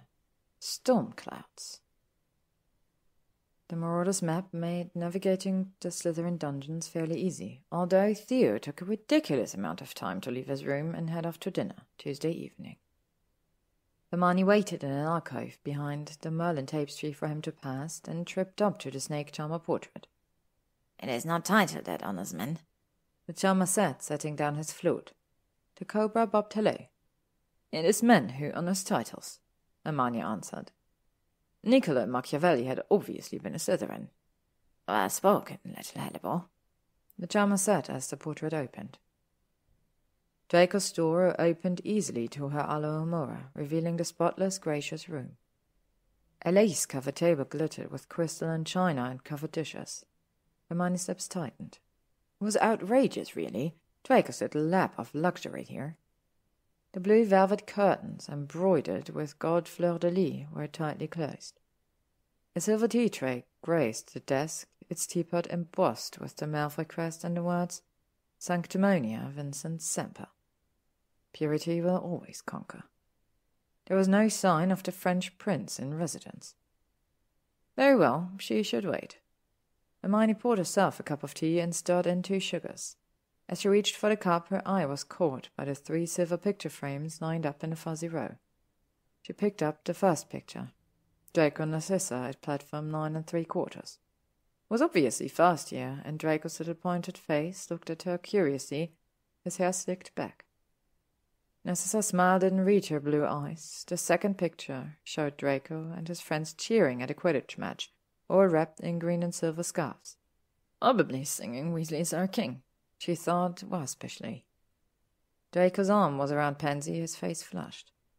Hermione was startled to see Theo on Draco's other side, his face so bright and young, black hair flapping.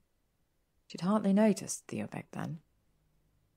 A movement in the corner of her eye drew her to the third frame, this one oval-shaped with entwined silver roses. The frame held a profit photo of Hermione herself, shot at Azkaban Pier of all places. Hermione held a half-dozen daisy bouquets her hair whirled from the North Sea wind. He was smiling, for the first group of released Muggleborns was walking or limping off the Sharon. It had been the day after the Battle of Hogwarts, and the first time that Hermione had felt they had truly won, that the sacrifices had been worth it to see all those Muggleborns freed and back in the arms of family and friends. The photo didn't show any of that, only Hermione smiling again and again, clutching the daisies as long curls whipped into her eyes, and she shook it back impatiently. How long had that picture been on Draco's desk? Hermione didn't remember it from her first visit, but she had been distracted. The silver teapot suddenly flashed an eerie green in the darkening room. Other objects also previously glowed green. The china on the carpet, even a silver-backed hairbrush on the chest of drawers. Draco's silver-chased jade clock on the table's candlestick also glowed. Hermione looked around the room with a frown, but suddenly all was as before. She hastily set down the picture of Draco Narcissa. Did the family objects not like her there, touching Draco's things? Sanctimonia Vincent Semper, after all. She huffed, not liking the thought, and moved away from the desk, bumping her hip on the dining table. The room was crowded, but Godric forbid that Draco go without his huge standing mirror or overstuffed armchair. The Sabology notebook lay open on the chair, and Hermione hesitated, then tossed her head. No bloody hairbrush was going to tell her what to do. So Hermione settled in the armchair, sipping tea and flipping through Draco's herbology notebook. His drawing of the devil's snare didn't include enough thoughts. Hermione shuddered and snapped the book shut. Where was Draco anyway? The lovely room now seemed close, almost oppressive. Sanctimonia Vincent Semper. Hermione suddenly felt like an interloper despite Draco's invitation. Narcissa's venomous words echoed. Your company has caused him to temporarily forget his duty to his family, his betrothed, and to himself. Hermione jumped to her feet and found herself at the closed curtain, her hand on its thick golden cord. The rich twisted rope was heavy in her fist. The room was closing in. She knew better than to listen to Narcissa, but could Draco truly shed the old ways? Could he make a real future with a Muggleborn? She viciously tugged on the rope, and the velvet curtains parted to reveal a roiling great lake. Stands of kelp whipped by strong currents. The storm that had threatened earlier in the day had arrived in full force, its power felt even under water. She could hear the muffled roaring and splashing of water. Chunks of driftwood spun past. Fish darted for shelter. Dark clouds billowed from the lake's muddy bottom. Hermione, a quiet voice said. She jumped, startled, and turned around, dropping the golden robe. Draco stood there, his bag and black robe slung over one arm. His sharp features were etched with tiredness. Closed the bedroom door behind him. I'm sorry I'm late, he said. It's fine, Hermione stuttered. A piece of driftwood slapped against the glass, and Draco's eyes flickered to the window, then back at her. We don't have to eat if you don't want to, he said. We can go to the Great Hall. Hermione swallowed. No, I'd like to stay, she managed to say. It's a beautiful table. The students' dinner was likely over anyway. Draco nodded and circled the table, carelessly tossing his robes and bag on the armchair and removing his tie. He made no move to kiss her, just pulled out one of the dining chairs, and Hermione took a seat, running her hands over her skirt. Draco sat opposite her and opened his napkin with a practical flick of his fingers. He played the perfect host, serving each of them and pouring glasses of pale elf-made wine, but his mind was clearly elsewhere. The dinner was quiet, oddly constrained. Hermione made an effort, catching Draco up with the squeaky mice's latest antics, and Hagrid's effort to import a dozen Stymphalian chicks, meat-eating birds, with bronze beaks and sharp metal feathers. Draco listened politely and offered up a few stories from his Muggle Studies class. But he was still distracted, not quite meeting Hermione's eyes, and constantly fiddling with something in his trouser pocket. He refilled their wine-glass, but neither drank very much. The room's golden lamps brightened as the light from the lake dimmed. Draco rose to shut the curtains again and add another log to the fire. It was a cozy scene, but the silences were growing longer. The jade clock ticked, the fire in the hearth snapped, and faint sounds of the storm could be heard behind the heavy curtains, an occasional roll of thunder muffled by the lake. The very air felt heavy with unsaid words. Finally, Draco put down his dessert fork and looked at her directly. Hermione, what is it? Draco's voice was soft. Talk to me.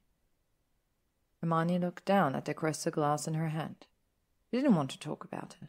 She wanted to close her eyes and avoid the whole conversation, but that wouldn't be very Gryffindor. So she straightened in her chair and eyed him across the table. He looked so perfect, almost glowing in the lamplight. It was all perfect. Too perfect. For now. Draco, I'm glad you're here. I'm glad you're safe, she said. But I haven't forgotten. You broke your promise. You left me. Draco's shoulders sagged slightly. I know, and I'm sorry, he said. I thought it was best. You do not get to decide what is best for us, Hermione interrupted, trying to keep her voice even. If your feelings change, if you no longer care, that's one thing. But when you do care, when you love me and still leave me without any warning or discussion, you just leave me. Her hand began to shake, and she set down the glass. I can't live like that. Draco blinked. What are you saying? I love you, Draco, Hermione said. There's no one else, but I couldn't bear it if you left again. If you decided I wasn't, I won't. His hand reached out to cover hers on the lacy tablecloth, stilling the shaking. Everything's all right now. We can handle the talk. My mother will survive Azkaban until spring and will. Hermione pulled her hand away. No, you don't understand. You said it yourself. Lucius will never give up. What if he breaks out of Azkaban again and goes on a murderous rampage? I'd be his first target. What if the Ministry seizes all your properties and assets? What if the courts finds a loophole and put you back into prison? What if you're attacked by a werewolf or cursed by a Malfoy victim, or finally you taunt someone into a violent frenzy on the streets? Her eyes held his. Will you once again decide that you're too dangerous for me and leave? Draco sat frozen, staring at her in horror. I mean it, Draco. I won't live like that. Hermione repeated coldly, pushing her chair back and standing over him like an avenging angel. I will make the decision. I will walk out of. Draco stood as well, drawing himself up to his full height. Sounds from the storm outside intensified, piercing the heavy curtains, water splashing against the windows, faint thought of something striking the glass again. Hermione expected Draco to raise his voice, to shout at her that she was his, that he would never allow her to walk away. But he said nothing, his face expressionless. Nothing. But then, what could he say? Hermione didn't know what she needed to hear, but she needed something. She turned away, needing to look at something else, anything other than that Slytherin mask. Once again she pulled on the curtain, revealing the stormy lake, but the dark water reflected Draco clearly. He stood behind her, his hand slipping into his trousers pocket again. Would he draw his wand? Would he try to trap her here? But Draco just stood frozen for endless heartbeats. Then he removed his hand from his pocket and held up a small object. Hermione blinked. She knew the shape, the shine of onyx in the lamplight. She turned to face him again. Very well, Draco said, stepping closer. Here's what I will do. Now his grey eyes held hers. Hard and determined, his jaw was set, and Hermione couldn't look away. He swallowed and spoke in a clear voice. I swear on my ring and upon my very soul that despite any number of horrors and injustices that may rain down on myself and those I care for, I will not leave Hermione Granger unless my feelings have changed or at Hermione Granger's personal request. Aperta sum. The ring glowed green, then faded. He stared up at him, then down at the ring. What was that? Draco didn't answer, just slipped the ring on his finger. The ring seemed to shrink, resizing itself to fit a smaller hand. Draco sighed, tension draining from his body. Hermione gasped. You put on your ring? You changed your family motto? Yes, I did, Draco said calmly. You're right. I can't wait for the perfect time to wear this ring and claim my title. I'll claim it now, with both parents in Azkaban and my name a byword for evil. I will make the name something else. A faint smile. And I certainly couldn't keep the old motto. It didn't fit my plans at all. He held out his hand so she could see the ring more clearly, and Hermione stared down at the crest. The shield flanked by dragons and snakes, the central M and the two words shining brightly silver. Aperta sum, she said. I am open. I considered we Malfoys promised not to serve evil anymore really this time, but that was too long, Draco said. I needed Bluebell to help me change it. His eyebrows drew down slightly. It took some time. The ring resisted forcefully. Hermione looked from his face to the ring, then back again, not knowing what to say. Draco raised his other hand, and she could feel trembling fingers on her cheek. He was touched by his oath to remain with her, but oaths could be fickle and meaningless, easily gotten around. More significant was the motto itself. I love you, Hermione, Draco whispered, stepping closer still. Tell me again that I haven't broken the object. Hermione looked up into those now pleading eyes. Her heart lurched in her chest, and she flung herself into his arms, gripping him tightly. Draco's arms wrapped around her. He's free, really free. He freed himself. You haven't broken anything, She set into his jumper. "I love you and I'll stay for as long as you want me. I'm yours." They stood there for a timeless moment, clutching each other almost desperately. "You won't regret this," Draco said hoarsely. "I won't let you regret this. I know I'm a prick. I know I'm impossible, but I won't regret it," Hermione said, her face still buried in his chest. It was as Harry said, neither of them had a choice anymore. Draco tried to leave again, Hermione would chase him to the ends of the earth. And as for Draco, well, he'd warned her himself that he'd haunt her for the rest of her days. Enough for the ages we are. She felt his hands gently tilt her head back so he could kiss her. No hesitation this time. Dazed by the feel of him, she didn't resist as warm fingers moved to unbutton her torrid affair cardigan. He broke the kiss to look at him, but Draco's head was bent, his white blonde fringe hiding his eyes. "Too fast?" he asked in her ear. "There's no hurry. We can." Hermione shook her head. "Not fast enough," she said. There was a silence, with only the ticking clock to be heard. Even the storm outside seemed to pause. Then Draco's mouth was on hers again, harsh, demanding, and the sound of ripping clothes rang out sharply. So much for that skirt. Draco released her and yanked off both his jumper and shirt at once. The firelight and lamplight made his silvery sectum sempra scars glow. He moved to the bed, shedding the rest of his clothing, and gave her a significant look. She joined him, feeling the embroidered seed pass under her hands. "My beautiful girl," Draco whispered, pulling her atop on him. "Hermione." Hermione's hair fell, rippling to his bare chest as she arched over him. Lightning flashed its silvery light, shining through the water and into the room through the open curtains. Draco's eyes shone. "Come to nurse me, Granger?" he asked with a trace of his old smile. "Yes." Hermione smoothed his hair back from his forehead, then bent to run her lips along that rough jawline. He smelled just the same, even better. The antiseptic odor of the infirmary replaced by some deliciously fragrant cedarwood soap. Merlin, she had missed him. She would never let him go again. Thunder rolled. Her hand trailed over his stomach and further down, and Draco's gasp made her body throb with need. Her mouth moved from jaw to chest, then lower, and he moaned softly. He stammered over her name as her lips closed over him, his hands in her hair now as he gave breathless instructions. So bossy. And it only aroused her more.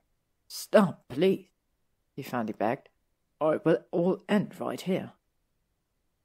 Hermione released him and looked up at that almost broken face, his eyes glittering slits. He moved up his body again and kissed him now, and she felt his hands on her, pulling off the Slytherin lingerie, stroking and circling until she was the one moaning. She muttered a wondrous accio and felt the edged wood of her wand against her palm. Draco's eyes popped open at the sound of her murmured contraceptive spell. "Better safe than sorry." "Hermione," he began. Hermione slapped down the wand and pushed his hand away, then launched herself onto him with one sharp movement. Draco gasped as she rode him, his hands on her hips. I'm going to... Fuck!" He groaned and flipped her over in one smooth motion. "Let me," he gasped, "or it'll be over in seconds." Certainly nobody wanted that, so Hermione was fine with the change. She was more than fine. Courses of pleasure thrummed through her body, and Draco continued to thrust, his mouth on hers, sand between them again until she cried out, her voice mingling with another roll of muffled thunder. "Come for me now, Granger," he murmured, switching to her last name, and that did it. She called his name as the waves of her climax crested one after another, while she felt him come inside her again and again, until they finally collapsed, and then only sounds in the room were their panting breath and the waves outside. Then he was kissing her desperately, mumbling against her mouth, and Hermione could only catch the odd word. "Back, stay, mine." He repeated the last word again and again, and she could feel dampness on her cheeks. She was almost concerned. He sounded a bit hysterical, the emotions of the evening catching up with them both. But Draco calmed down after a while, rolling onto his back once more and drawing her with him. The room was quiet and dim now. The storm had subsided. Draco's face was shadowed, his dark profile sharp against the dying firelight. His breathing was softer now, and she lay with her head on his shoulder as he pulled the covers over them both. They were both exhausted, she knew, from weeks of tension and little sleep the night before. "I'm staying," she whispered, and felt his body relax further. "Sleep now." Draco mumbled something that she didn't quite catch, so she just made a vaguely reassuring sound in her throat. That seemed to do it. He sighed, and his breathing evened out, slow and deep. He snuggled into his warmth and fell asleep, surrounded by the smell of cedarwood and Draco. Chapter 78. Very interesting plan. This is the last official chapter, with only the epilogue remaining.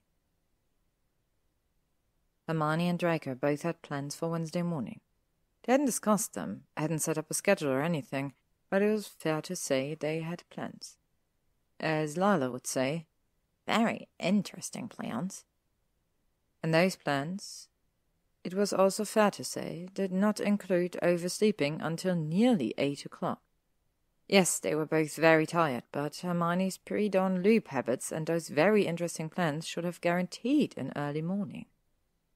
Instead, Hermione blinked herself awake in a sweet haze, enjoying the weight on her chest, a head of messy white blonde hair under her chin, and warm arms around her. Watery sunlight rippled through the room, and she bolted upright, knocking Draco back against the headboard. The storm had passed, and in November, morning sunlight only meant one thing. They were late. 7:52! Hermione wailed the final ooh of the two, hitting an almost impossibly high note. Draco groaned and rubbed the back of his head. Hermione scrambled out of bed, dragging the cream-colored coverlet with her. Then she stood in the middle of the room, too horrified to act further. "Draco!" she cried. "Do something!" "Do what?" he asked grumpily. "Join you in making hysterical screeching noises? Half the castle knows you're in here with me now. Those soliding spells don't last forever, you know." Hermione clapped the hand over her mouth, now even more horrified, and stared at Draco. He was stretched out naked on the coverless bed, now eyeing his erect self somewhat mournfully. She held her hand and tried to moderate her tone. "Draco," she repeated. He looked up at her hopefully, and she huffed. "There's no time for that." "Are you sure?" Draco patted the bed beside him. Hermione glanced at the silver-chased jade clock by his bed. 7:54! Draco sighed and gave up. "Emmy?" A loud crack echoed in the room, the elf instantly appearing in a cloud of lace with her tray. "Maître Draco et Maîtresse Hermione," she cried. "My heart is full of joy to see you enclosed together." Hermione flushed and pulled the coverlet more tightly round herself. "I need to get to my room. Draco." Emmy eyed Draco curiously, then turned her gaze to Hermione. "But I do not comprehend. Do you mean to leave Master Draco in such a state? There is always time for—" "Emmy!" Hermione cried. Was this her life now? Was she really being reproached by a house elf for not having morning sex? Draco needs to get down to breakfast. He needs to be seen. The elf sighed. "Anglaise." She set her tray on the still cluttered dinner table, then snapped her fingers and the table and tray vanished. "Then I shall apparate Mistress Hermione to her room." "Thank you, Amy." Hermione said, snatching Draco's shirt and jumper off the armchair. Draco was sitting up now, feet on the floor, still shamelessly naked. Hermione approached him cautiously. "I'll see you at breakfast," she said, giving him a quick peck on the cheek and picking up her wand. He snaked an arm around her, and Hermione suddenly found herself on his lap, his lips on her throat. "Draco!" She squeaked and pulled away. She practically ran back to her position in the middle of the room, refusing to look at him. "All right, Emmy," she told the elf severely, and Emmy giggled and touched her arm, popping them instantly into Hermione's room. Ginny was standing on one foot in the center of the room, pulling on her tights, and nearly fell over in shock. "Ginny, this is Draco's house elf, Emmy." Hermione said. Me, Ginevra Weasley. Mademoiselle Ginevra, it is an honor to meet you, one of la maîtresse's friends, Amy said, bowing. Ginny smiled kindly at Amy, then looked Hermione over and snickered. Hermione looked at the mirror and groaned. Draco's shirt and jumper hung low past her hips, but gaped widely around the neck, clearly revealing multiple marks from her jaw on down, and on her hair was completely destroyed. A rough night, Ginny asked innocently. I am not talking about this now, Hermione said, moving to the wardrobe for a pressed uniform. Oh, just a few details, Ginny wheedled, abandoning the tights. It was just Draco, right? Although, judging by your current state, perhaps he had a little help. Ginevra, Molly, Weasley. Hermione dropped the skirt. It was just, I never... Merlin, you're as bad as Luna. Ginny grinned. Luna's convinced that Draco's sexually deviant. Well, he needs to work up to it, Hermione snapped, taking up her toiletries bag. And for the record, that option is not. Touché, Ginny said. I'd expect you'd be in a better mood on such a morning. Très anglaise, Amy said sadly. Hermione jumped, startled. She'd forgotten the elf was there. denying herself sex du matin, and Master Draco too. The elf looked disapproving. You're right, Amy. That's very sad, Ginny said. There's always time for a nice blowjob. Amy's face lit up. Exactement. I'm leaving now, Hermione said. And so are you, Amy, and thank you. Oui, Mistress Hermione. Amy said dolefully. Hermione stumped off to the bathroom to prepare for the day. Ginny's peals of laughter still ringing in her ears. Obviously, she'd have to keep her roommate and Draco's elf far apart from now on. Draco had saved a place beside him at the Slytherin table, and Hermione fell onto the bench with a thump, feeling frazzled. Draco just sipped his morning tea, looking as pristine as ever. Amy's work, Hermione darkly suspected. The Malfoy ring stood out starkly on his pale hand, and half the Slytherin table was staring at it. As for the rest of the hall, it looked like Hermione's hope that the school's vendetta against Draco would ease up overnight was entirely misplaced. She could hear murmurings about blood and Death Eaters. Sick and twisted appeared to be the general consensus about her and Draco's relationship. She tried not to listen, but it was hard. What with that pack of Ravenclaws talking loudly about Hermione's Journal of Conquests? Hermione gnawed on a dry scone, too depressed to even add jam. Luna was probably telling everyone how deviant she was. The Slytherin table looked no happier.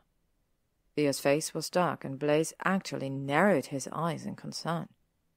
The only ones unaffected were Pansy and Draco, the latter buttering his scone.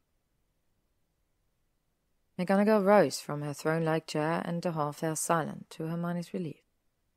Students, the headmistress said, please grant your attention for a very important announcement. Hermione started, crushing the bit of scone in her hand. What would McGonagall do? Anything she said about Draco would only make things worse. Draco continued, buttering his scone like he was being graded on the pastry for neatness and thoroughness. Mr. Macmillan, McGonagall said. Hermione turned to look at the Hufflepuff table where Ernie stood, ears red. He cleared his throat. Thank you, Headmistress McGonagall. Good morning, Hogwarts students. I'm sure you all look forward to another productive day of... Mr. Macmillan, McGonagall said. Ernie nodded. Christmas is coming, he said, as if his announcement was all that was needed for the holiday to occur. And as part of our school efforts for inter-house unity... Angry murmurs swelled. Everyone had it up to here with inter-house unity. Ernie raised his voice and continued. And as part of these efforts, the school is hosting an inter-house unity secret holiday gift exchange. Hermione's jaw dropped. A what? As head boy, I have developed a comprehensive spell to ensure that each student receives the name of someone of a different gender and house, and in their own year, if possible. Ernie went on. Ooh, Boo! Smiles and whispers spat through the hall with some girlish squealing. Hermione looked at the Ravenclaw table. Hedgar Podmore rolled her eyes, her expression clear. I had nothing to do with this. The spending limit is 5 galleons, Annie continued. and we all exchange our gifts at holiday feasts. In the spirit of Christmas fun, please keep the name you receive confidential. He drew his wand and cast a spell. Scrolls began appearing on the students' plates. Hermione pulled a rolled parchment out of her tomatoes inside. Best to get it over with. Hopefully. What? The Melzer Robins? Levinor's happy squeal practically shook the hall. The Gryffindor's significant look at the snake's table left no doubt whose name she had. Theo certainly understood immediately. The poor man almost cringed. The Slytherins had no compunction about breaking Ernie's rule of silence. Within minutes, the snakes had a little auction going with desirable names going to the highest bidder. Hermione sat open-mouthed as a Slytherin prefect called out names in drawling tones. Herbert, Carter, Padma Patil. Gold began trading hands, and Hermione glared at Draco as he turned over his scroll and bid for Percival. You shouldn't be trading, she hissed, and your name should be a different gender. A travesty of a boyfriend just winked and tossed a coin at the prefect, plucking his new scroll out of the air. I know just the gift, Draco said smugly. He'll love it. Hermione huffed and turned to Lena. I see you've kept your original name, told the young girl approvingly. I have some very interesting ideas for Miss Astoria Greengrass, Lena said. Wrong gender, Hermione sputtered. Wrong house. Yes, Lila said. this activity has been poorly executed. She tucked her scroll into her skirt pocket and began spooning up her oatmeal. Hermione looked over the hall again. Pandemonium had broken out as the students cheered and groaned and swapped. Unwary students who left their scrolls unattended risked having them switched by students unhappy with their name and willing to take a chance. Miss Granger, said a voice behind her. It was Rupert Pratt holding his small scroll. do you know a Percy Weasley? Is he a Ravenclaw? What? Hermione squeaked, then tried to moderate her tone as the former beater flinched.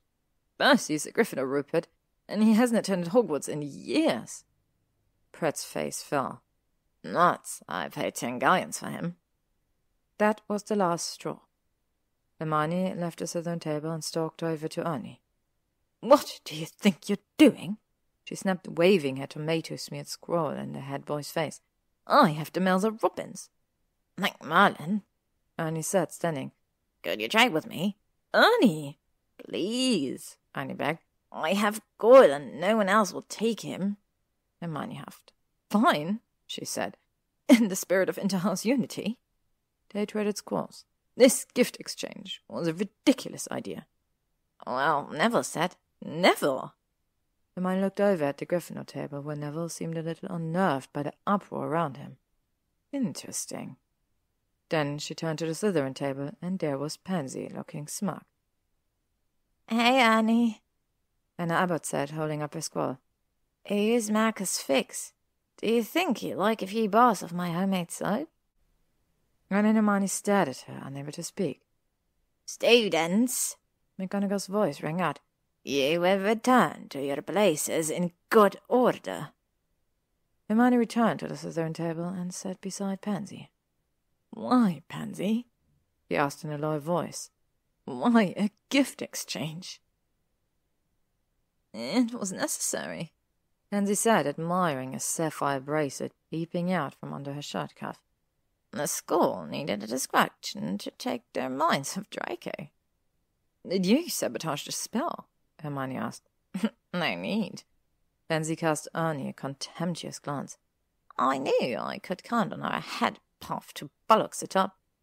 Never thought it was a lovely idea. Hermione almost groaned. Neville was so upright and trustworthy.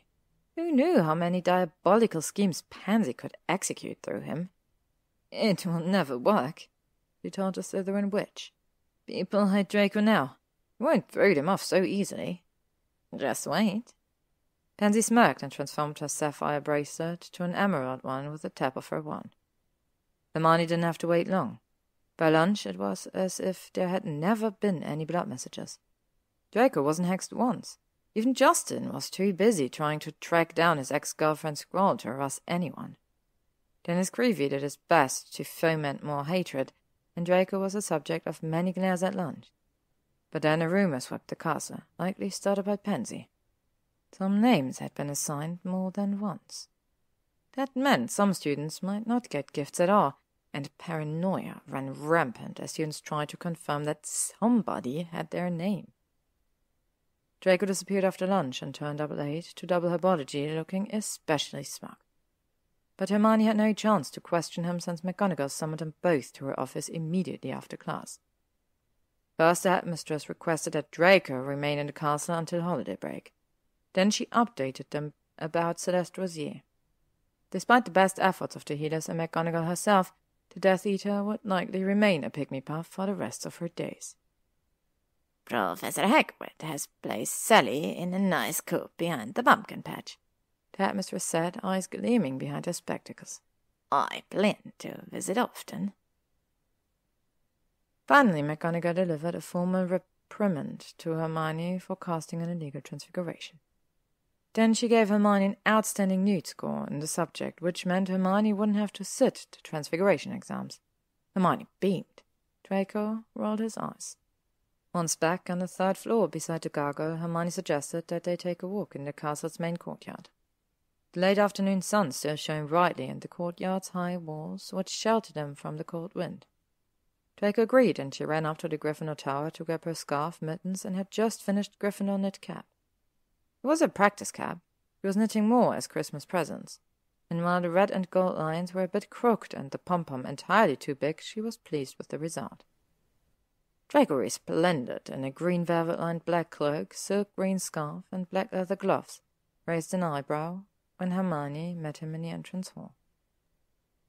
"I know," she huffed. "Go ahead, tell me I look ridiculous." "You look completely ridiculous," Draco answered with conviction, then slid an arm around her and pulled her closer. "And the doorbell." He kissed her thoroughly, then tucked the cap over her eyes before stepping back. "Draco!" Hermione said, flushing as she straightened her cap. Nearby students stared, but nobody threatened Draco or shouted, "Death Eater whore!" That Pansy might be onto something. The couple discovered quickly that they weren't the only ones eager for a breath of fresh air. Students were thick on the courtyard's wide, grassy expanse, divided into quarters by wide-flagged paths that led to a large astronomy model in the center. The iron model was Copernican, not Ptolemaic, Hermione noted with approval.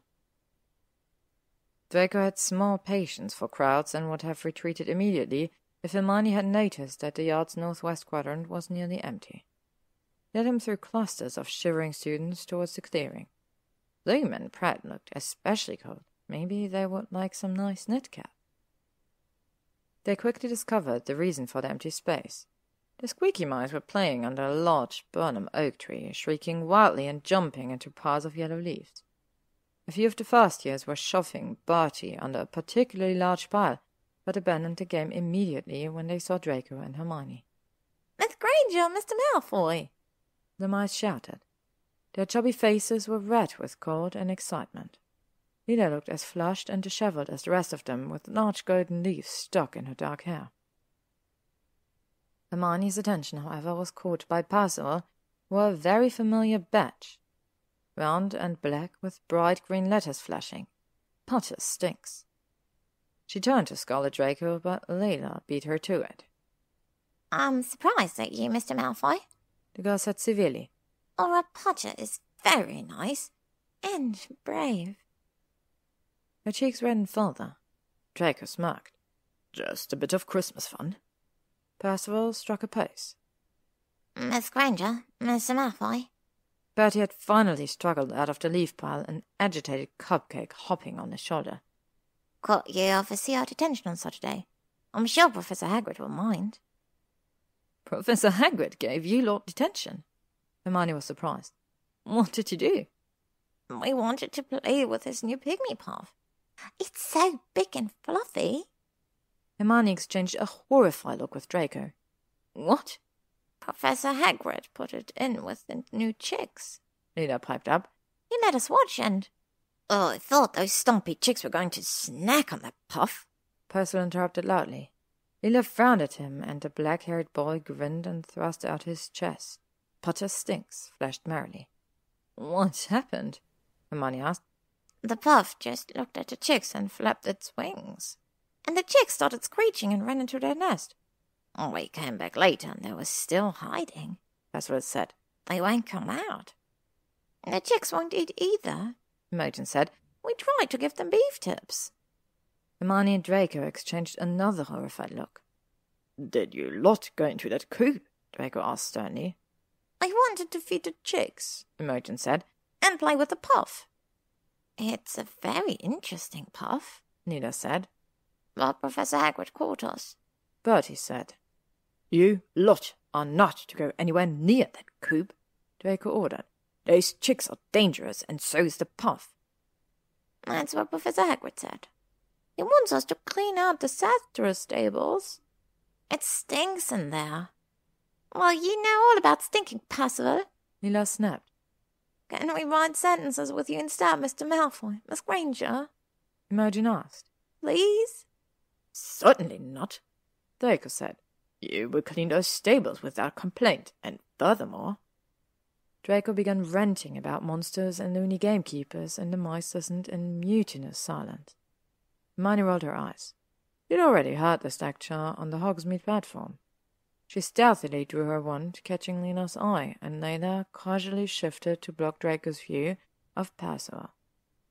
Hermione stepped away from Draco and muttered under her breath, licking her wand tip towards Percival.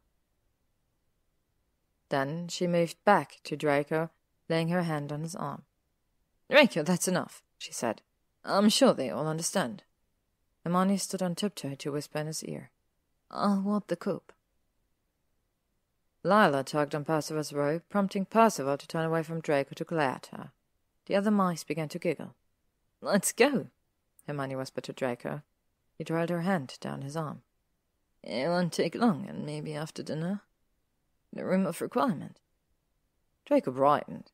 The Slytherins seemed to think he was owed something after the disaster of a morning, and Hermione was refusing to return to his bedroom on a school night. He fixed the squeaky mice with a stern look. "All right, remember what I said." Draco stalked off, and Hermione followed meekly, but she couldn't resist a final look back at the squeaky mice, who stood around grinning at Percival's badge, which now flashed, "Do your homework." Warding the Stymphalian chick's coop was easy enough, although Hermione couldn't help quivering a bit under Celeste's gaze. Who knew a pygmy puff could have such cold eyes? Draco held his wand on the former Death Eater, while Hermione cast the ward allowing only Hagrid themselves and McGonagall to enter the coop. She also created a partition between the puff and the nest, so the chicks could relax and eat their beef tips. After dinner, Hermione and Draco headed to the room of requirement, which now had the strength to provide a simple bed with a thick grey quilt. "I'm not breaking curfew tonight," Hermione warned, hands on her hips. "We'll see about that," Draco said. It was all business tonight, unbuckling his belt and stripping down to his black silk boxers. "Draco," Hermione began. The wizard was stretched out on the bed now, propping himself up with one elbow, and she trailed off, distracted by his long form. Draco's hand brushed the quilt before him, a silent and irresistible invitation. Hermione never remembered walking to the bed. She only knew she was there, standing with her knees against the quilt, looking down at those shining eyes. "Draco, you can't just demand I break." "Watch me, Hermione," Draco said with a smile. "You like to watch me, don't you? You'll watch me do many things tonight." His eyes glittered in a way that sent shivers up her spine. Hermione swallowed but said nothing, just waited. He wasn't sure what she was waiting for, but Draco would know. "Take off your clothes, Hermione," Draco said softly. The moment stretched thin, caught between two equal wills, until Hermione smiled. For the past harrowing weeks, Draco had been trapped by circumstances, his fate and the fate of his family in the balance. Now he felt a bit more in control, and being a Malfoy and a Slytherin, he wanted to demonstrate it. At least for tonight. Holding his gaze, Hermione took 2 steps backward, unravelling her tie and unbuttoning her uniform shirt to reveal a red bra. Draco watched attentively, but his self-satisfied smirk faded as she cast aside her bra and stepped out of her knickers. The windowless room was a bit dark, and Hermione wiggled her fingers in a non-verbal wordless spell. A single lamp suddenly blazed to life, casting its golden light on her bare body. Draco sat up, eyes wide. He didn't move a muscle as Hermione moved to kneel on the bed, then bent over to kiss him. He responded instantly, pushing her down on the quilt and kissing her deeply, and his hands were everywhere. Hermione's own hands ran over his chest, those thin scars and nearly invisible hair. Draco pulled away and hovered over her, the lamplight shining on his face, or perhaps reflecting an inner brightness as he looked at her. His warm sunshine smell surrounded her, layered with rich cologne. "Tell me you love me." His voice was almost impossibly deep. "I love you," she whispered. "Again." "I love you," she said more strongly. They were both cold now, as surely as if they wore matching chains of stars. Draco's mouth was on hers, his hands on her throat, his body trapping her. There was little darkness now, just a slight edge, a tiny flex of his fingers. His lips moved to her ear. "I love you, Hermione Granger. Love you. Love you." He repeated it like a mantra, moving against her with clear intent. Hermione's eyes set shut and she moaned. His hands left her throat to side downward. She was soaked already from that touch of darkness, and she heard Draco chuckle lightly when he discovered that.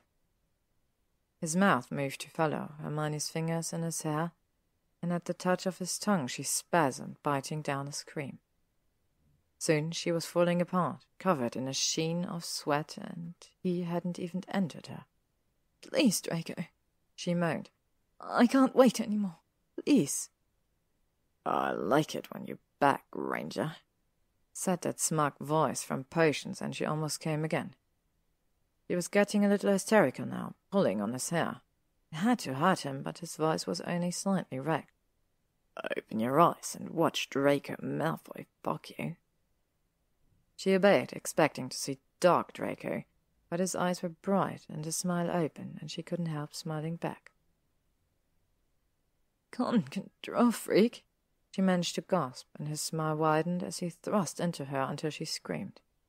Draco's face was flushed with determination, and she learned why when he pulled out and flipped her over.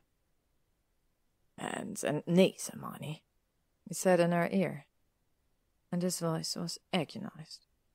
He wasn't controlling her limbs very well, but he helped her, and when he entered her again she squeezed her eyes shut and let her nerves collapse as he continued until he finally came with a shattering groan and they fell bonelessly on the bed.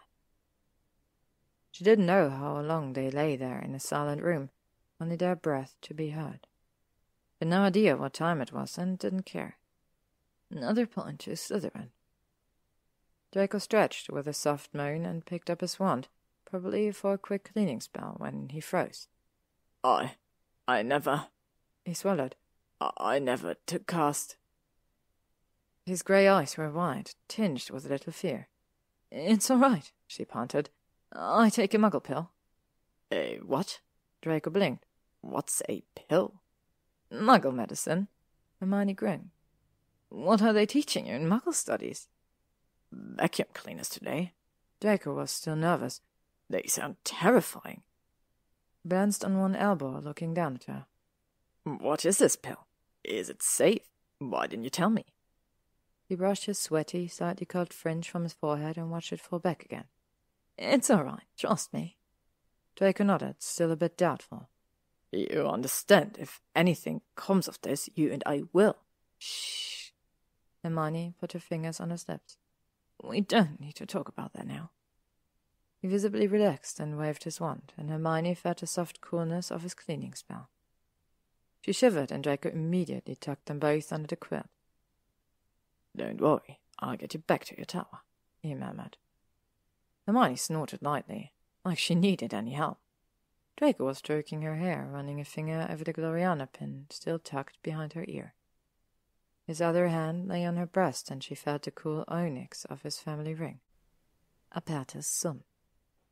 "I still can't believe you changed the motto," she said, stroking the dragons with her finger.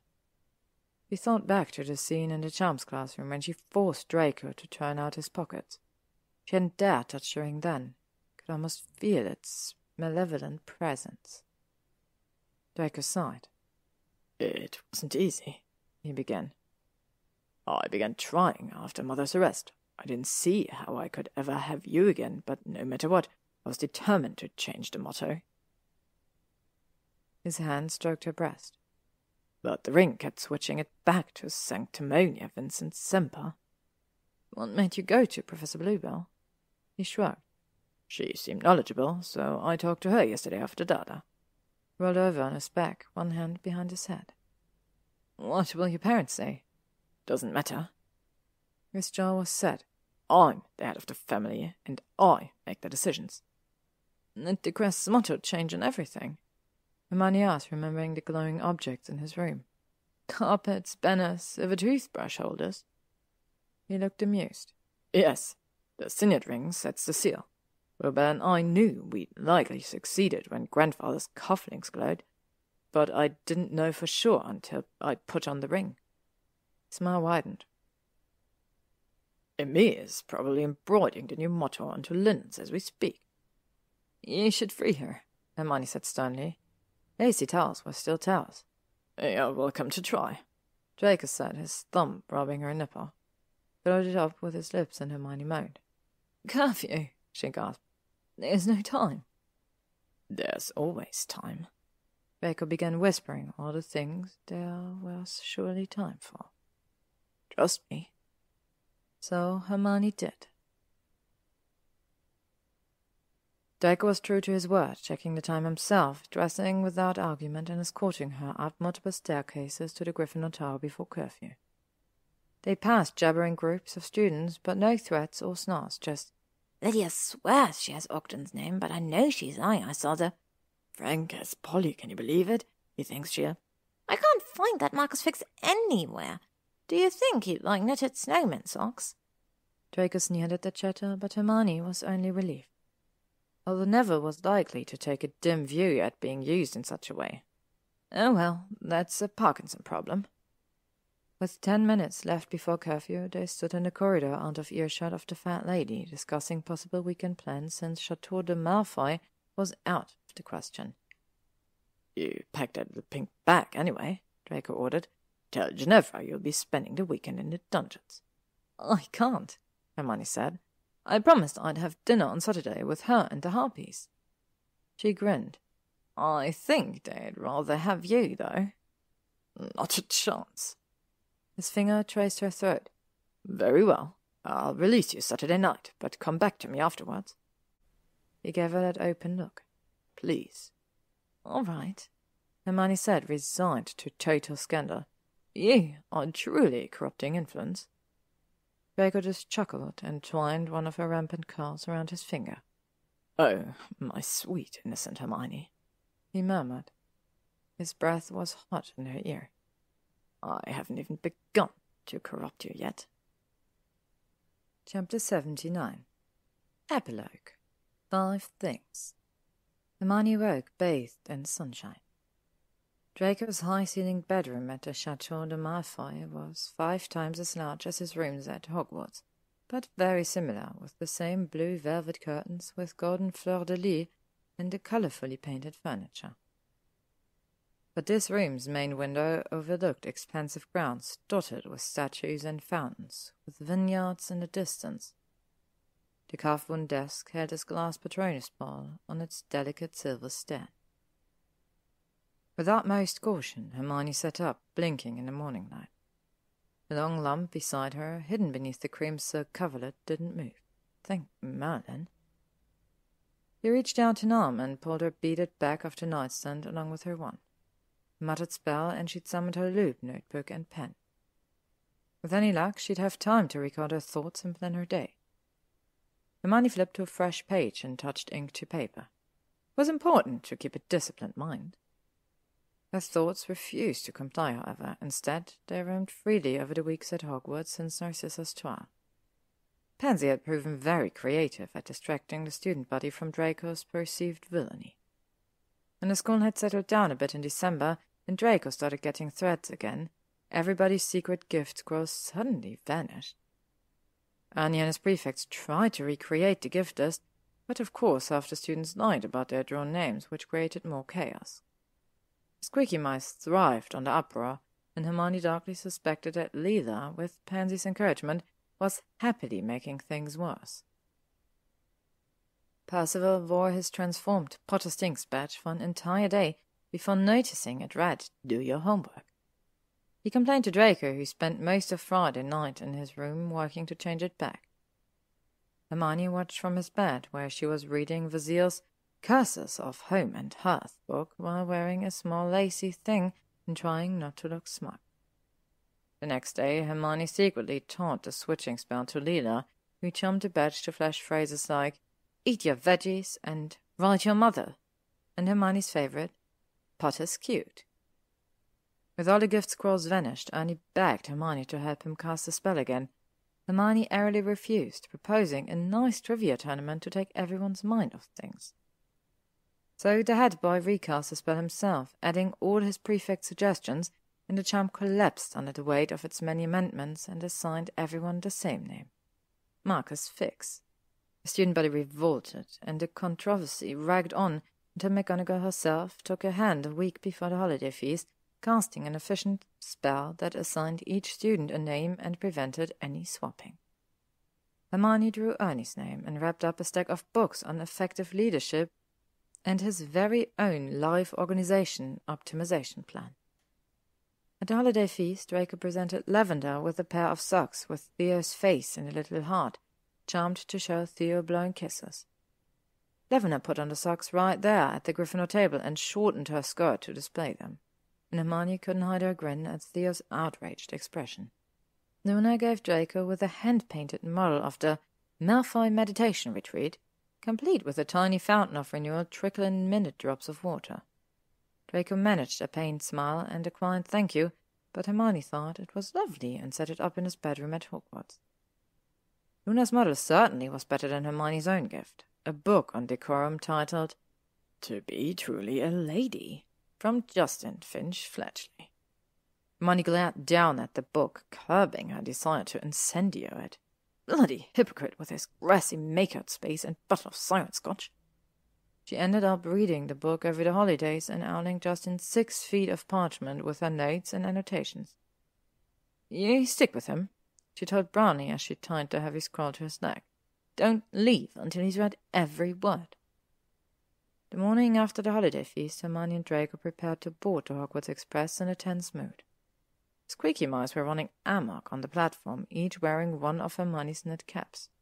Draco looked a little sour at the sight of Ernie wearing a matching black cap with a big yellow pom-pom. Hermione asked sweetly if Draco would like his own silver and green cap. Certainly Bloom and Pratt seemed to enjoy theirs, and Draco's ear did look a bit pink. Draco just gave her a haughty sneer. He and Hermione were both sleep-deprived, and not in a good way. Draco had finally realized the night before that Hermione hadn't been glamouring her mudblood scars. They had truly faded, with only faint silvery letters remaining.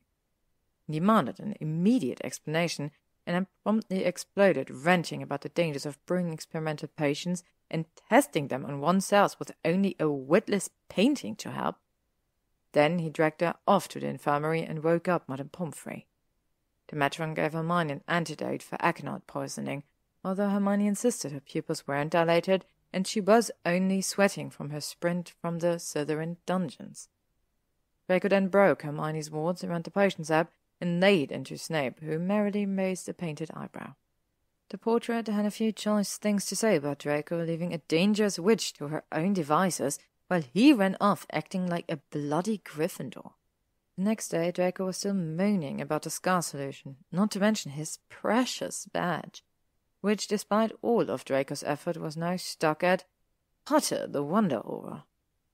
He and Hermione bickered the entire train ride to London, and their friends left them both at platform 9 3/4 with obvious relief. With Draco's parents in Azkaban, Hermione had made the reckless decision to bring her still annoyed boyfriend home with her for the first week of Christmas holidays. After all, she reasoned, if her mother didn't send Draco screaming out of her life, nothing would. Mum behaved quite well at the train station and drive home, but alas, it couldn't last.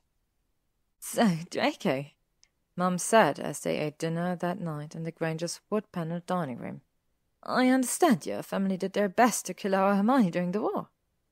Draco blinked and set down his fork. "Yes, I'm afraid so."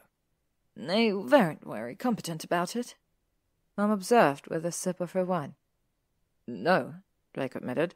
"I was a shit Death Eater myself." Dad barked a laugh, but Mum looked disapproving. "So I've heard. Cursed necklace, poisoned wine. Shockingly inefficient." "Yes, well, you see, my heart wasn't exactly in it," Draco said apologetically. Hermione rolled her eyes. "Honestly, Mom, we should all be grateful that it wasn't."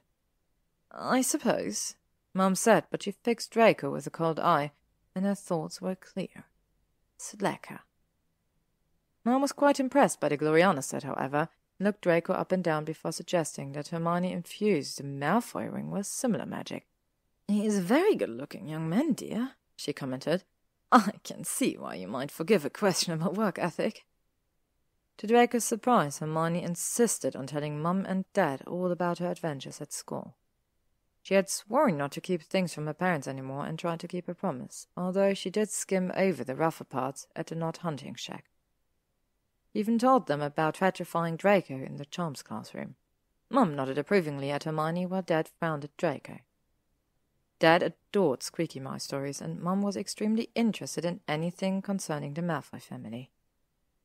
Both of her parents were appalled by the blood messages, although Mum only nodded thoughtfully at the news that Narcissa had cast a spell. After Christmas service, Hermione told the story of Astoria's necklace and her own visit to Lucius' Azkaban cell. Dad and Draco were both scowling when she finished describing her talk with Lucius, but Mum just looked smug. "Well, dear, that's what happens when you don't keep your men in line," Mum said as she served them all eggnog. "They fall into bad company with masks and all, and next you know, they're getting tattoos and chasing younger women. This whole Voldemort thing was obviously a badly managed midlife crisis." Mum smiled kindly at Draco, who sat in frozen horror, clutching his untouched eggnog. "That's it," Draco hissed at Hermione while her parents went upstairs to fetch more presents. "It's official. Your mother is scarier than mine." Draco practically ran from the house to Azkaban Christmas afternoon to visit Narcissa, while Hermione went to the Burrow. On New Year's Eve, they attended Harry's party at 12 Grimmauld Place. Harry and Ginny circled each other all evening, but shared a passionate kiss as the clock told midnight. Then Ginny danced off with those annoying harpy friends of hers, who would not stop oogling Draco. Hermione checked in with Harry, who said with a smile, "She'll come back." Then Hermione went to Ginny, who gave her the exact same smile and said, "He knows where to find me." At that point, Hermione just gave up and rescued Draco from Luna, joined up with Bloom, the slightly more intelligent former Beta, and was making very suspicious hand gestures. Ron and Draco later met by accident at the drawing room's makeshift bar and traded nods and paint smiles.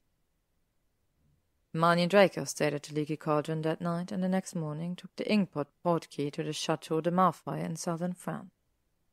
The chateau lived up to all Draco's promises. The library was extensive, and the fishing village truly seedy. The only disappointment was Aimée.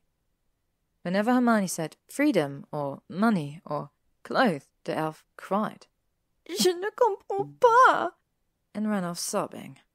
It was maddening. Hermione frowned down at her loop notebook, thinking of the elf. Then she took a relaxing breath, 5 beats in, 5 beats out. She considered the Aimée problem another time. The lump under the covers had shifted slightly, and some people had small respect for life or organization plans. She cracked open a journal and rapidly wrote the date and time. 5 things to look forward to. 1. The Chateau's library's 1750s copy of Pernelle Flammer's Magical History of France that Draco promised to start translating aloud to her after lunch. 2. Her plan to take waterproof cloaks to the fishing village today, along with jars of caulking material. Some of those wretched boats the villagers were squatting in were quite leaky. The body under the covers beside her was definitely moving, and a warm hand brushed her ankle, moving up her bare leg. Somebody was waking up and unlikely to take no for an answer. So spoiled. She wrote a large 3 in her notebook, but her attention was distracted now as a rough palm moved to her knee and she felt a hot breath on her hip. The hand moved slowly higher, and the breath moved to meet it. Hermione wrote quickly. The first 2 items on their 5 things to look forward to today list often changed these days, but the last 3 never wavered. 3. Draco. 4. Draco. 5. Draco. The end. Thank you all for listening to this very long book by ThebeMoon named The Gloriana Set. I was actually very worried that I might not be able to finish this extremely long story. I love this story so much, so I was very happy that ThebeMoon actually gave me the permission to record this, but it was a quite intimidating piece of work. But I'm very thankful for everyone who stuck with me throughout these recordings and this book and made it until the end. I hope you enjoyed it as much as I did, and I hope that I will see you in my next recording.